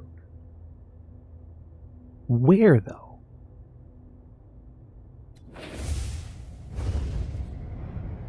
Okay, I need to look for another icon.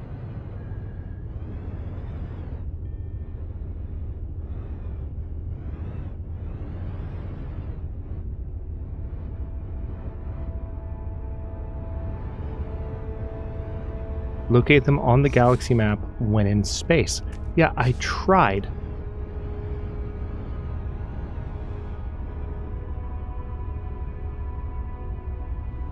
Hang on. Let me... I'm just going to teleport to another... Or not teleport, but warp to another planet. Meanwhile, while we're on the way...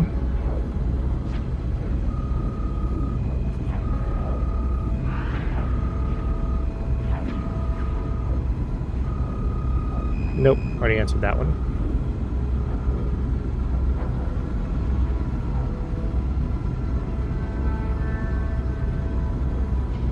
Still have about 10 seconds here. What series, wait for it, non-exclusive to any console, do you like the most? Ooh. That one's actually easy.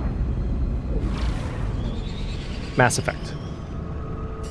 In terms of a series that I like the most that was not exclusive to any console, Mass Effect. Yeah, pretty straight up. The line between considering banning me and actually banning me is not for the faint of heart. Oh gosh.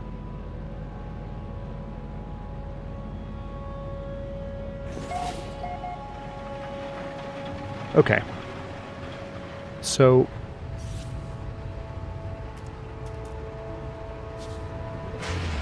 oh, I'm not in space, I'm in the atmosphere.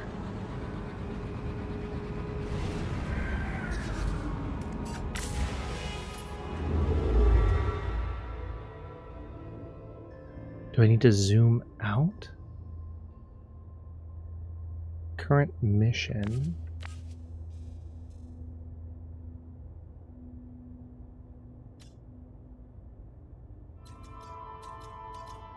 Wait.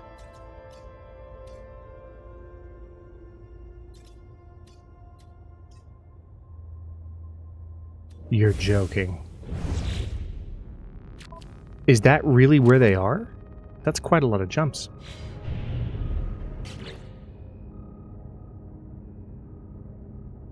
Oh my god, it is.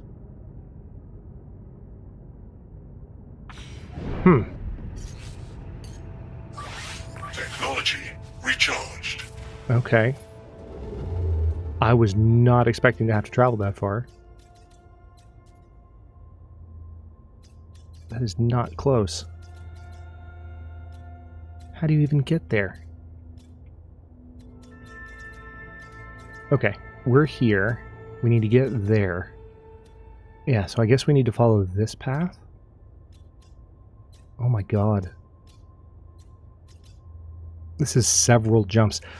Once I have a more powerful jump drive, this will be easier to manage.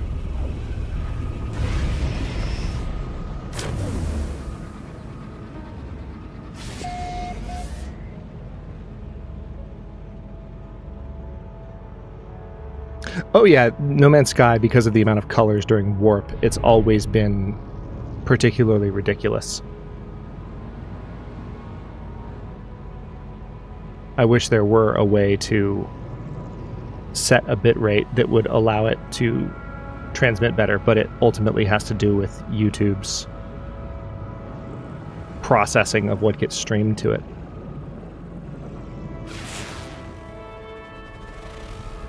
Icy planet, nice. I kind of want to just keep jumping. How does the solar system hold up its pants? With an asteroid belt. Wow.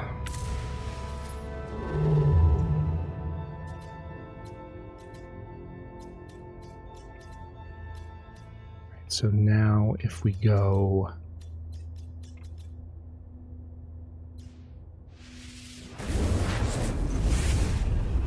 here. I might have to stop at multiple kind of spots along the way.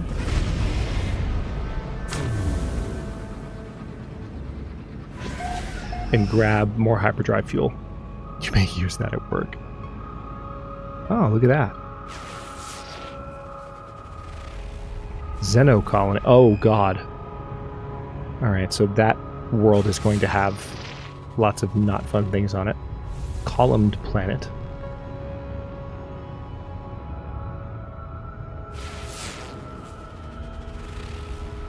Already found a miasmatic planet.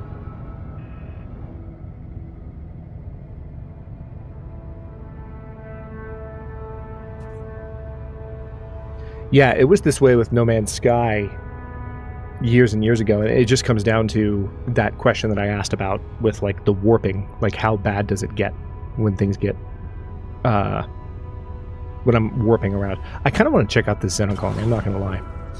Oh, space station proximity. Because there's so much color information, there's so much detail. So it gets rather nasty.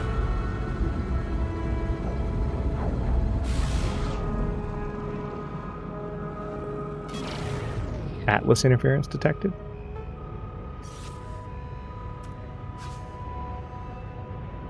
What do you mean?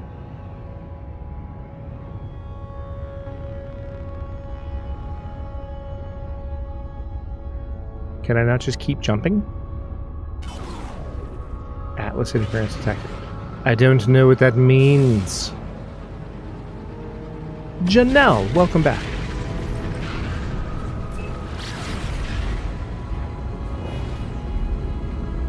Yeah, this. No, Janelle, we... Oh, no. we're 2/3 of the way through. Still have 30-ish more. Speaking of that. Yeah, so this one was Mass Effect. What's your favorite type of bread? Copper. Follow it from Pekka, and why is it Latvian rye bread? So, I'm sad that Callie left, because my honest answer would make her really happy. Or at least I assume that it would. Assuming we're talking about breads that you wouldn't necessarily think of as dessert. Because there's things like bread pudding, for example, that's not quite bread, but like you can certainly think of it as bread. Also, pound cake is very bread-like. If we're ruling out those options and we're really talking about like types of bread, a really well-made, fresh French baguette is delightful. Like, really, really, really good. Welcome back, I'll be the one. Good to see you. I love a baguette. That is my favorite type of bread. I'm sorry, Pekka. I hate to let you down, but that's the answer. And now Pekka's going to punish me by making me answer a very difficult, very wordy, very insightful, and interesting question. How dare he? Hang on, let's land here to take Pekka's question seriously.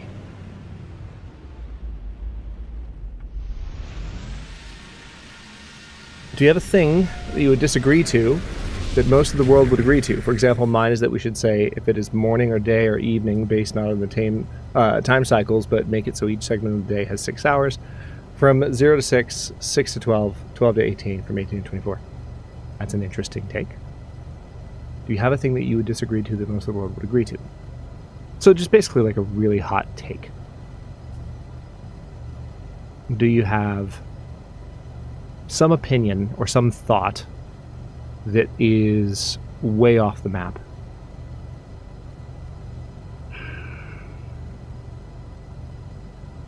I'm going to avoid the realm of politics or religion here because that's kind of low-hanging fruit. I think those places are pretty easy to go. So, like, in terms of just the way that we approach the world...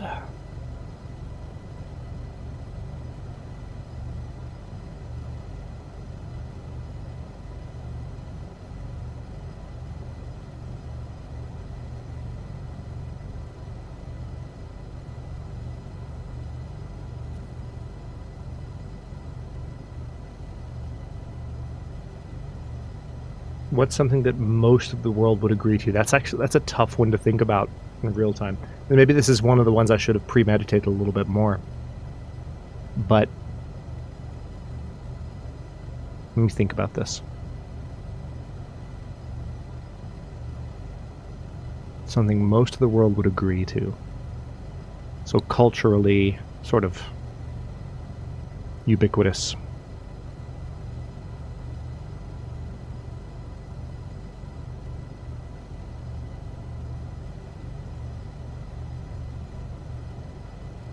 Oh yeah, that makes sense, perhaps, yes.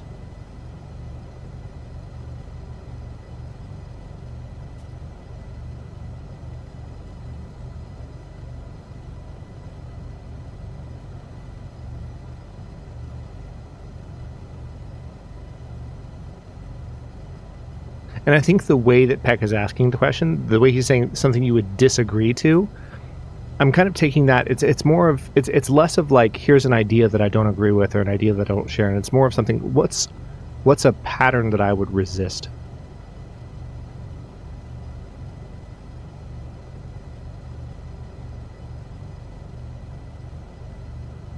And again, I could very easily produce an answer if I were to let myself go into politics or religion, but I'm not going to do that.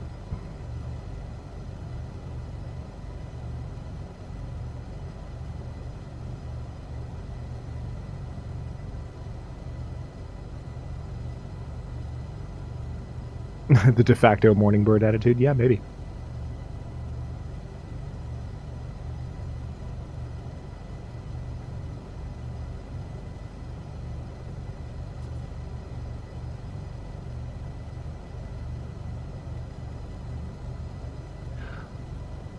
Actually, I've got it, and I think it's something that will resonate. Maybe not with everybody, but with a number of you. It's fairly common, even across cultures, that time spent in virtual worlds like video games is it's pretty commonly thought of as wasted time. You know, I just went over all the games that I have more than 1,000 hours in Steam just earlier this stream. And it's, I think, not uncommon for people in that position and people in much deeper positions where they have a ton more hours in games than I do, where they play certain games much more obsessively than I do,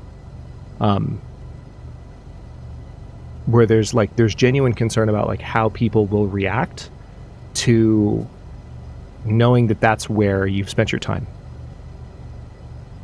And I've always kind of struggled with that a little bit, because I think about, well, how much time does any given person spend reading books in a genre that's kind of their guilty pleasure? Or how much time do you spend binging Netflix or watching shows? Or how much time do you spend binging some professional, sports league of some kind?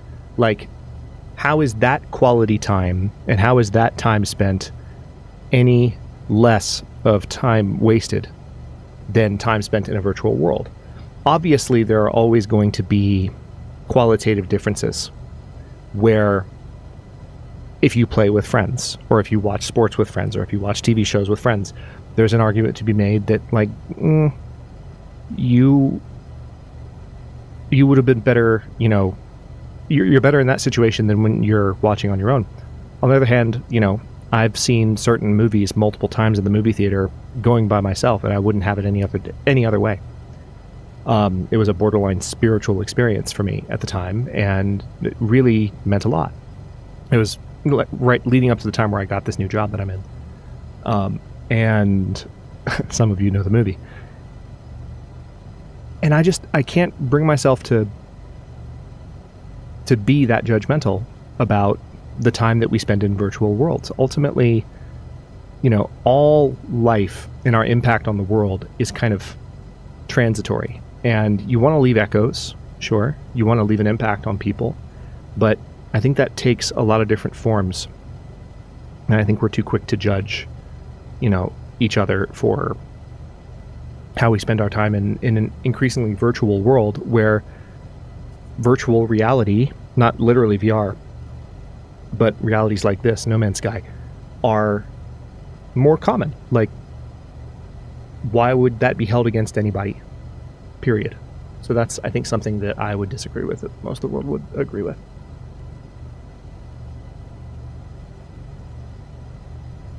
Yeah, it is hard to explain. Perhaps, yes, because ultimately, I think when people stop and think about how many thousands of hours they've spent watching, I mean, football games, baseball games, like, those are just two examples that come to mind, American football and baseball. Like, those games, they aren't over quickly.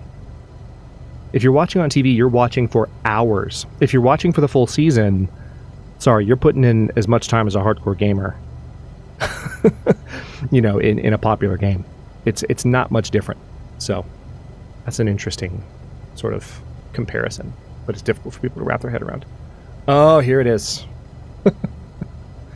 Well, someone's going to ask it. Hadrian, why aren't you covering Civ 7 content?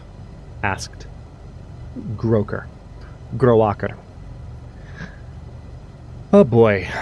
What do you think, y'all? How real should I be with this? Y'all want me to be gentle with this, or what do I do? Do I just be brutally honest? I watched the reveal video. I remember Civ 6 in its entire press cycle. I was ecstatic over Civ 6. I was a huge fan of 5. I like 6 more than 5, which most people don't say. Most people still prefer 5 to 6. Well, sorry, let me correct that statement. Several people, a non-zero number of people, possibly a slight majority, possibly a slight minority, but a non-zero, large, significant number of people still prefer 5 to 6. I remember the way that they covered Civ 6, how they announced each civilization 1 week at a time, how they really dragged it out, and it was like a 1.5 to 2 year wait for the full release. When I saw the video announcing Civ 7,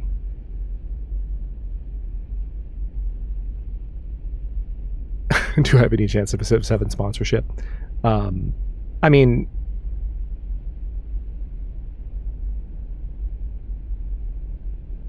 I'm going to be real, and whoever sponsors me or doesn't sponsor me for any reason, you know, you're going to, like, what you see is what you get. I'm not going to, I mean, even look at Potato McWhiskey and how he's been pretty unreserved in some of his criticisms of the game. So I think he's had to thread the needle, but, you know, you would think with the amount of sponsorship he's had, you would see more consistent, like, positivity from him, but no.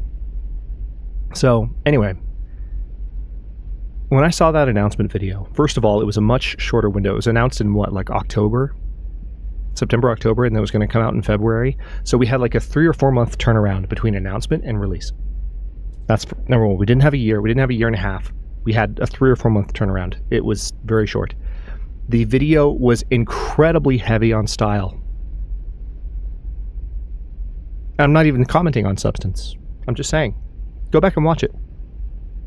It's so overproduced. They were in this really fancy library that I think was actually a real building. Sid Meier showed up at one point. They had a bunch of fancy camera movements, and I'm like, well, this is interesting. This is really flashy. Why would they be making it this flashy? And it kind of gave me this sinking feeling of like,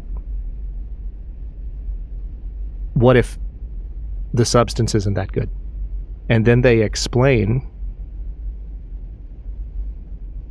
that, oh yeah, we're going to do what humankind did, to where you don't play as a single civilization throughout time, which you have always fucking done for the entirety of civilization's existence. It's the point of playing Civ, is to play with the idea of what would happen if one civilization lasted through the ages. That's the point, and that's why we play it. That's why we love it.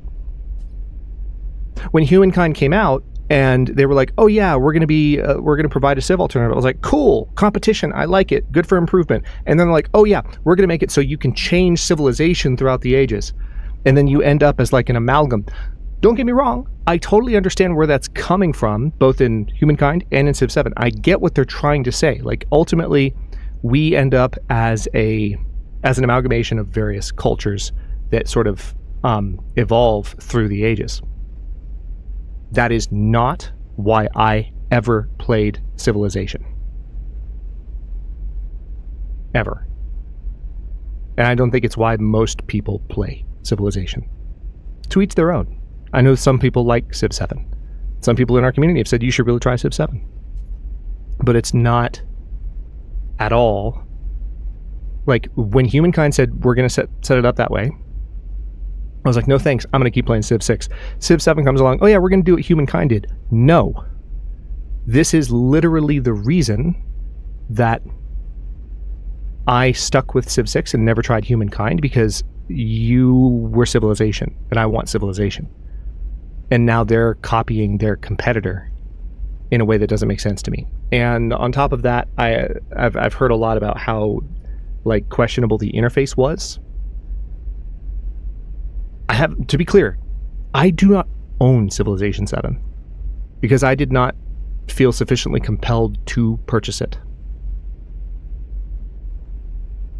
Like, I didn't, as a huge fan of Civ 6, as someone who has played thousands of hours and has played, dozens of series on the channel, it doesn't feel like Civilization to me. It feels like a spin-off, like Alpha Centauri or Beyond Earth, something like that.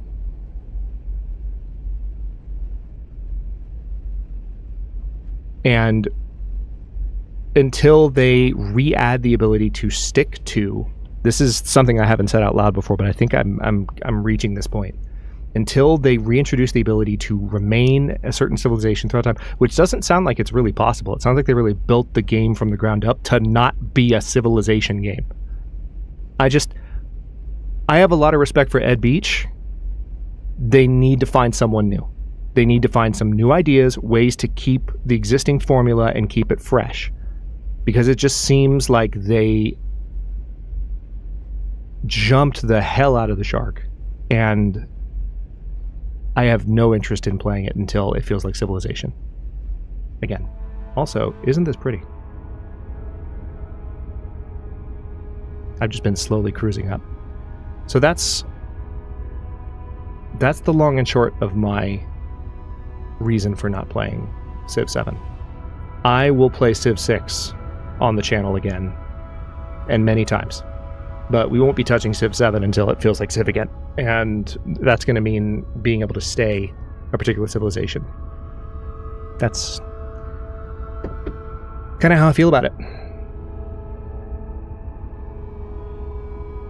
Yeah, I do too, perhaps, yes. Perhaps yes is saying I really do get what they're going for. Civilizations do, in fact, not stay the same. They adopt and integrate. I think that's true. I think I would have liked a system that allowed you to stay the same civ, but integrate things from other cultures that you conquered in ways that were meaningful. But retain that core civ feeling of I'm going to be Rome until the end of time. Or whatever civilization. I just picked Rome because I'm Hadrian, and we've played a bunch of different civilizations on the channel, but that's the long and short of it. Hopefully that makes sense. What is your alcoholic drink of choice? So, fun fact about me, I did not take my first sip of alcohol until I was 27. Obviously, we're going to talk about this for just a second, but please drink responsibly. Please drink once you're of age. And just understand that this is me answering a question from a community member, not recommending a product for anyone, really, but just wanted to answer the question and answer authentically. So, what is happening? Am I right on the precipice of this planet's atmosphere? Probably so.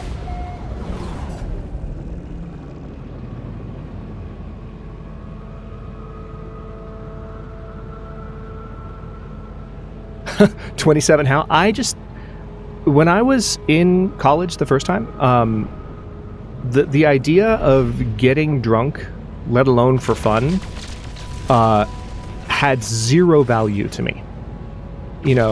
I had video games, I had a core group of friends that I valued, and they you know, drink and experiment. Like, it's not like I wasn't around it, but I never felt taken in by that. Oh my god. Nige! Nige, what the fuck? Nige! Excuse me! You were supposed to be getting voluntold!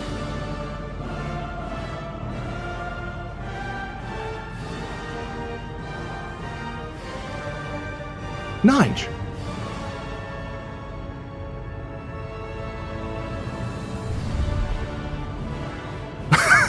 Sorry, Jim Carrey. Oh my god. You're back for being voluntold. I see that. Welcome back. Oh my god. Holy War has been declared. Always a delight. I loved putting that freaking gift together. Oh my god. Right at the end, you just have Keegan Michael Key going, holy shit. Oh my god. Somebody set us up the bomb. Nige, thank you so much, man. You came in like a freaking... I don't have words. Thank you. Look at the numbers. Holy shit. Like, that was a massive change. Oh, you got red. Nice. It's still handing them out, too, which is hilarious to me. So, let's see. What was I saying? So, I just didn't take my first sip of alcohol. And by the way, like I said, I still was around friends who were drinking and experimenting, but, like, I just didn't do it myself. So, it was never from a place of judgment. It was never, like... wanting to avoid it. It was a personal choice. That's it. And there's nothing more to it than that. And the reason that I finally relaxed is I reached a point where I felt like it was my choice, and I reached a point where I felt like, how do I put this?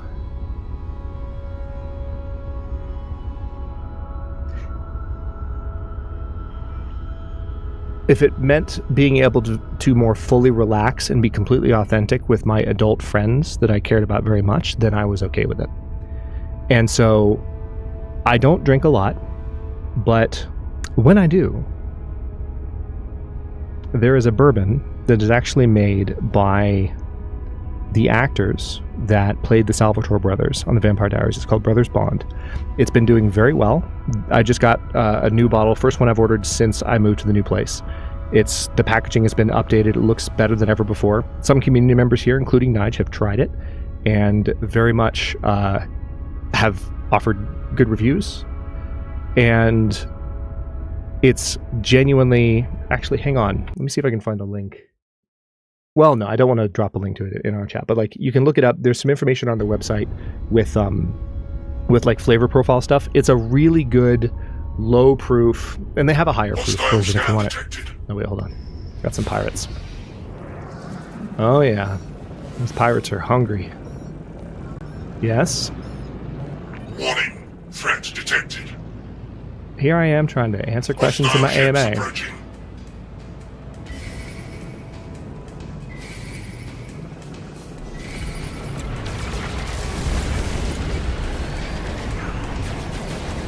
Pirate King? Is that what it said?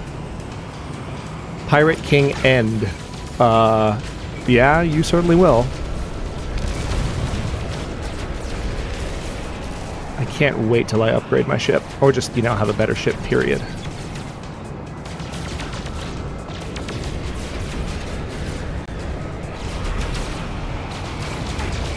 Who else is shooting with me? Pirate King has in fact been ended. Yeah, it's one of the things I like most about the fact that we have the counters working, because like we can definitely see when all of them went out. Nige, thank you so much, man. I wasn't sure if you'd be able to poke your head back in or not. I'm glad you were able to escape being voluntold.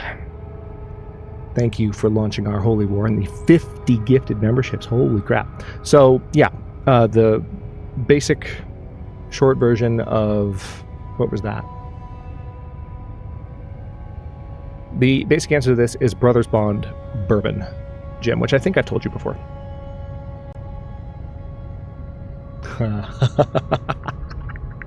Okay. Question 64. Do you have any crazy stories you can tell? This is from Chains. Yes, I do. So, some of you have heard me tell this, but as much as I said what I did earlier about... Let me check out what this columned planet is. I'm curious. As much as I said what I did earlier about how I'm very empirically inclined and I don't rule out the supernatural like in a dismissive way, but like I am scientifically educated. I'm skeptically minded. I have a creative sort of heart, and so like there's a part of me that's open to the paranormal and the supernatural, but not in a conspiracy theory type of way. Just more in a cool, let me like hear more about your ideas type of way. Having said that, I was in Baltimore, Maryland several years back for an academic conference. And I was going on behalf of a professor and mentor of mine that was not able to attend the conference. And what I did was I stayed in the room that he'd originally reserved for the both of us. He didn't end up coming. And it was in, I think, a renovated but older hotel. This planet's going to be interesting to see as I get closer to it. It's called a column planet. You're about to see why.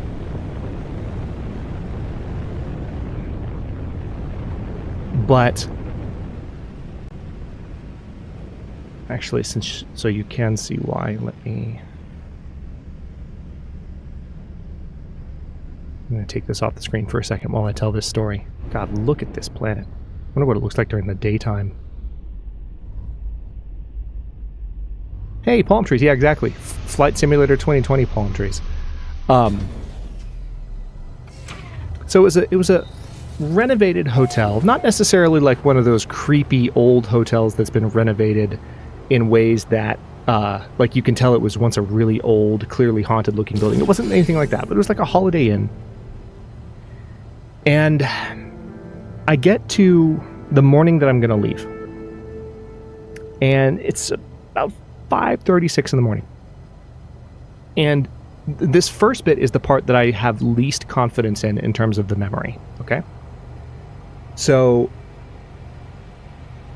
I get woken up by what sounds like, the sound that a foot or a palm makes on like a porcelain tub when it slips? Just that little squeak noise. I heard that from the bathroom. No one else was staying with me, and there was no other that I know of. It's possible I could have missed this, but there was no other that I know of vent into the room that would have allowed sounds from a neighboring bathroom in a neighboring hotel room to get into my room as clearly as I heard this. I heard that sound come from this bathroom. And I was like, oh, that's kind of weird. So I'm now more awake.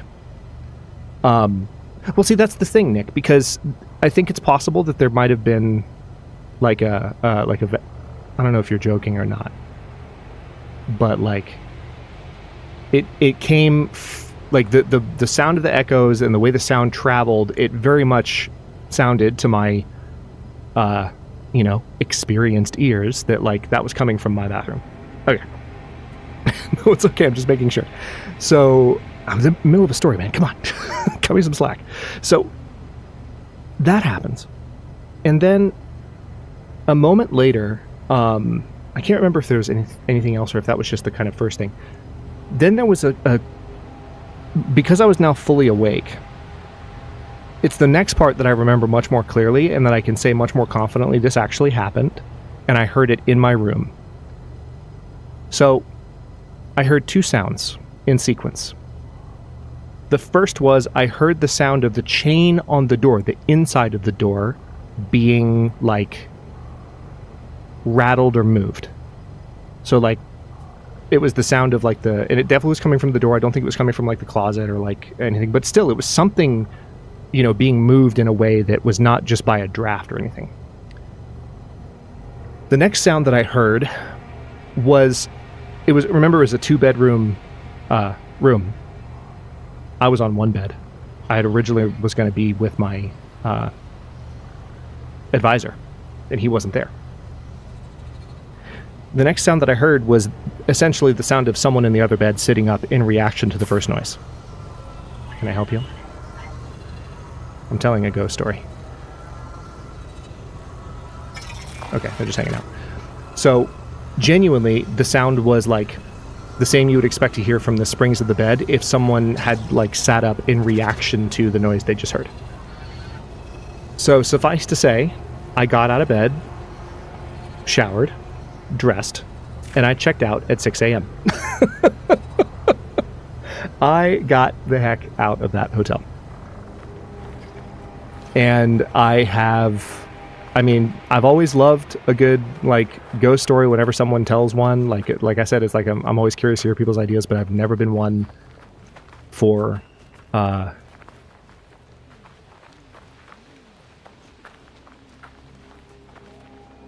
wild flights of fancy or hearing things. Like, I wouldn't have imagined that or dreamed it and then thought it was real. And I certainly wouldn't have made it up and shared that as though it were real, as I think some people sometimes do for the thrill of it. Like, that shit happened. And it, that's one of the reasons that I say I don't rule out the paranormal and the supernatural, because it's like, okay. That and the number of times that I've had like certain feelings or feelings of foreboding, and then later found out that someone that I really cared about was struggling in some way that like felt very real to me. Like, there's just times where extrasensory sort of experiences seem to be playing some kind of role in my experience, and I can't explain them. They don't make sense. I am empirically minded, so I'm skeptical, but it's like, that's funny.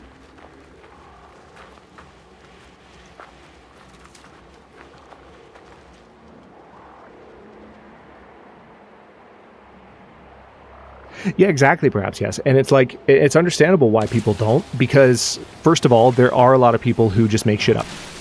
And I think that those people tend to ruin it for the people who are more serious. But that's only the tip of the iceberg, right? The more pressing reality, I love this planet, by the way, this is freaking cool. The more pressing reality is that we're dealing with stuff that is difficult to explain. And you have to find people that are willing to listen and that aren't going to go, oh, you're making that up, or oh, that's bullshit, or nah, you're lying, or whatever the refrain would be. And that's tough.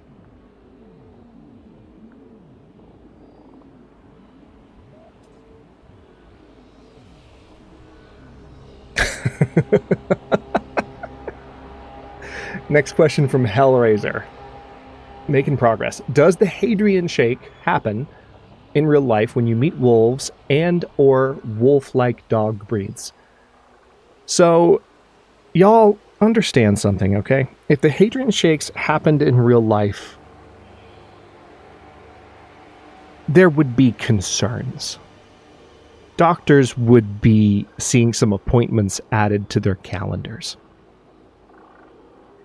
Because remember that the reason the Hadrian Shakes happen at all is that my hand is on a mouse and I keep my sensitivity pretty high because I'm an old school Unreal Tournament player and I play with high mouse sensitivity.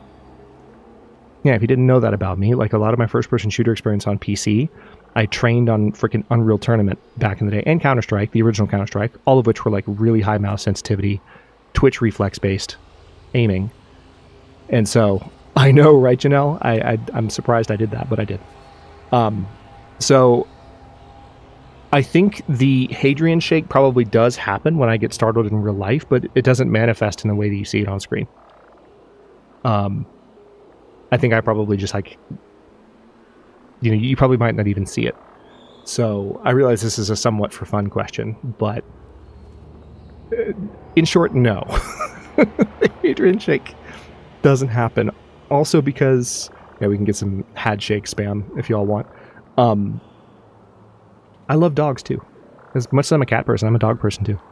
So like if it was a wolf-like dog breed, like I would be more interested in playing with it than and making friends with it than being scared by it, unless it was showing indications that it was aggressive.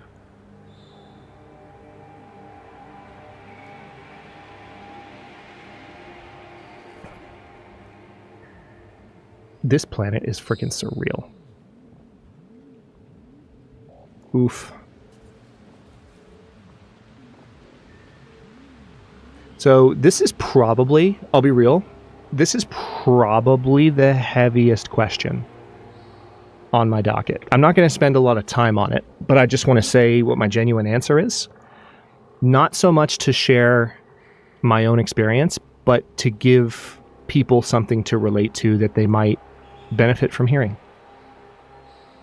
So here goes. I'm going to keep this pretty short.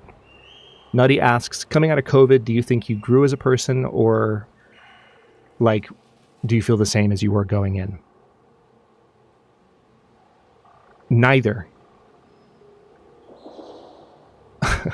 Neither. Don't get me wrong. I think there are probably some things that I learned and that I grew from.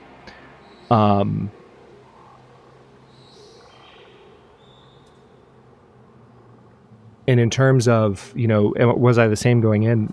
No, I don't think that's true either. I think, honestly, my answer to this question is I feel, and I know I'm not alone in saying this, I feel like those couple of years of difficulty and worry and paranoia and all the emotions that went with it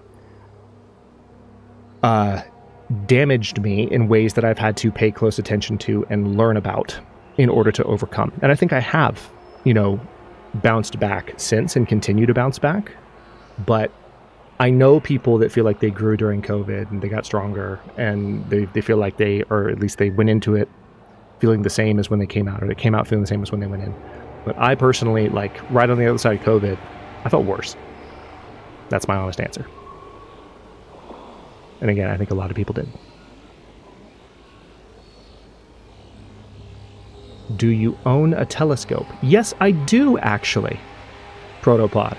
I know Protopod's not here. At least I don't think he is. I do own a telescope. And it's been a long time since I've used it, but I have a proper telescope that I don't actually remember the dimensions because it's been so long. But I was really big into astronomy when I was in college, and my folks got me a proper telescope to go look at the night sky with, and it's just been forever since I used it. But I would really like to change that now that you've reminded me of it. It's genuinely been years since I thought about it. So, because I think it's something that is at my parents' house, and I haven't had it with me for a long time.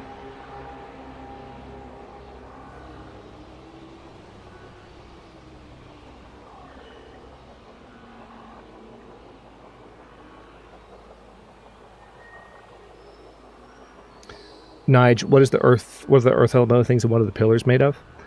Let me take a look. Units received.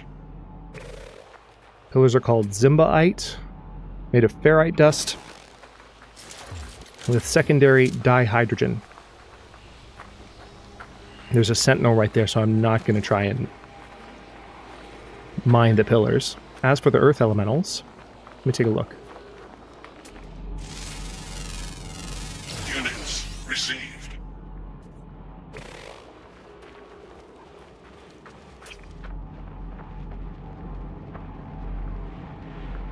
The diet is pollen.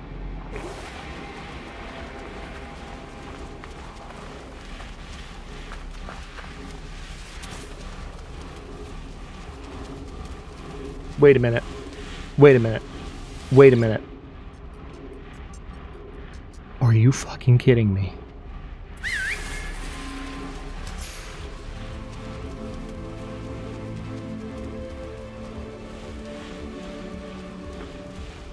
I have a new friend.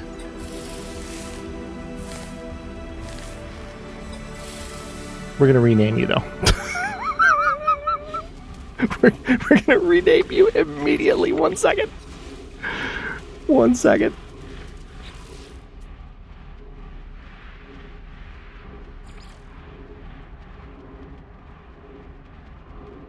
What do we name our Earth Elemental friend? Legion.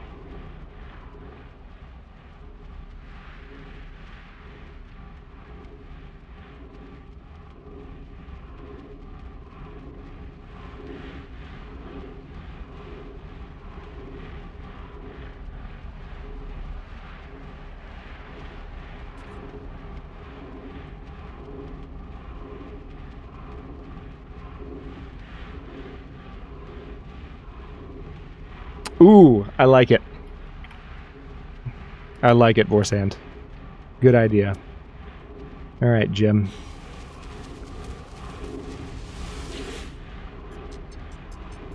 Let's give him a treat.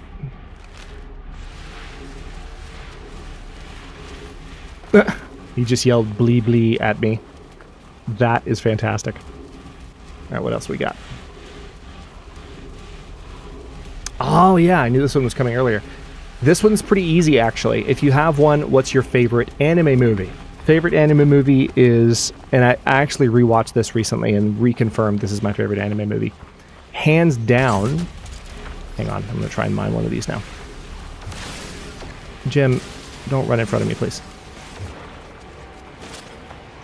Hands down, the answer is Vampire Hunter D, Bloodlust. Absolutely incredible movie. It's about 20 years old now at this point, but I highly, highly, highly recommend watching Vampire Hunter D Bloodlust. Oh wait, hold on. That is a different element. Units received. Absolutely incredible anime, so thank you for that question, Bubba.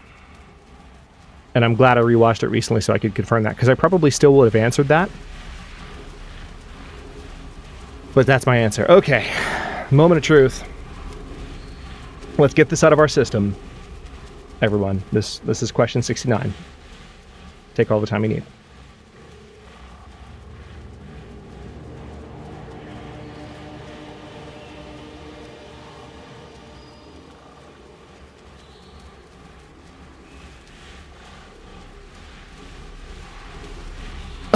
It's Callie. Holy shit. I didn't look yet. I was just waiting for all the nices to get out.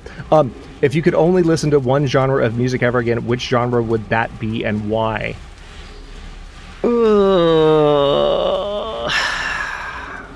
If I could only listen to one genre ever again.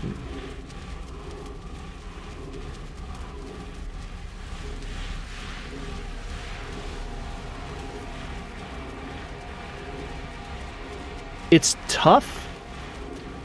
Whatever genre Muse is categorized as. It's tough, but because the reason it's tough is when you think of instrumentals, you can have instrumentals of rock songs. Instrumental just means we're going to play a non-vocal track, but of a song from the rock genre or from the punk genre or, you know, from the metal genre, whatever, or from the alternative genre.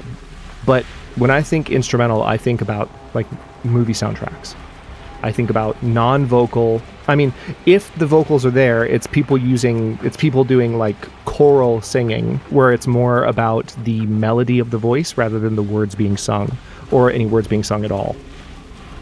I think I would probably want most to have like soundtrack style orchestral instrumental music as my one genre, if it was the one that I could have until the end of time.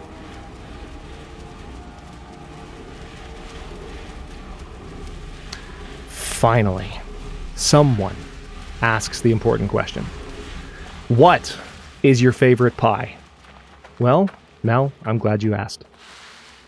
I have a particular brand of pumpkin pie to tell you all about this evening. It is one that I have told many of you about before, and will tell many of you about again.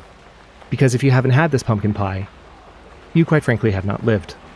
most pumpkin pie you see is spicy and tart, which is why you put whipped cream on it, because whipped cream is almost necessary to balance the palate during the consumption of pumpkin pie.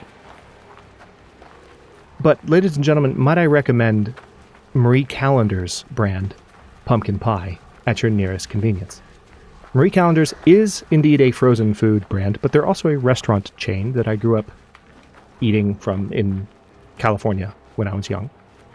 And this particular pie, if you get the frozen variety and cook it well, tastes just like the one that would have made you at the store. Who knows? Maybe at the store they were just making the frozen ones. Who the heck knows? What matters is these pies, I was raised on them. They were always delicious. I will confess that bias because it's definitely one of those things where it's like it tastes like childhood a little bit. But this pie, let me tell you something. Unlike most pumpkin pies, it is slightly sweeter. You don't need to blaspheme it with whipped cream topping. You don't put whipped cream on this pie because it doesn't need it. It's still a little spicy, it's still pumpkin-y, but you can just have it warm or cool on its own. I'm probably going to freaking get one now after I end stream because I'm talking myself into it.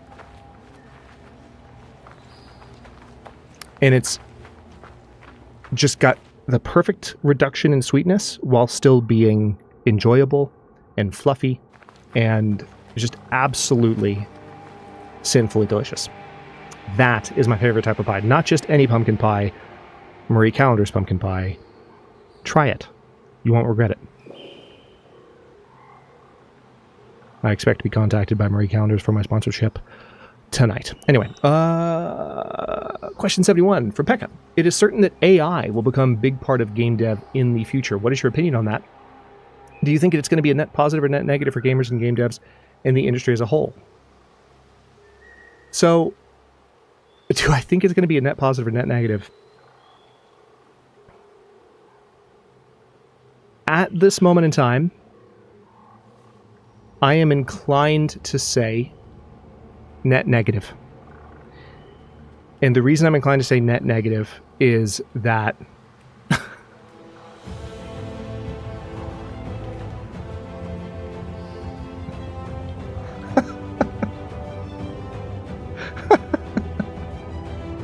thank you for the 31 months as a champion, Nige. I appreciate you so much. What the? Nige! Nige, you're not...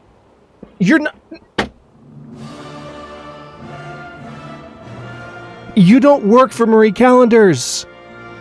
You work seasonally and you're not working right now.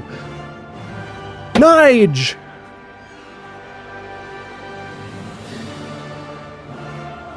Nige! What in the entire fuck are you doing?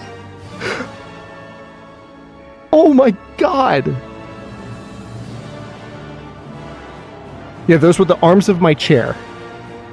That was, so, if I know I don't have face cam, but I'm perched forward on my chair, leaning forward with my hands braced on the edge of my, arms, and that was me slapping them downward in a hammering motion. Nige, thank you so much for the now 100 gifted memberships. Holy shit.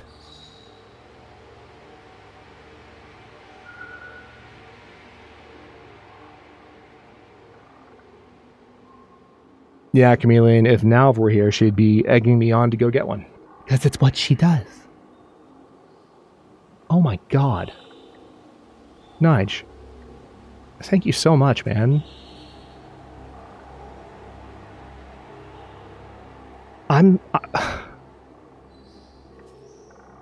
Thank you. You got Lynette. You got Brawny. You got so... Nige has just basically single-handedly... Hey, Aslan. Nige has just basically single-handedly reactivated most of the channels. That was Nige just now. He has given, and I'm sorry, I'm going to give you credit for this, Nige. I'm not trying to embarrass you.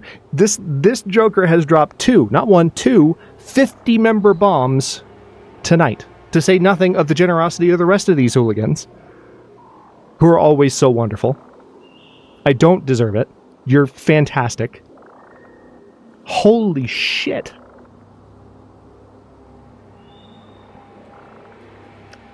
Pekka, I know you're watching the VOD. I'll get to your question in a minute. I'm sorry. I need a minute.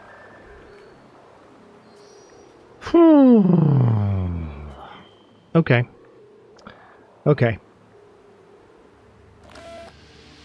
Oh, geothermal. Oh God. What is happening?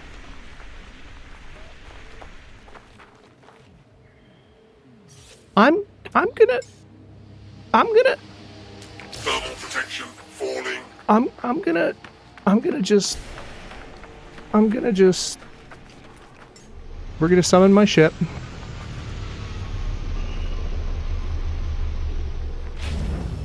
I'm gonna get in and we're gonna just hide right here.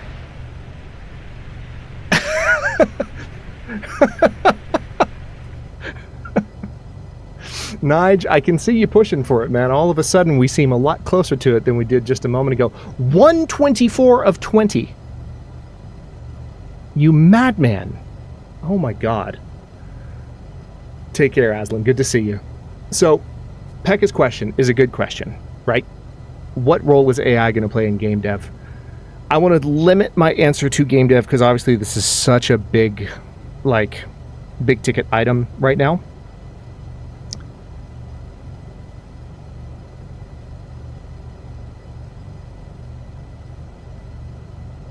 Do I think it's going to be a net positive?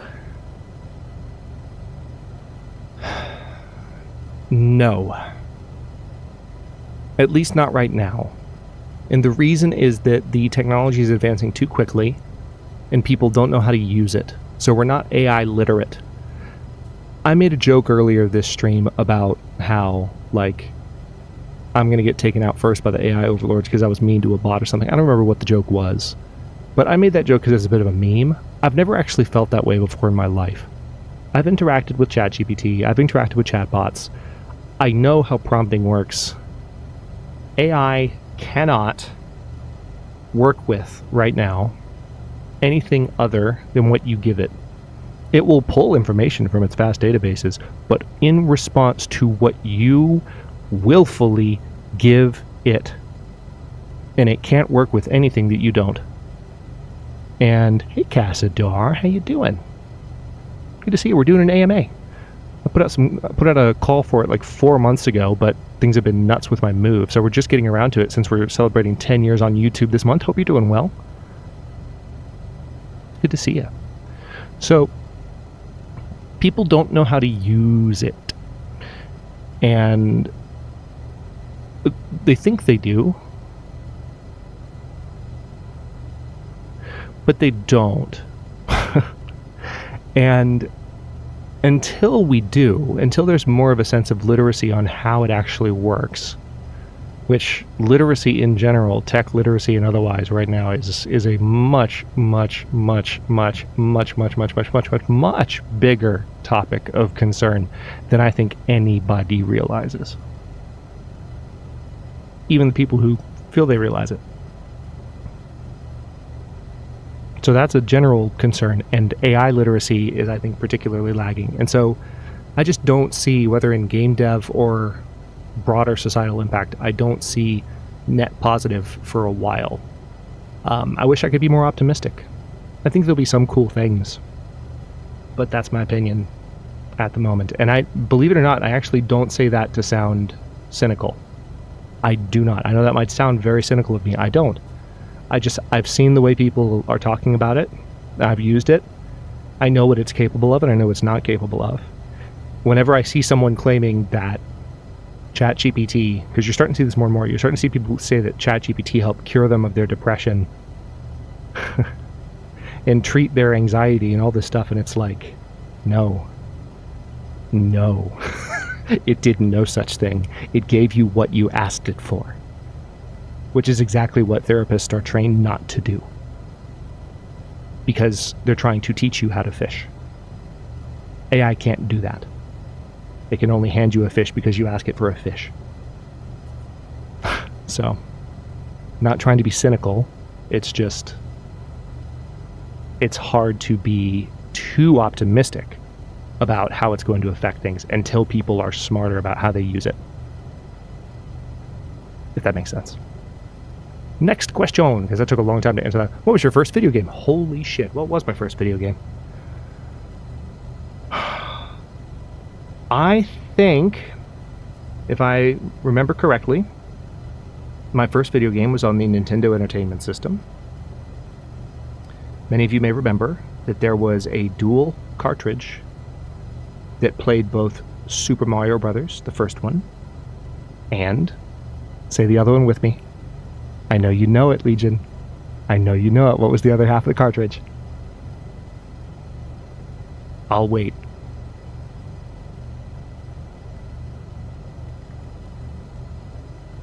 I don't think there was ever any other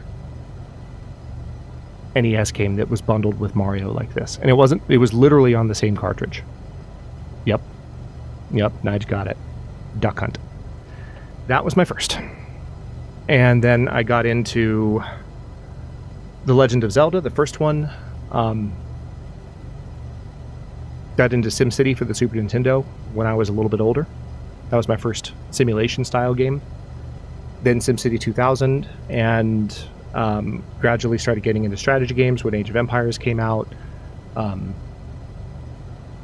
Played StarCraft in high school, the original StarCraft, obviously. That was also your first Force End? Awesome. Yeah, that's a great question. Chains, if you're listening to this later, thanks for asking that one. It's a simple question, but it's a fun one. And it always gets people feeling good, especially after Pekka has asked a super serious AI question. I've given a super serious answer. Damn it, Pekka.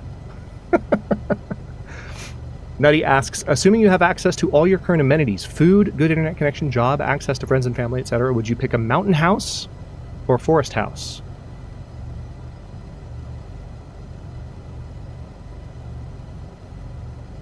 If I had all amenities and access to friends and family I needed, basically, if I just had my choice between mountain or forest. ¿Por qué no los dos? Why not both? Seriously, why not both? You can have a mountain house in the forest. For me, the more meaningful choice, I'm not trying to reframe your question. I will answer it. But like for me, the more meaningful choice is like, would you rather have a beach house or a mountain house? Because for me, mountains and forests are synonymous. But if I had to imagine mountains without forest and forest without mountains, I'd probably say forest. Yeah, I'm in Appalachia too. Not at the moment, but my parents are in Appalachia.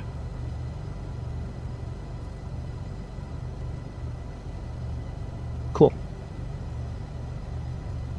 Mountain house near the top of the tree. Chameleon. It's so weird to say to see you saying GG easy. You're like the least toxic person I've ever met on the internet. GG easy. Oh my god. Yep, fair enough. Oh shit. Wait, really?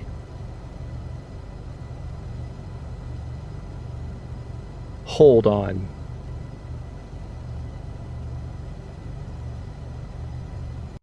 I thought I had avoided that. I really thought I'd avoided that. 1 second.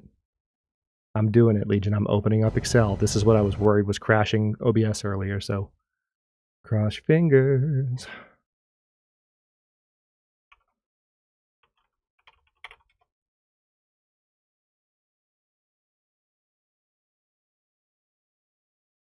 Oh my goodness. Yeah, this is the one time. It's the one time. It's the one duplicate. I was very, Jen, the way that you presented the list of questions was exquisite. Like it was not hard for me to organize. So I must just derped when I was copy pasting stuff into the slots. Because what I did was once I had your list, I looked at how many people, I looked at who asked the most questions because I wanted to space out everyone's questions so that I just sort of populated the like total space of the list based on making sure everyone was spaced out appropriately and that a bunch of people didn't have a bunch of questions in a row. And that required me to copy paste a lot. And I think occasionally I failed to actually delete a question that I had already imposed, and I think that might be the one time. Anyway. Jesus Christ. D-Man, I am Darth Plagueis the Wise. Oh, much better. If you could have any superpower, what would it be? Appropriate for Nige to be here. No longer being voluntold to do things. Having sufficiently sub-bombed or member-bombed the entire stream into submission. If you could have any superpower, what would it be?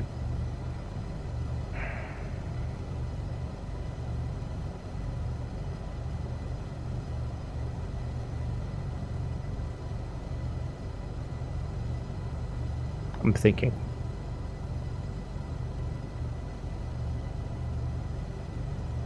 Also, is anyone else like oddly comforted by the hum of this ship's engines right now? Because this is delightful. I could just sit in this cockpit looking around, watching the sun rise and fall.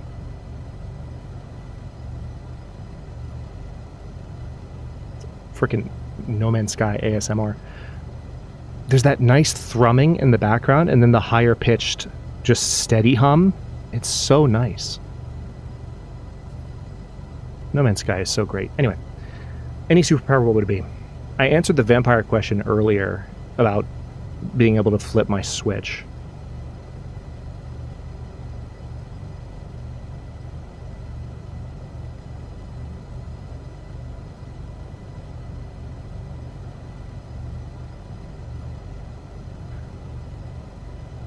I would probably say Dragon Ball style flight. I say Dragon Ball style because when you take like Man of Steel, I mean I haven't seen the new Superman movie yet, but Man of Steel presented flight as like a feat of effort. Like it's a feat of strength. Like he is so strong and he jumps like so fast and has so much control over himself that he flies that way. Whereas Dragon Ball Z, you pretty much just you control where your body exists within space. And that feels much more stable and much safer in a way. So Dragon Ball Z style flight, for sure.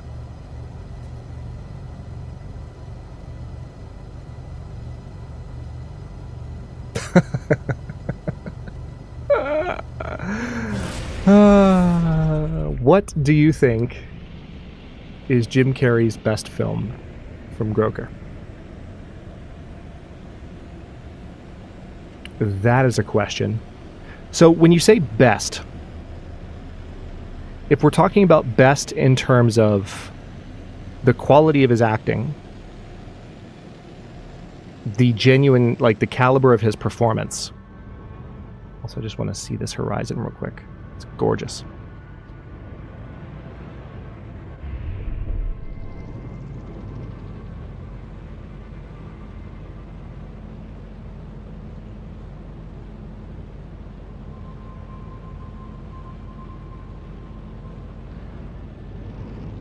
Because Jim Carrey has so many good comedies. Truman Show as a drama, I think, is really good. And I'll always remember... Actually, hang on. Hang on. This might actually be worth... I just need to find something real quick. Truman Show is the reason that we have this.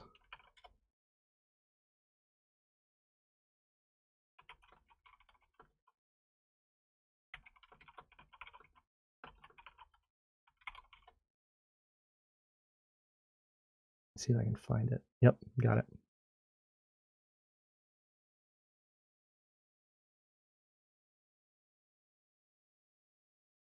Okay.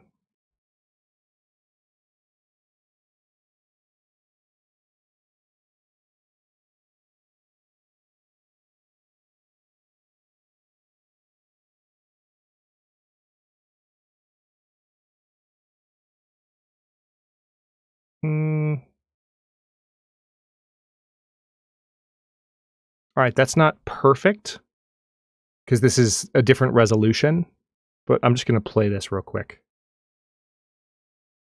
Also, I'm realizing, wait a minute.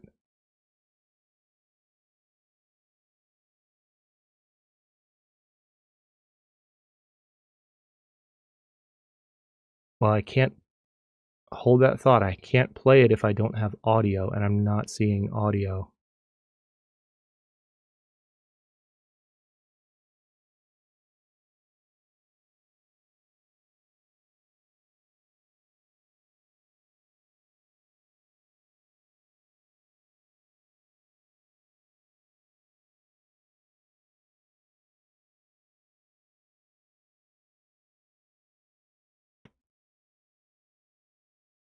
Oh, wait, that's why. Hang on.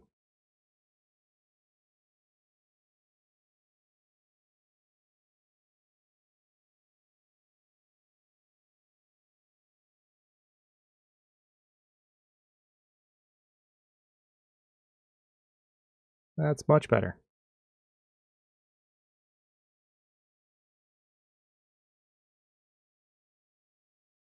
Okay. Don't mind the thumbnails on the side. We can tolerate that. Ladies and gentlemen, Mr. Jim Carrey. Again, this was the year that Truman Show came out.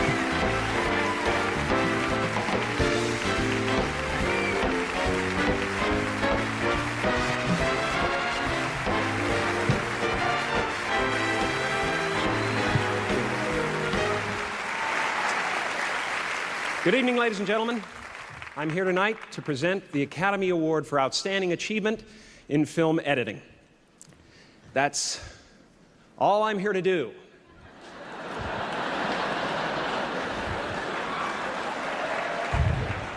I have nothing else to worry about. I can just show up and enjoy the parties.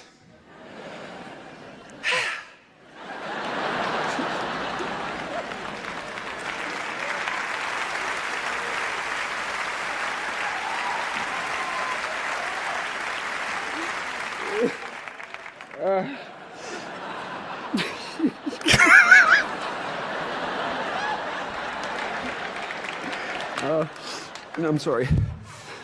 I didn't expect that to happen. Winning the Oscar is not the most important thing in the world. It's an honor just to be oh, God.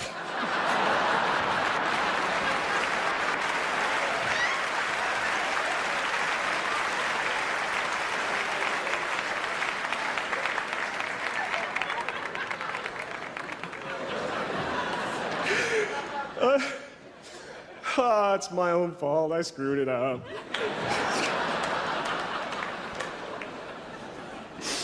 About a month ago, I would have thought that voting for myself was going to make the difference, you know, but you really got to get out there and talk to people. Anyway, who cares? I have been beaten by Roberto Benigni. He has jumped into my ocean.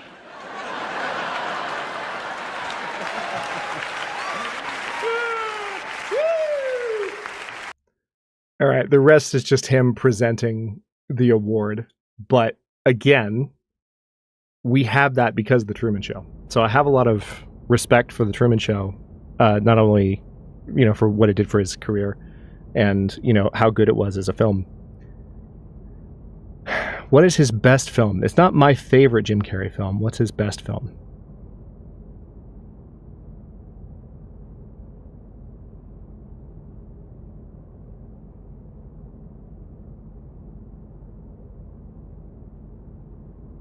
I actually, I have to, this is going to be a biased answer, but I have to be real.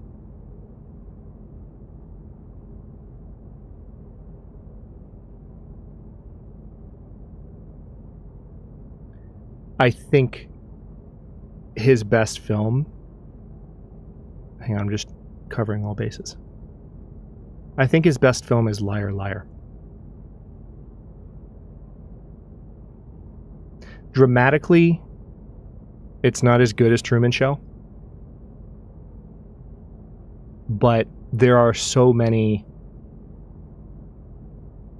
deeply touching, memorable, impactful moments in that movie.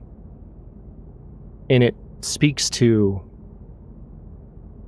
Not only is it a genuinely hilarious movie, genuinely hilarious, but it's also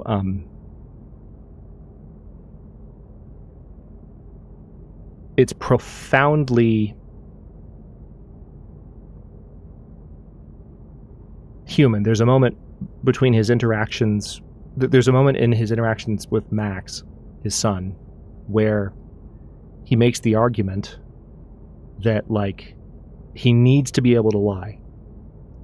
The grown-ups have to lie, and he wants Max to kind of undo his wish.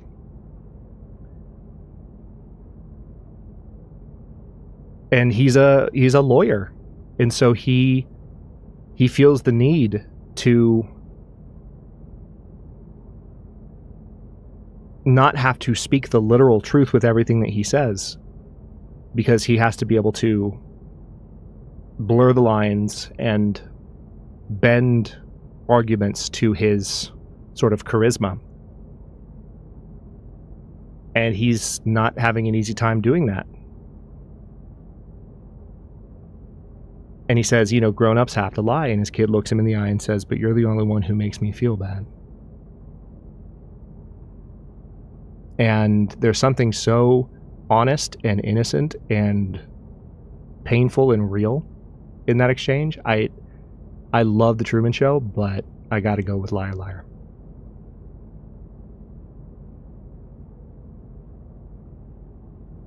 There's also the moment, and I think one of the reasons I'm partial to this is the first movie that you really should perhaps, yes. This is the first movie that genuinely made me choke up, I think. I don't remember if there was one before this, but there's a moment in the movie where he and Audrey, his ex-wife, are arguing by the car at an impound lot because his car got impounded and she had to come bail him out.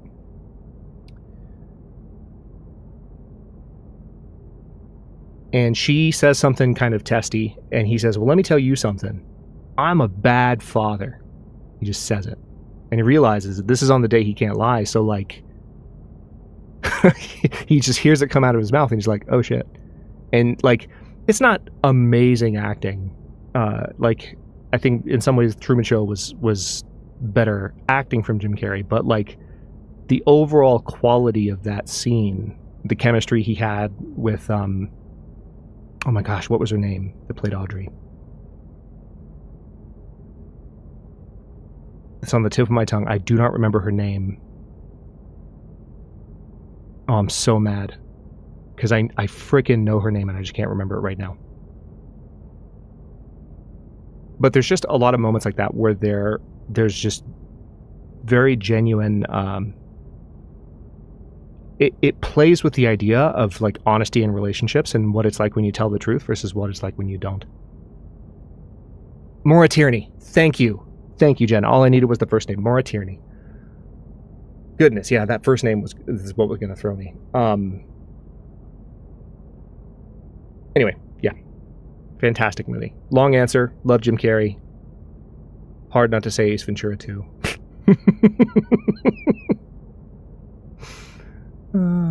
What is the airspeed velocity of an unladen swallow? What do you mean? African or European swallow?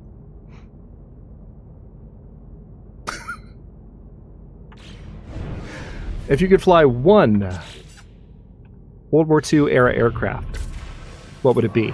This one's from Prate.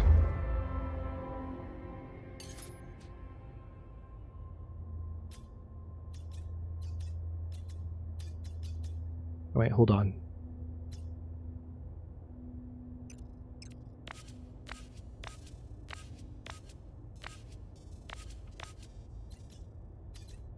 Where is this line taking me?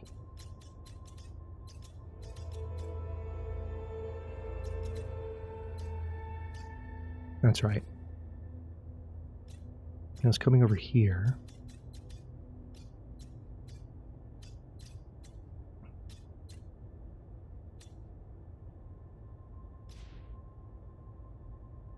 Nononarch. That's an interesting system name. If you could fly one World War II era aircraft, what would it be? I'm not gonna lie.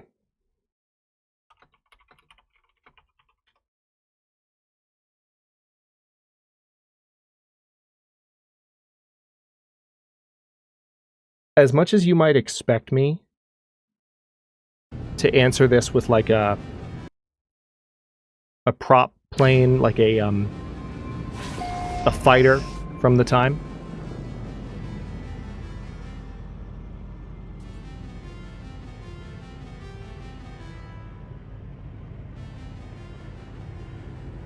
Oh yeah, I know, perhaps, yes. I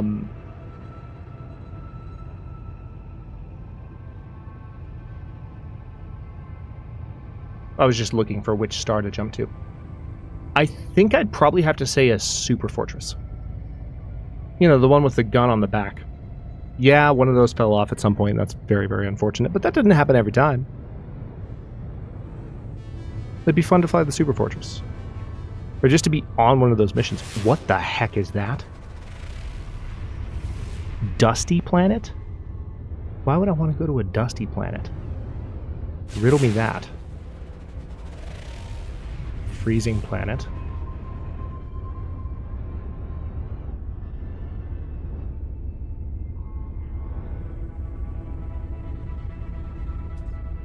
Okay, hold on.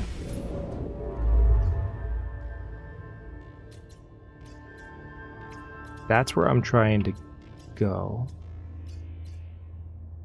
Emerald drive required.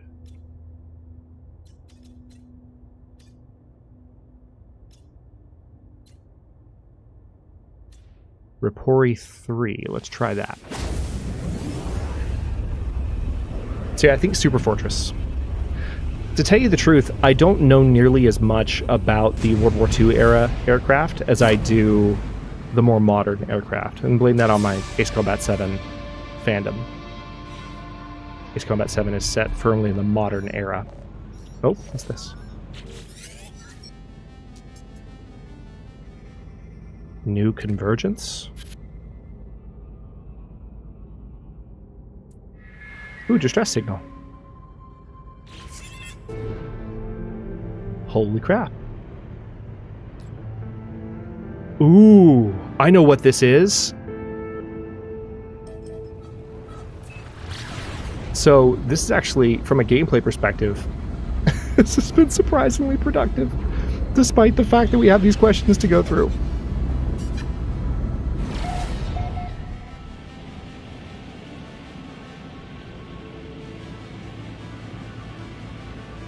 So, if you haven't seen No Man's Sky played in a while, what you're about to see might blow your mind. This is another thing they added. I would argue that of the major updates from the last... This one's actually been in the game for a while now. It's like been 4 years or so, I want to say. 3 or 4 years. I would argue of the updates from the last 3 or 4 years, this particular edition... I like this planet, by the way. Interesting set of colors. Kind of swampy. This is one of the ones that will... That really jumped out at people as like, holy crap, that's a huge addition to the game. You see this? Do you see it?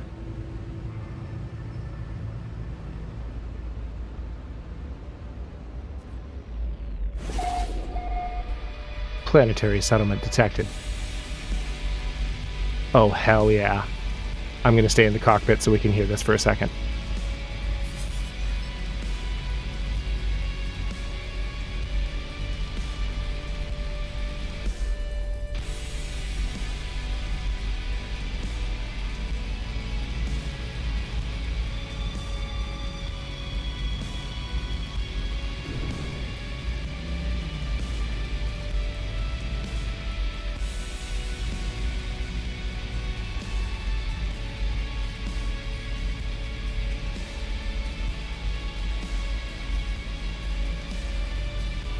So, for those who don't know the context,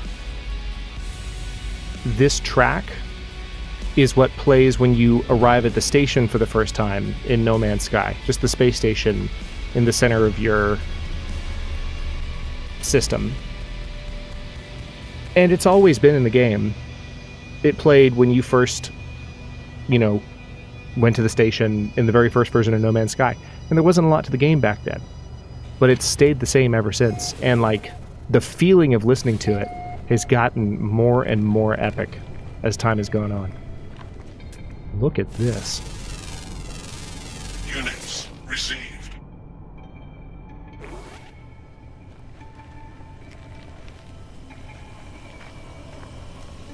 Alright, let's check on this.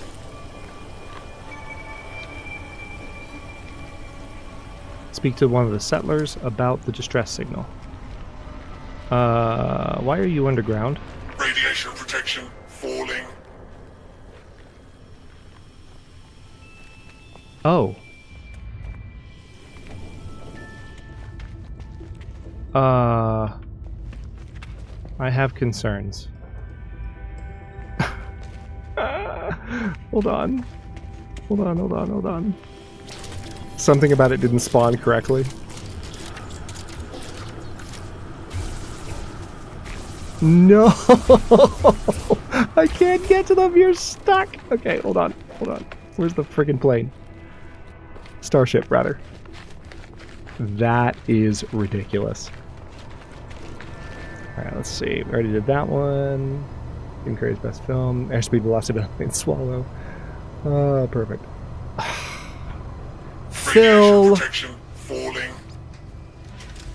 Phil, you know what AMA stands for. We've all been here. We've all been paying attention.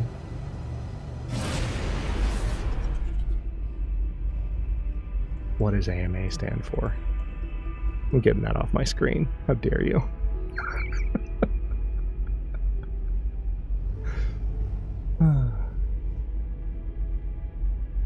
81. What is your favorite myth from any mythology, not just Greek? Hang on, I'm gonna briefly try something here. Actually, hang on, got a better idea. I'm gonna zip down to another spot on the surface.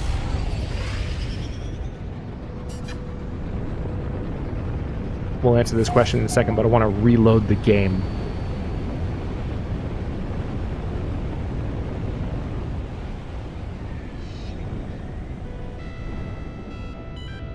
That is the most Dragon Ball Z looking house I have ever seen in No Man's Sky. Maybe it's just the color contrast.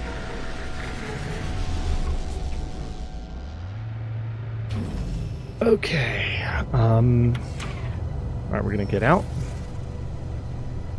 That creates a restore point. Let's go ahead and reload restore point. Ooh. Haven't seen that load screen before. Look at that.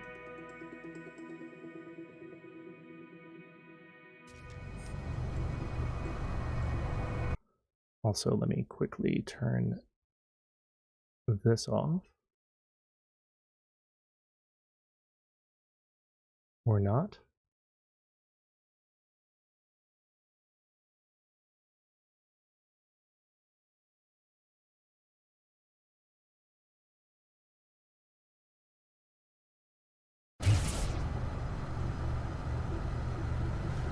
Alright, so now that we've reloaded, I'm going to try something real quick.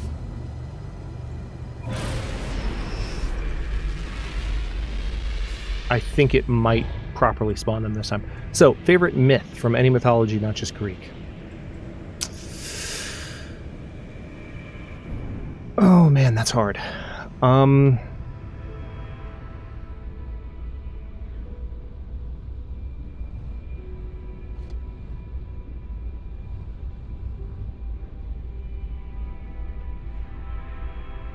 Trying to think about like various mythologies. I'm afraid I don't have a very good answer for this one. Because I think a lot of the mythology that I spend time with is more like modern storytelling.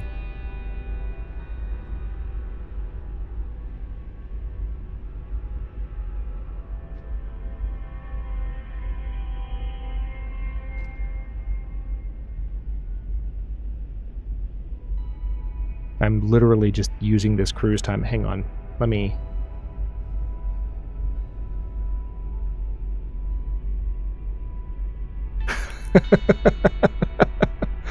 I know, Phil. We talked about it at the time, too. Which is the other reason that I somewhat jokingly was like, come on. Just have a little fun with it, man. Let's see. Favorite myth? See, this is one of those questions, like it's... My brain will kind of go into search mode and get locked up trying to find something.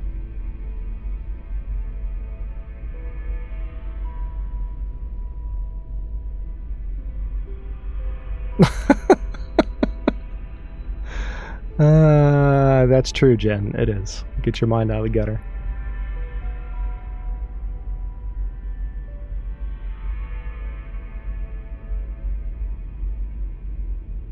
Quit looking at my ship's accidental booty. This is such a nice, like, pleasant cruise, by the way. Like, I just pointed the ship. It's a 34-minute arrival, by the way, so I should probably hold down shift. We still have 4 minutes at full cruise speed because of the distance I traveled. So, I'll show you one of the really fun things you can do, though, when you're in this situation. It's what I like to call Blackbird mode.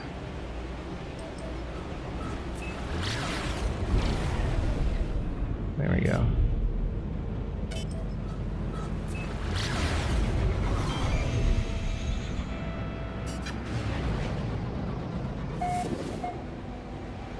I don't know if I have a good answer to this one.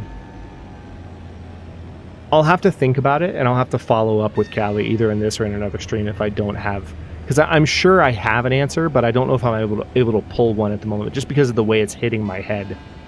Like, it's really difficult for me to think about, like, different possible options. And I know if I sat and, like, thought through it a little bit more, I'd be able to pull something out. But it's kind of like the other favorite questions that have popped up. Like, if there's not a really clear favorite that comes from a place of passion, like, it's hard to bring that to the surface.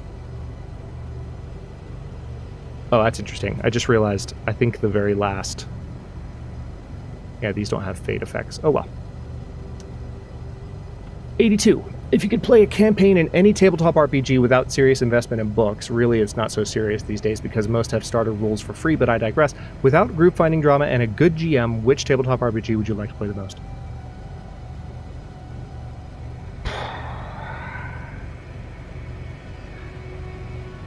Janelle is going to be giddy when she hears me say this, but like whatever the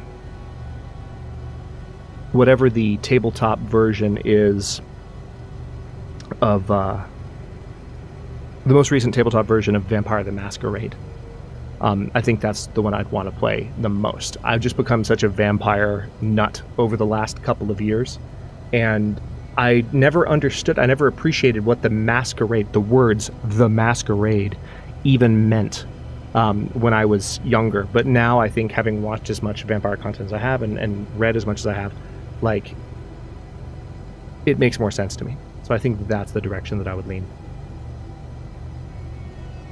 We're down to less than 10, by the way.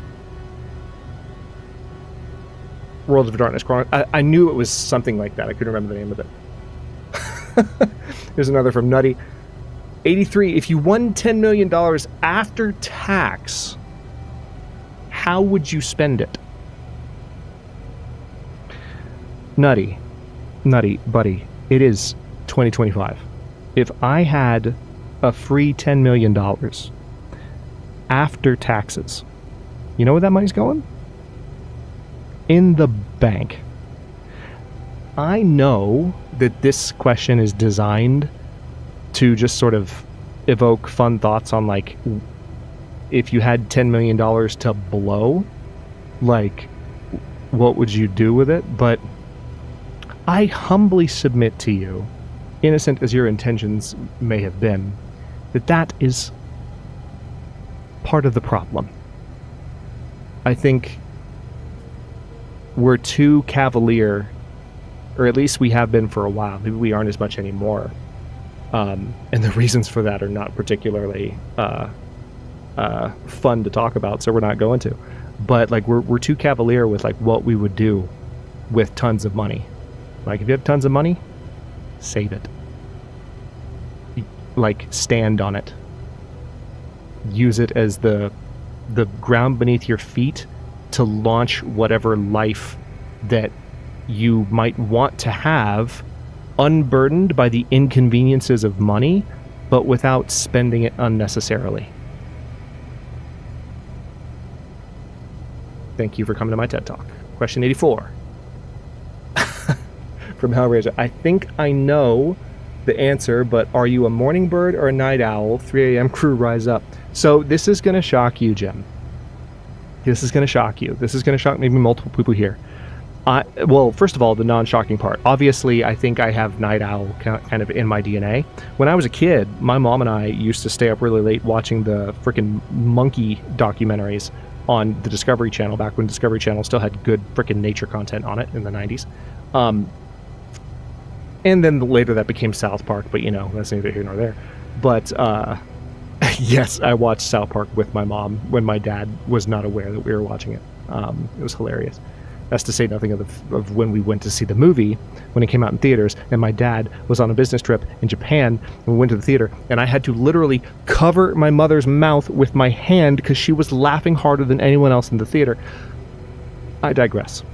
I'm a night owl. I have been since I was young, but I function much better when I can maintain a morning bird routine. I'm a night owl naturally, but when I can get myself on a morning bird routine, I feel better about my quality of life. So it's a constant tug of war with me, especially when my friends enjoy staying up playing games. And it's fun to stay up and play games with them. So, yeah.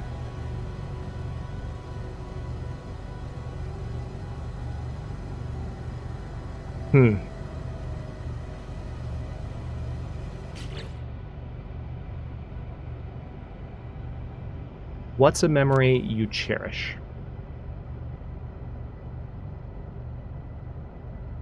You know, there's something hilarious about the poignancy of this question juxtaposed by the name of the person, the screen name of the person asking it.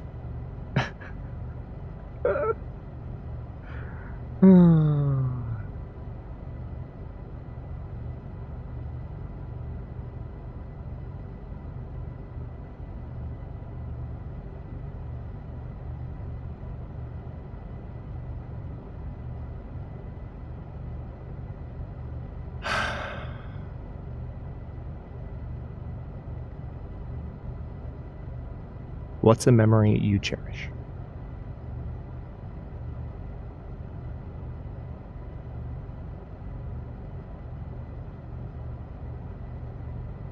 Standing in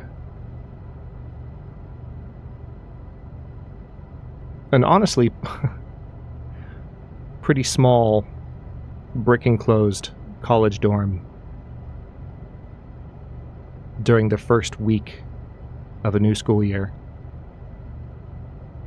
2 people sitting on the futon right in front of me, hanging out with the group of people in the room. 2 people I had never met before. One, an impossibly vivacious and high energy, definitely ADHD young woman who would become my best friend for years. And the other, a very serious-faced and yet undeniably mischievous dude with slightly frosted tips sticking out beneath his backwards baseball cap while he strums somewhat.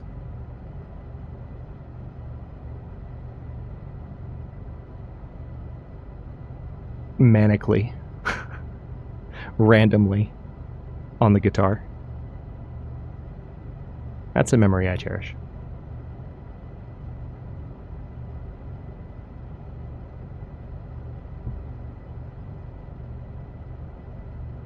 Question 36. You refer to your work as the dream job. Would you ever quit if the channel got to 1 million subs? I told y'all we were saving some of the best ones for last. No, I wouldn't. And the reason, I actually kind of gave it indirectly for those of you who were here for it earlier in the stream. I had, you know, what was it, like an hour and a half ago? It wasn't even that long ago. I was pretty direct about the emotional requirements of being a content creator. They're not small. Especially if you have a quality community, they're not small. Because you have a responsibility. And I wouldn't want that responsibility to be my life. Does that make sense? I would want it to be a part of my life. And I would want it balanced with something else that was fulfilling and sustaining, perhaps even more sustaining, pretty much the way I have it now, because that's the environment that allows the channel to actually flourish. And it sucks because, like I talked about earlier, I've said for 2 years, oh yeah, this new job that I've got is so compatible with also doing YouTube the way that I started to do in early 2023, which I got the new job in June 2023, 6 months in. For those of you who are newer here, that's the lore. I brought the channel back from a hiatus in the beginning of 2023, got a major job offer in the middle of the year, and have been like juggling things ever since. But I still mean every word that I've said. I'm still stabilizing to a place that's more stable than I've been since the channel started. And it's just a matter of continuing to ease into that space. It's one of the reasons I appreciate your ongoing patience and generosity so much. And I've said this many, many times, and I'm terrified of feeling like the boy who cried wolf and feeling like, you know, the creator saying the same thing over and over again. But it's just because these things often don't happen on our timetables. And then to the extent that they do, it's just a function of your ability to stand up and recognize the agency you have over your own life, especially when you didn't have that agency just a few years ago. So I wouldn't want everything I did to come from this. I would want, as much as this channel and this community enriches my life, it can't be the only thing enriching my life, because that actually would not be as rich of a life as I have right now. Strange as that might seem to hear. So no, I would not. Good question though, Westy. I appreciate you. It's one of my Discord mods, by the way. For those of you who don't know Westy, he's been super busy lately. What is, oh my gosh, saved all the good ones. What is the biggest, greatest thing for you that has come out of you being a YouTuber? Oof. I really chained these last few together, didn't I, Legion? What is the biggest, greatest thing? And again, most of these I deliberately didn't want to let myself think ahead or rehearse too much. So give me a moment. Because there's an obvious knee-jerk answer that's coming up. That's honest, but it also feels a little bit low-hanging fruit. I wanted to go out with a bang, Jen. What's the biggest, greatest thing for you that's come out of being a YouTuber?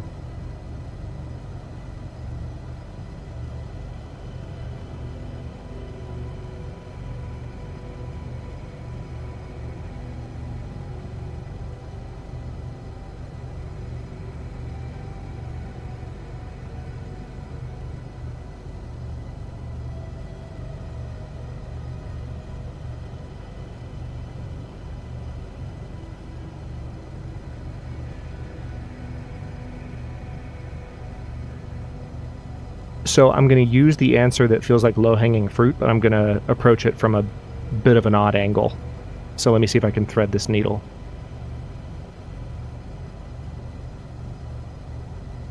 When I started my YouTube channel, I didn't think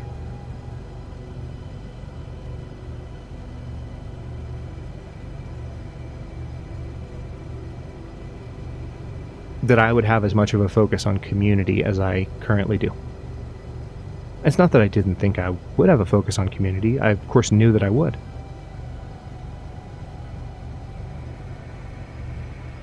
But this community has consistently, especially in the last 3 years, you've consistently surprised me with how fucking great you are. I'm sorry for being somewhat crude in my language, but I've told the story before.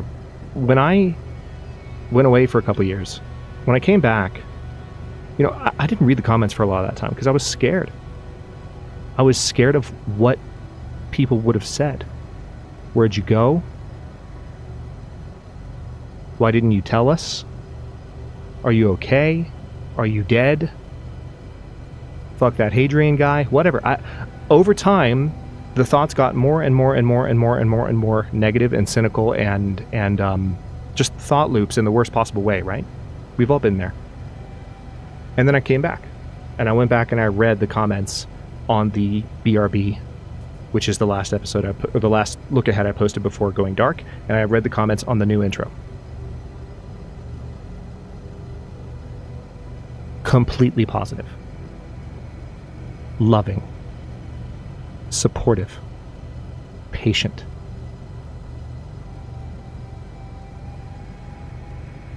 Overwhelmingly in defiance of my expectations. Yes, I have told this story before. Yes, I've expressed gratitude for it before. No, this is not the last time.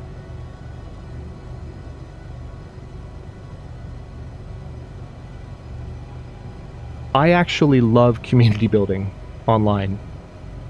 Those of you who have known me a long time, you know this is not my first rodeo with it. I've been a moderator and admin in other communities in ways... Are you serious? Oh, nearby structure to target. What's this? Hold on. Here's what we're gonna do. Alright, I'm just gonna pause the game.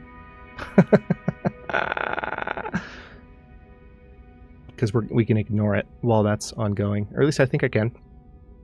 If not, that settlement's gonna have to figure things out on their own. But,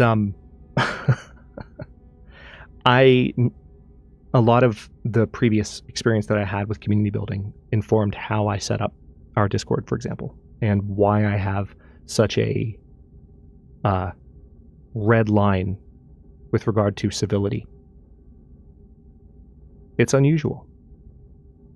I guess that's another thing that would have worked for the answer to Pekka's question about one thing I disagree with most of the world on. I don't think it's okay to just say whatever the fuck you want to say to other people on the internet. And I didn't want a community where people did think that was okay. And all of you, I'm looking at all of you right now. I'm not just talking to the people watching this VOD. I'm looking at you in chat. I'm looking at these names. All of you have helped me make that happen. That is the biggest, greatest thing, because it's not just that I got an awesome community. That's true. But that an awesome community kind of dropped out of nowhere and surprised me with just how great they were. And that's the great thing. That's what makes me proud, and that's what makes me humble at the same time.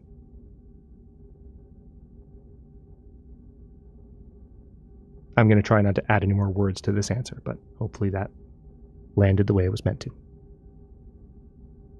Let's go save the settlement, shall we?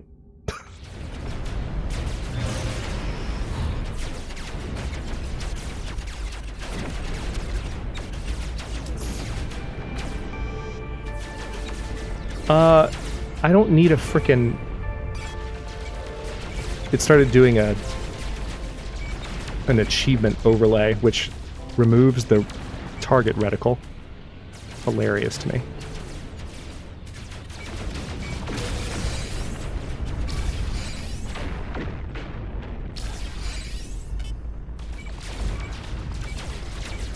Shield's gone.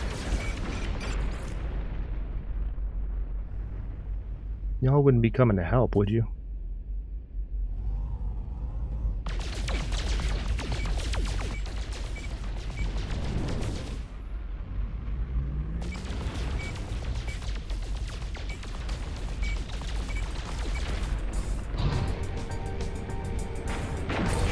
Threat received defeated. Oh, dang. I just got 277,000 credits for saving them. Let's go. Oh my god, stop with the achievements. I think the journey milestone screens are some of the most obnoxious things in No Man's Sky. They always have been. They made them shorter. It used to be you couldn't skip them at all. It was very, very frustrating in the initial version of No Man's Sky. Probably my least favorite thing about the game now. Oh my god, they're still stuck underground. Why are you like this?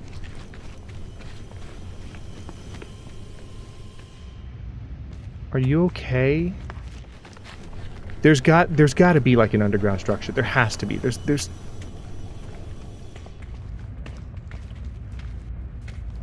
This settlement is so bugged. Yeah, the trees are cool.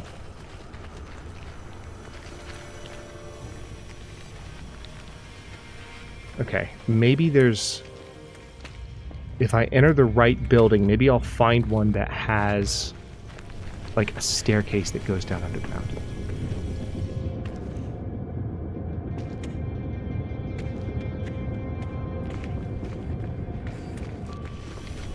The person I'm supposed to talk to is over here. This was the building I originally tried to enter.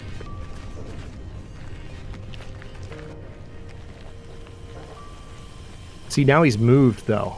It was saying originally that he was in... Notice that there are no settlers. So this feels bugged. Thanks, Nige. Radiation protection falling. I'm guessing that they've done some edits to the planet code, and this settlement is not... They're just no longer showing up properly here. Which is a shame, but it is what it is.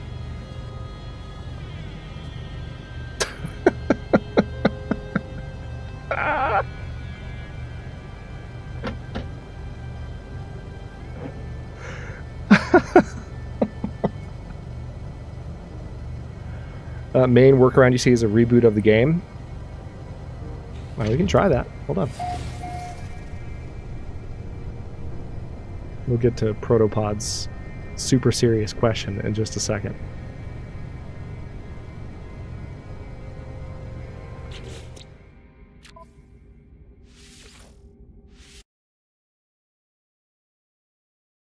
All right, hold on.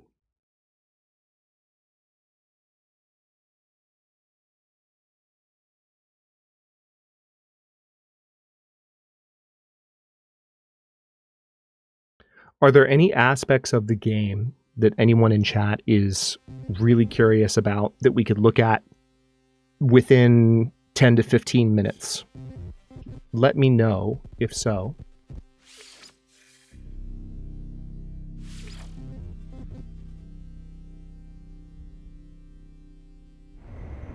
Because we can focus on that. I'm going to focus on answering these last few questions and then starting to wrap up. Thank you all so much for joining me today. This has been a blast. I hate that we've had some technical difficulty. It's been a little bit distracting, but we've gotten through it.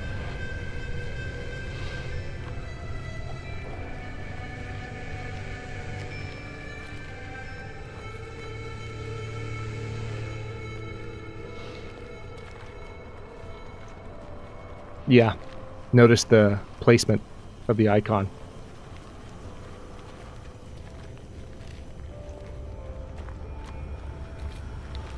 Radiation protection falling. Found him. Got it, Nudge.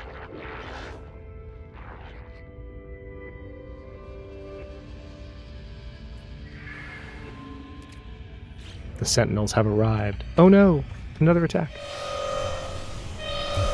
Warning. Sentinel drones activated.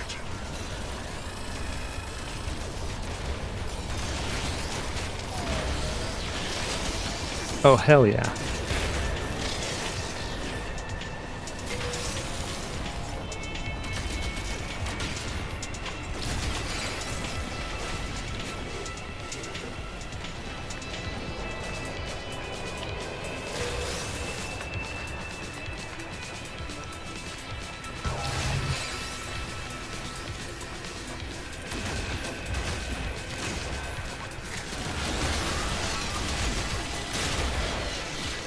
I do have an upgraded multi-tool, and that's coming in quite handy at the moment, given that I haven't done too much to upgrade my weapons.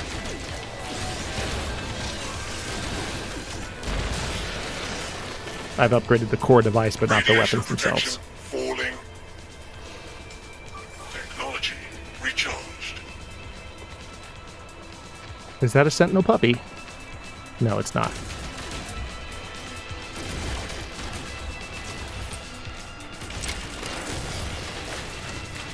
Suppression forces retreating.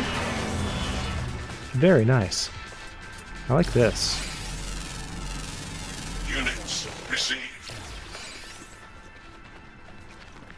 Longest half-life. So now I think this settlement can be mine. I think that's how it works. Yes, I know. I accomplished a milestone. Thank you. Alright, so what now? Radiation protection falling.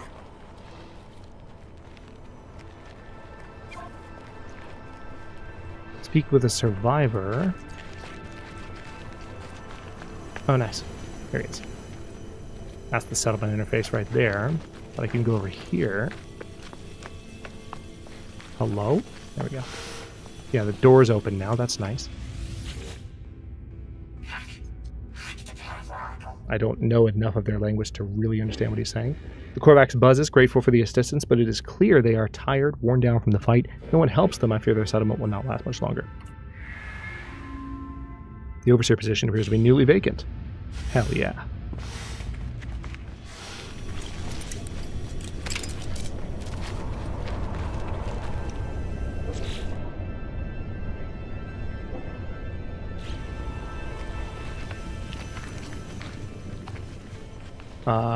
Oh, there we go.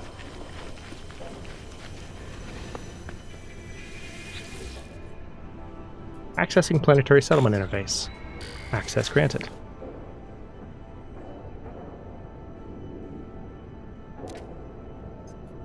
Missing, deceased, overseer position presumed vacant. Apply for settlement management. Apply. Current population 22 of 44 max. 8% happiness. Damn. Productivity. Maintenance cost. Oof. You're in the red. Rude citizens. Built on fault line. Lazy citizens. Leaking pipes.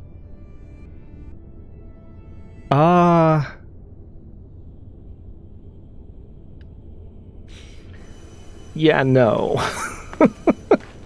Did you see the number of negative modifiers? Y'all on your own. Have fun. Have fun. I'm too poor.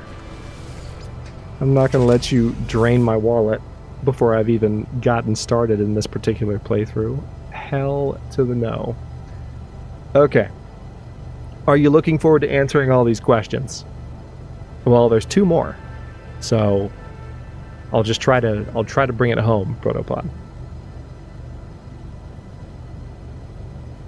Nutty. Was there a decision you regretted? Similar vein, was there a decision you don't regret?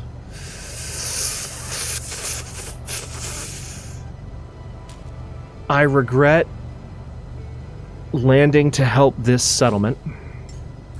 Technology recharged. I do not regret pushing through to get stream started today in spite of technical difficulties. Et voila. Question 90. God damn it.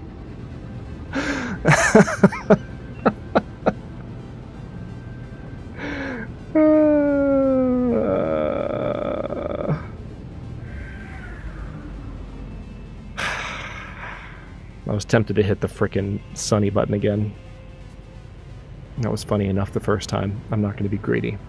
What should we do with the drunken sailor? Reboot the game. Because apparently that fixes everything. Is what I would say. Let's head to the space station, shall we?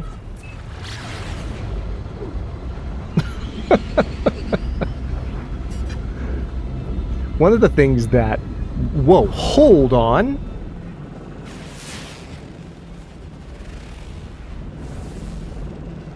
High Sentinel activity. That looks like a very pretty planet, though.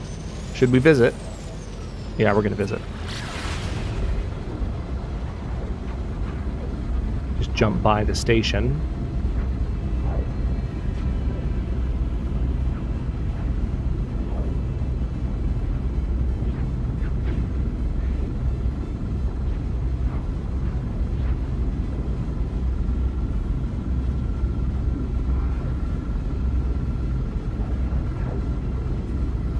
Yeah, this looks very Earth-like.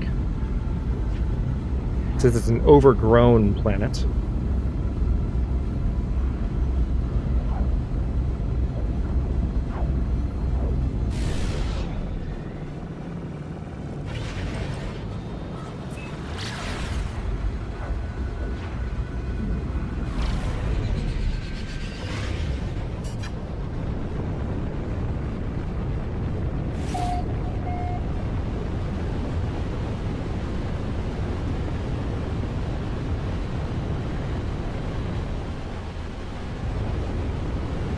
Oh, look at the ring.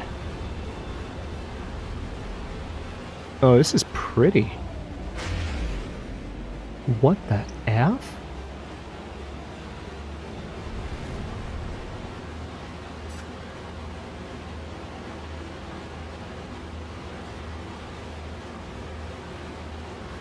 Where's the water from here? Is that it? It kind of looks like some... Maybe? Okay. This is the one thing about No Man's Sky, is that it does this. Okay, yeah, there's water. It's just... the procedural generation system doesn't quite know how to show everything to me.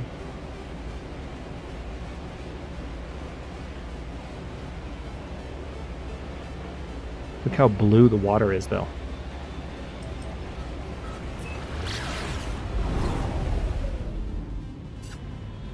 Oh yeah, I remember the Exxon Valdez.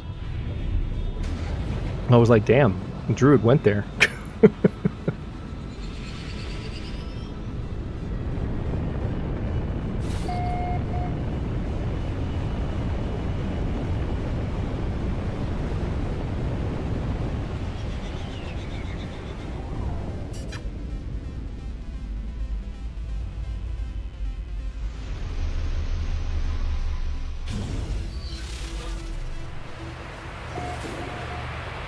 Sweltering damp weather, enforcing sentinels, copious flora, high fauna. Look at the blue in this water. Okay, y'all listen. Look at the reflection of the rings. I don't remember a time in No Man's Sky where the water was quite this blue. It looks like the rest of this planet is pretty objectionable in a number of ways. But I could see myself building a base here. Oh my god.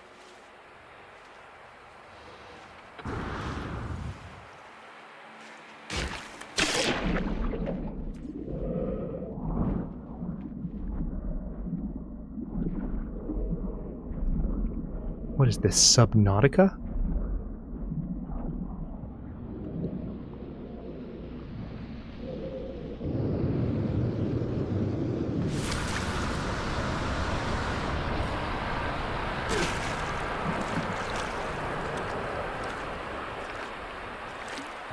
Before I leave the game here, I want to show you all one of the funnier things that can happen.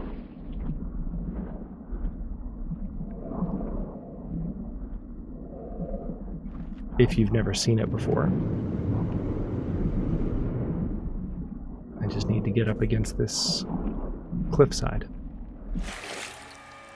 So, you might think, Hadrian, you kind of jumped off that ridge. Oh, we could offer you food. Let's not, though. Oh, God. Oh, God, no. I don't want any, thank you. Okay, it looks like this might be one of the best spots to do it.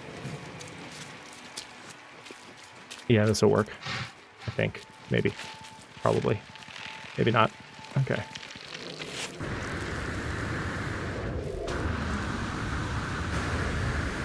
Come on, game. Okay, maybe not.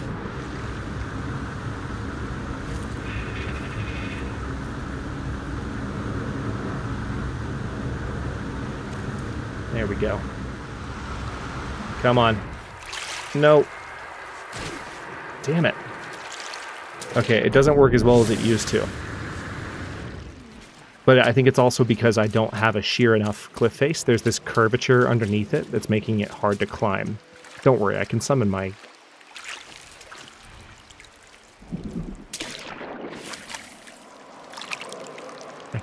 ship to me from anywhere. But this water is unreal. And look at the rings.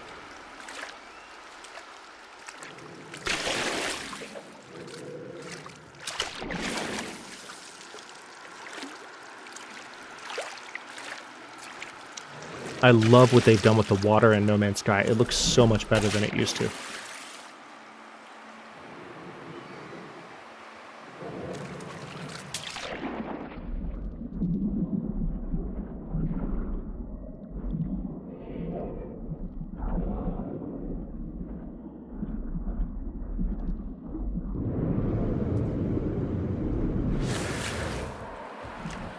Oh, wait.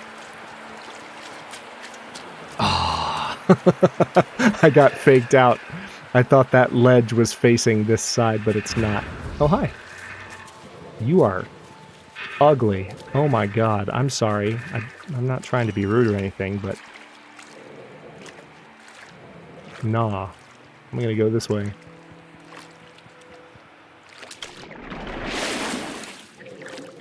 It's a pretty planet. I don't know about the wildlife, though. Hang on. You're adorable. And you glow.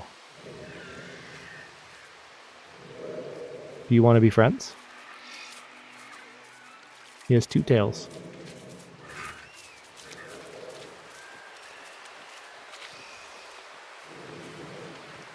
I'm determined to see if there's a spot where I could show you the trick that I'm trying to show you, but I don't know if it's going to let me do it. It might not let me do it.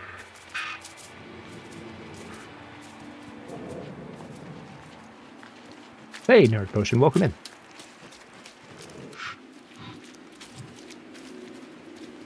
Glowing cute wildlife seems like a red flag. Ah, that's fine.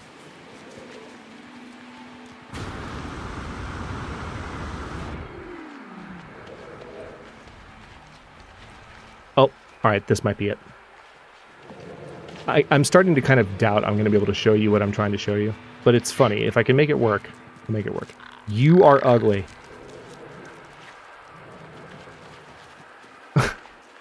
Just being toxic to this planet's wildlife.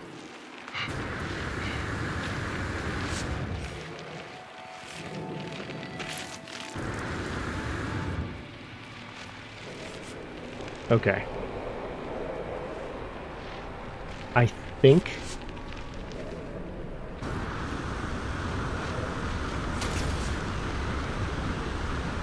Yep, it's let me do it. Perfect. So, there it was. The trick is, if you can get on a vertical cliff face, the way that No Man's Sky actually works is, as long as you stay against the vertical face, your rocket pack doesn't consume fuel.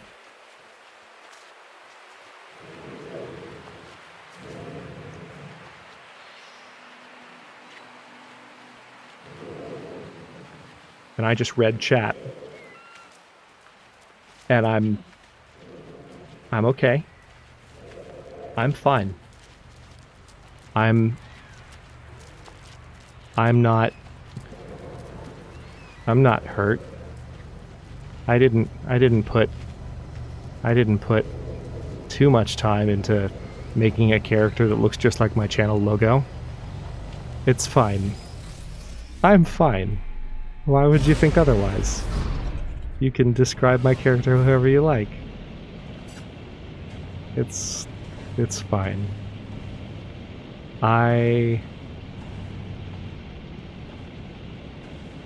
have had a good day with good feelings. Oh, hold on. I just remembered something cool.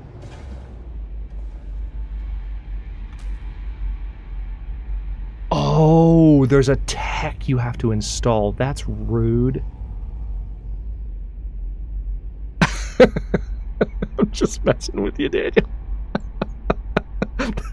I did explain it earlier, but you weren't here. I saw that. I was like, oh, god damn. Okay. So there are different ways this costume can be taken. No, you're right, though. It does look like Mysterio a lot because this new helmet that they've added, I guess you can't see it unless I get out, but the new helmet that they've added, it's definitely just like a fishbowl style helmet. It's fine. Flies into the ocean. I'm fine.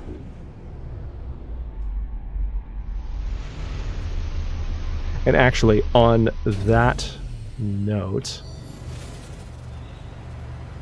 yeah, it totally looks like freaking Mysterio.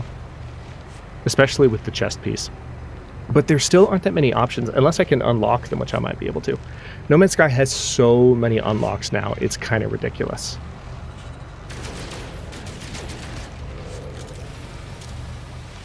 Die. Oh. I just killed hostile wildlife. Why would you be mad at me? Yeah, exactly. Chill out. Okay, so this planet has really hostile sentinels, and I'm not sure I'm about it. I'm gonna hop in here, hop back out just for the save point, hop back in just for a little bit of sanity, but here's what's gonna happen now. I will reactivate. Oh wait, nope, just kidding. I will reactivate that. There it is. We're all fine here. How are you? Listen to me. I want only your strongest potions. My potions would kill you, traveler. You cannot handle my potions. You cannot handle my potions. Indeed. Copper Hamster super chatted $10 and needs only your strongest potions. We're all fine here. How are you? Copper said in his best Han Solo voice. Hang on one second. Let me go ahead and just Alt F for that. Oh my goodness. Oh wait, hold on. I just realized I put a bunch of tracks on the playlist earlier because I was trying to check in response to the band question. There we go. Copper, thank you for the $10 super chat, by the way. Speaking of how are you? How are you? How are things? Good to see you, man. So I just want to take a moment before we wrap up here because we're closing in on 10 p.m. and this is later than I stream on Sundays by a long shot, but we did start late on account of the OBS crashes. Thank you all for being patient during that because I don't know what was causing that. I'm going to have to look into it. It's possible that there's been a Windows update. It's possible there's been an OBS update. I don't know. I did do a little bit of Googling during the 15-minute break. And I saw some stuff indicating that somewhere in the territory of August 2025, there have been some people talking about crashes that sounded similar to mine, but that was just within 15 minutes of looking. And we all know more research is required than that. But hopefully, whatever it is, it'll be kind of a one-off thing. That being said, none of you are strangers to this. I'm not the only content creator you follow. You know that streaming can be a fickle technological endeavor and that sometimes things don't work as smoothly as they do other weekends. So I'm just glad that we were able to kind of jump back into it. Oh my goodness. I tell you, I'm going into battle, and I want only your strongest potions. You can't handle my potions. They're too strong for you. That's the I'll first be the one. I'll be the one. Super chatted $10 and needs only your strongest potions. Just got home. Did you say what actor would play you in a movie? What actor would play me in a movie? Trying to think.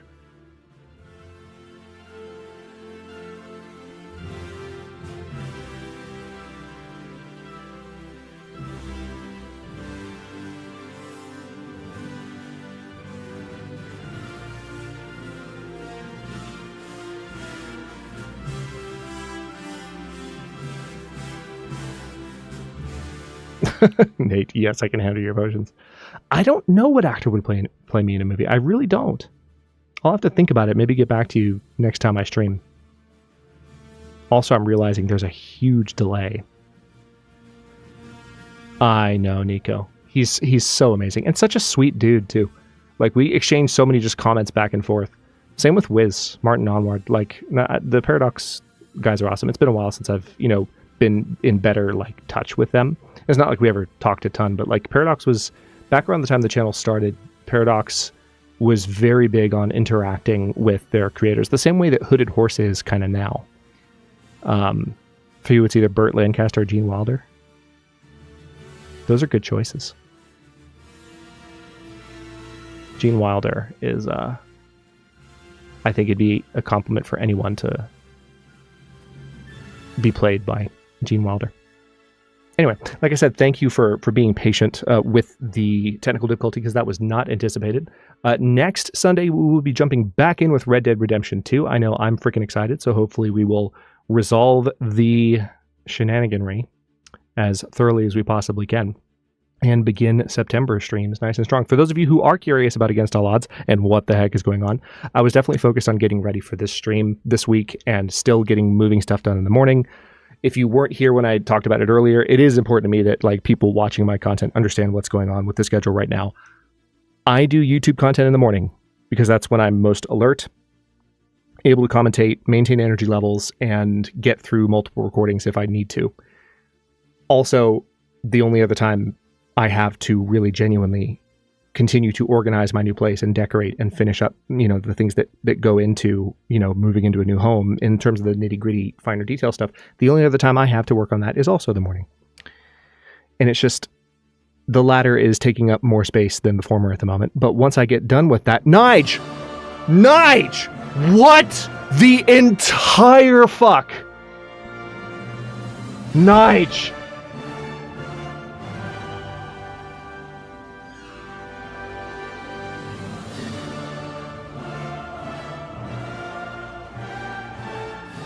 I'm just watching the counter.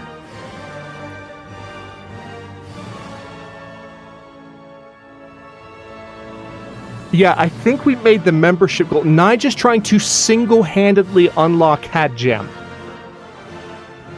Nige. Is the next tax season really this close? Like, stop. Stop. I love you, but stop. Oh my goodness, thank you for the now 150. You know what, this reminds me. Hang on.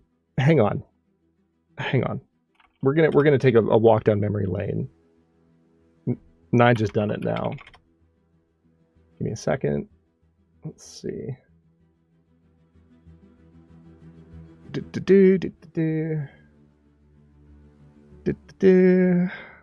Give me a second, it's gonna be a minute.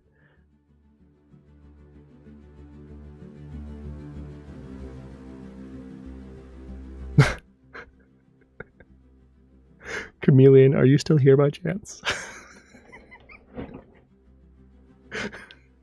Chameleon, if you're here and able to help me clip hunt, I want to enlist your services because you're good at this shit. Hold on.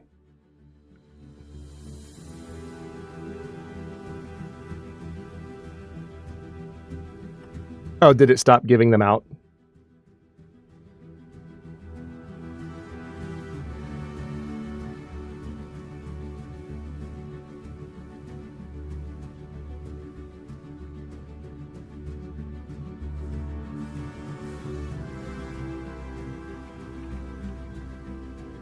Hopefully, it will continue after stream ends, because it can sometimes do that.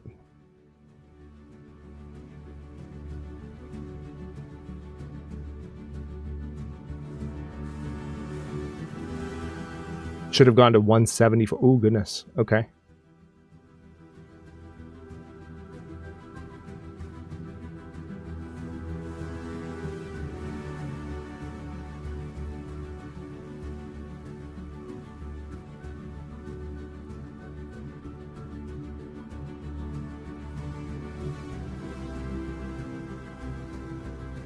How about 69? I don't know, Nate. How about 69?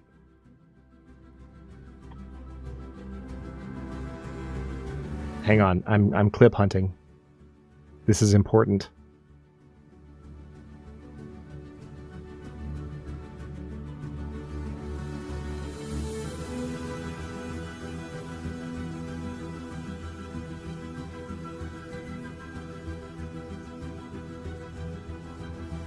Oh, yep.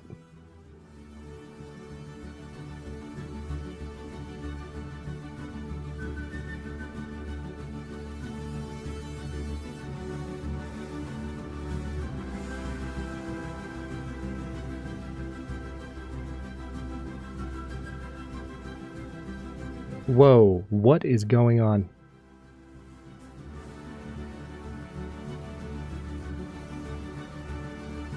Vorsand, what was your question?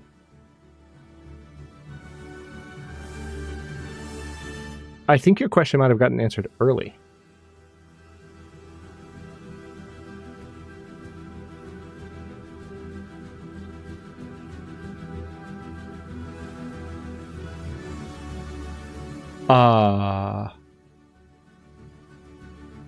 Did you ask that today, or was it something you posted previously? I don't remember seeing a question about pet peeves on our list.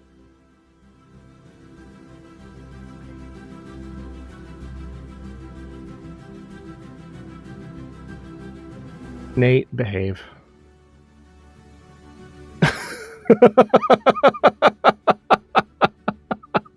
Why do I have a feeling Nate just got yelled at by his other half?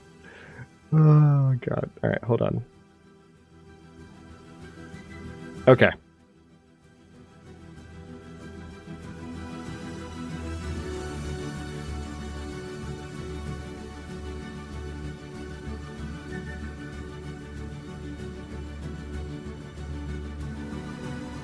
I'll check Vorsand. We might have just missed it, and if so, we'll do some follow-ups, because you might not be the only one. We'll do some follow-ups next stream. Let me see if I can get this, though.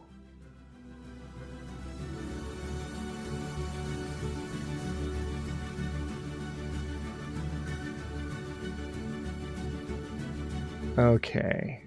That's good and everything.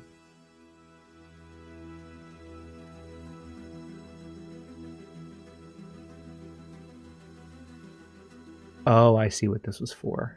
Okay, hold on. Can I do you instead?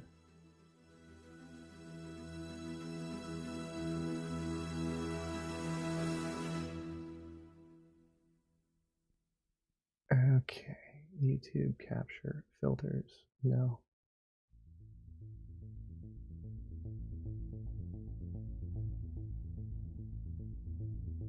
Properties.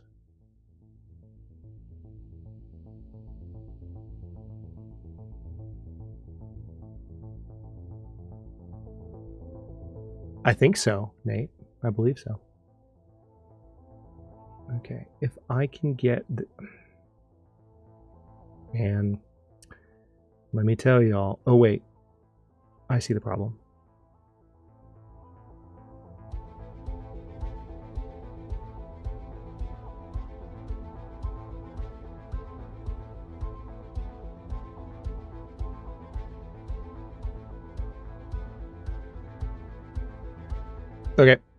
Okay. Nope. Never mind. That was going to be fun, but it's going to be... I'm not sure why that's not working correctly, and it's not cooperating, and it should just let me... So I'm going to have to mess around with that more. I am not up to speed on how to do that in real time. But suffice to say, I'll just post this clip in chat. This is reminding me of when Mole did this to Nalv. It's this exact same thing that Nige is doing. So, Nige, hopefully those do get passed out after the fact. Sorry about that. I know YouTube can be frustrating like that. Sometimes it's really nice to us and there's no problems whatsoever. Sometimes, no,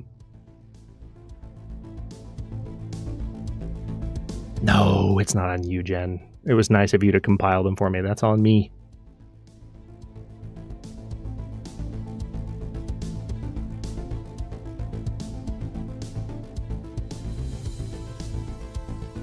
Do you have any pet peeves? Not necessarily the mild annoyance kind, but the really grind your gears, rustles your jimmies, sucks the stripe every can rover sure spell skins. You get the idea.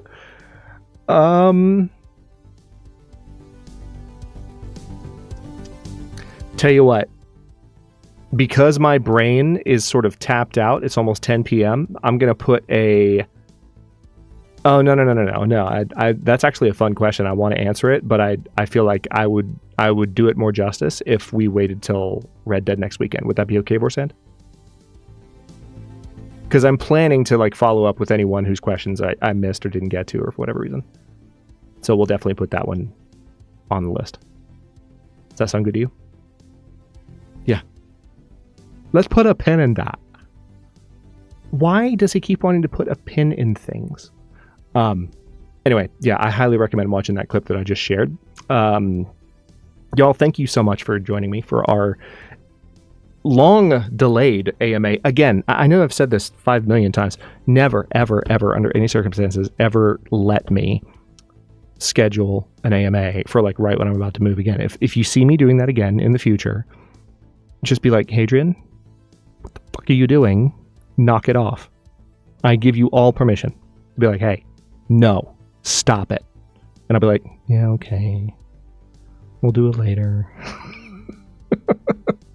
Just like, I just want to put that out there because, man, this was announced in April. It's good to finally get it done. But in some ways, it worked, I think, as a celebratory 10-year deep dive into the horror that is my psyche. And overall, a continuous exploration of the wonderful vibes that we have spontaneously created as a community. I appreciate you all so much for helping me make these streams so much fun. Looking forward to jumping back into Red Dead next weekend. And I'm trying to think if there's anything else. We've got so much coming up that I'm excited to play, not only within the next couple of months, but like the next calendar year or so. So onwards and upwards. Thank you all so much for hanging out. Don't forget to like the video, the stream video if you haven't already. Subscribe to follow along for early episodes, channel emotes, and member badges. Look for the join button. Streams are scheduled for every Sunday and or Thursday. Right now, Thursdays are still on hold until I've got stuff completely set up at the house. Afternoon and evening, respectively. Sunday afternoon, Thursday evening. Vibes are always welcome if you missed the stream. If you're watching the VOD, feel free to leave your thoughts below, and I will see you next time.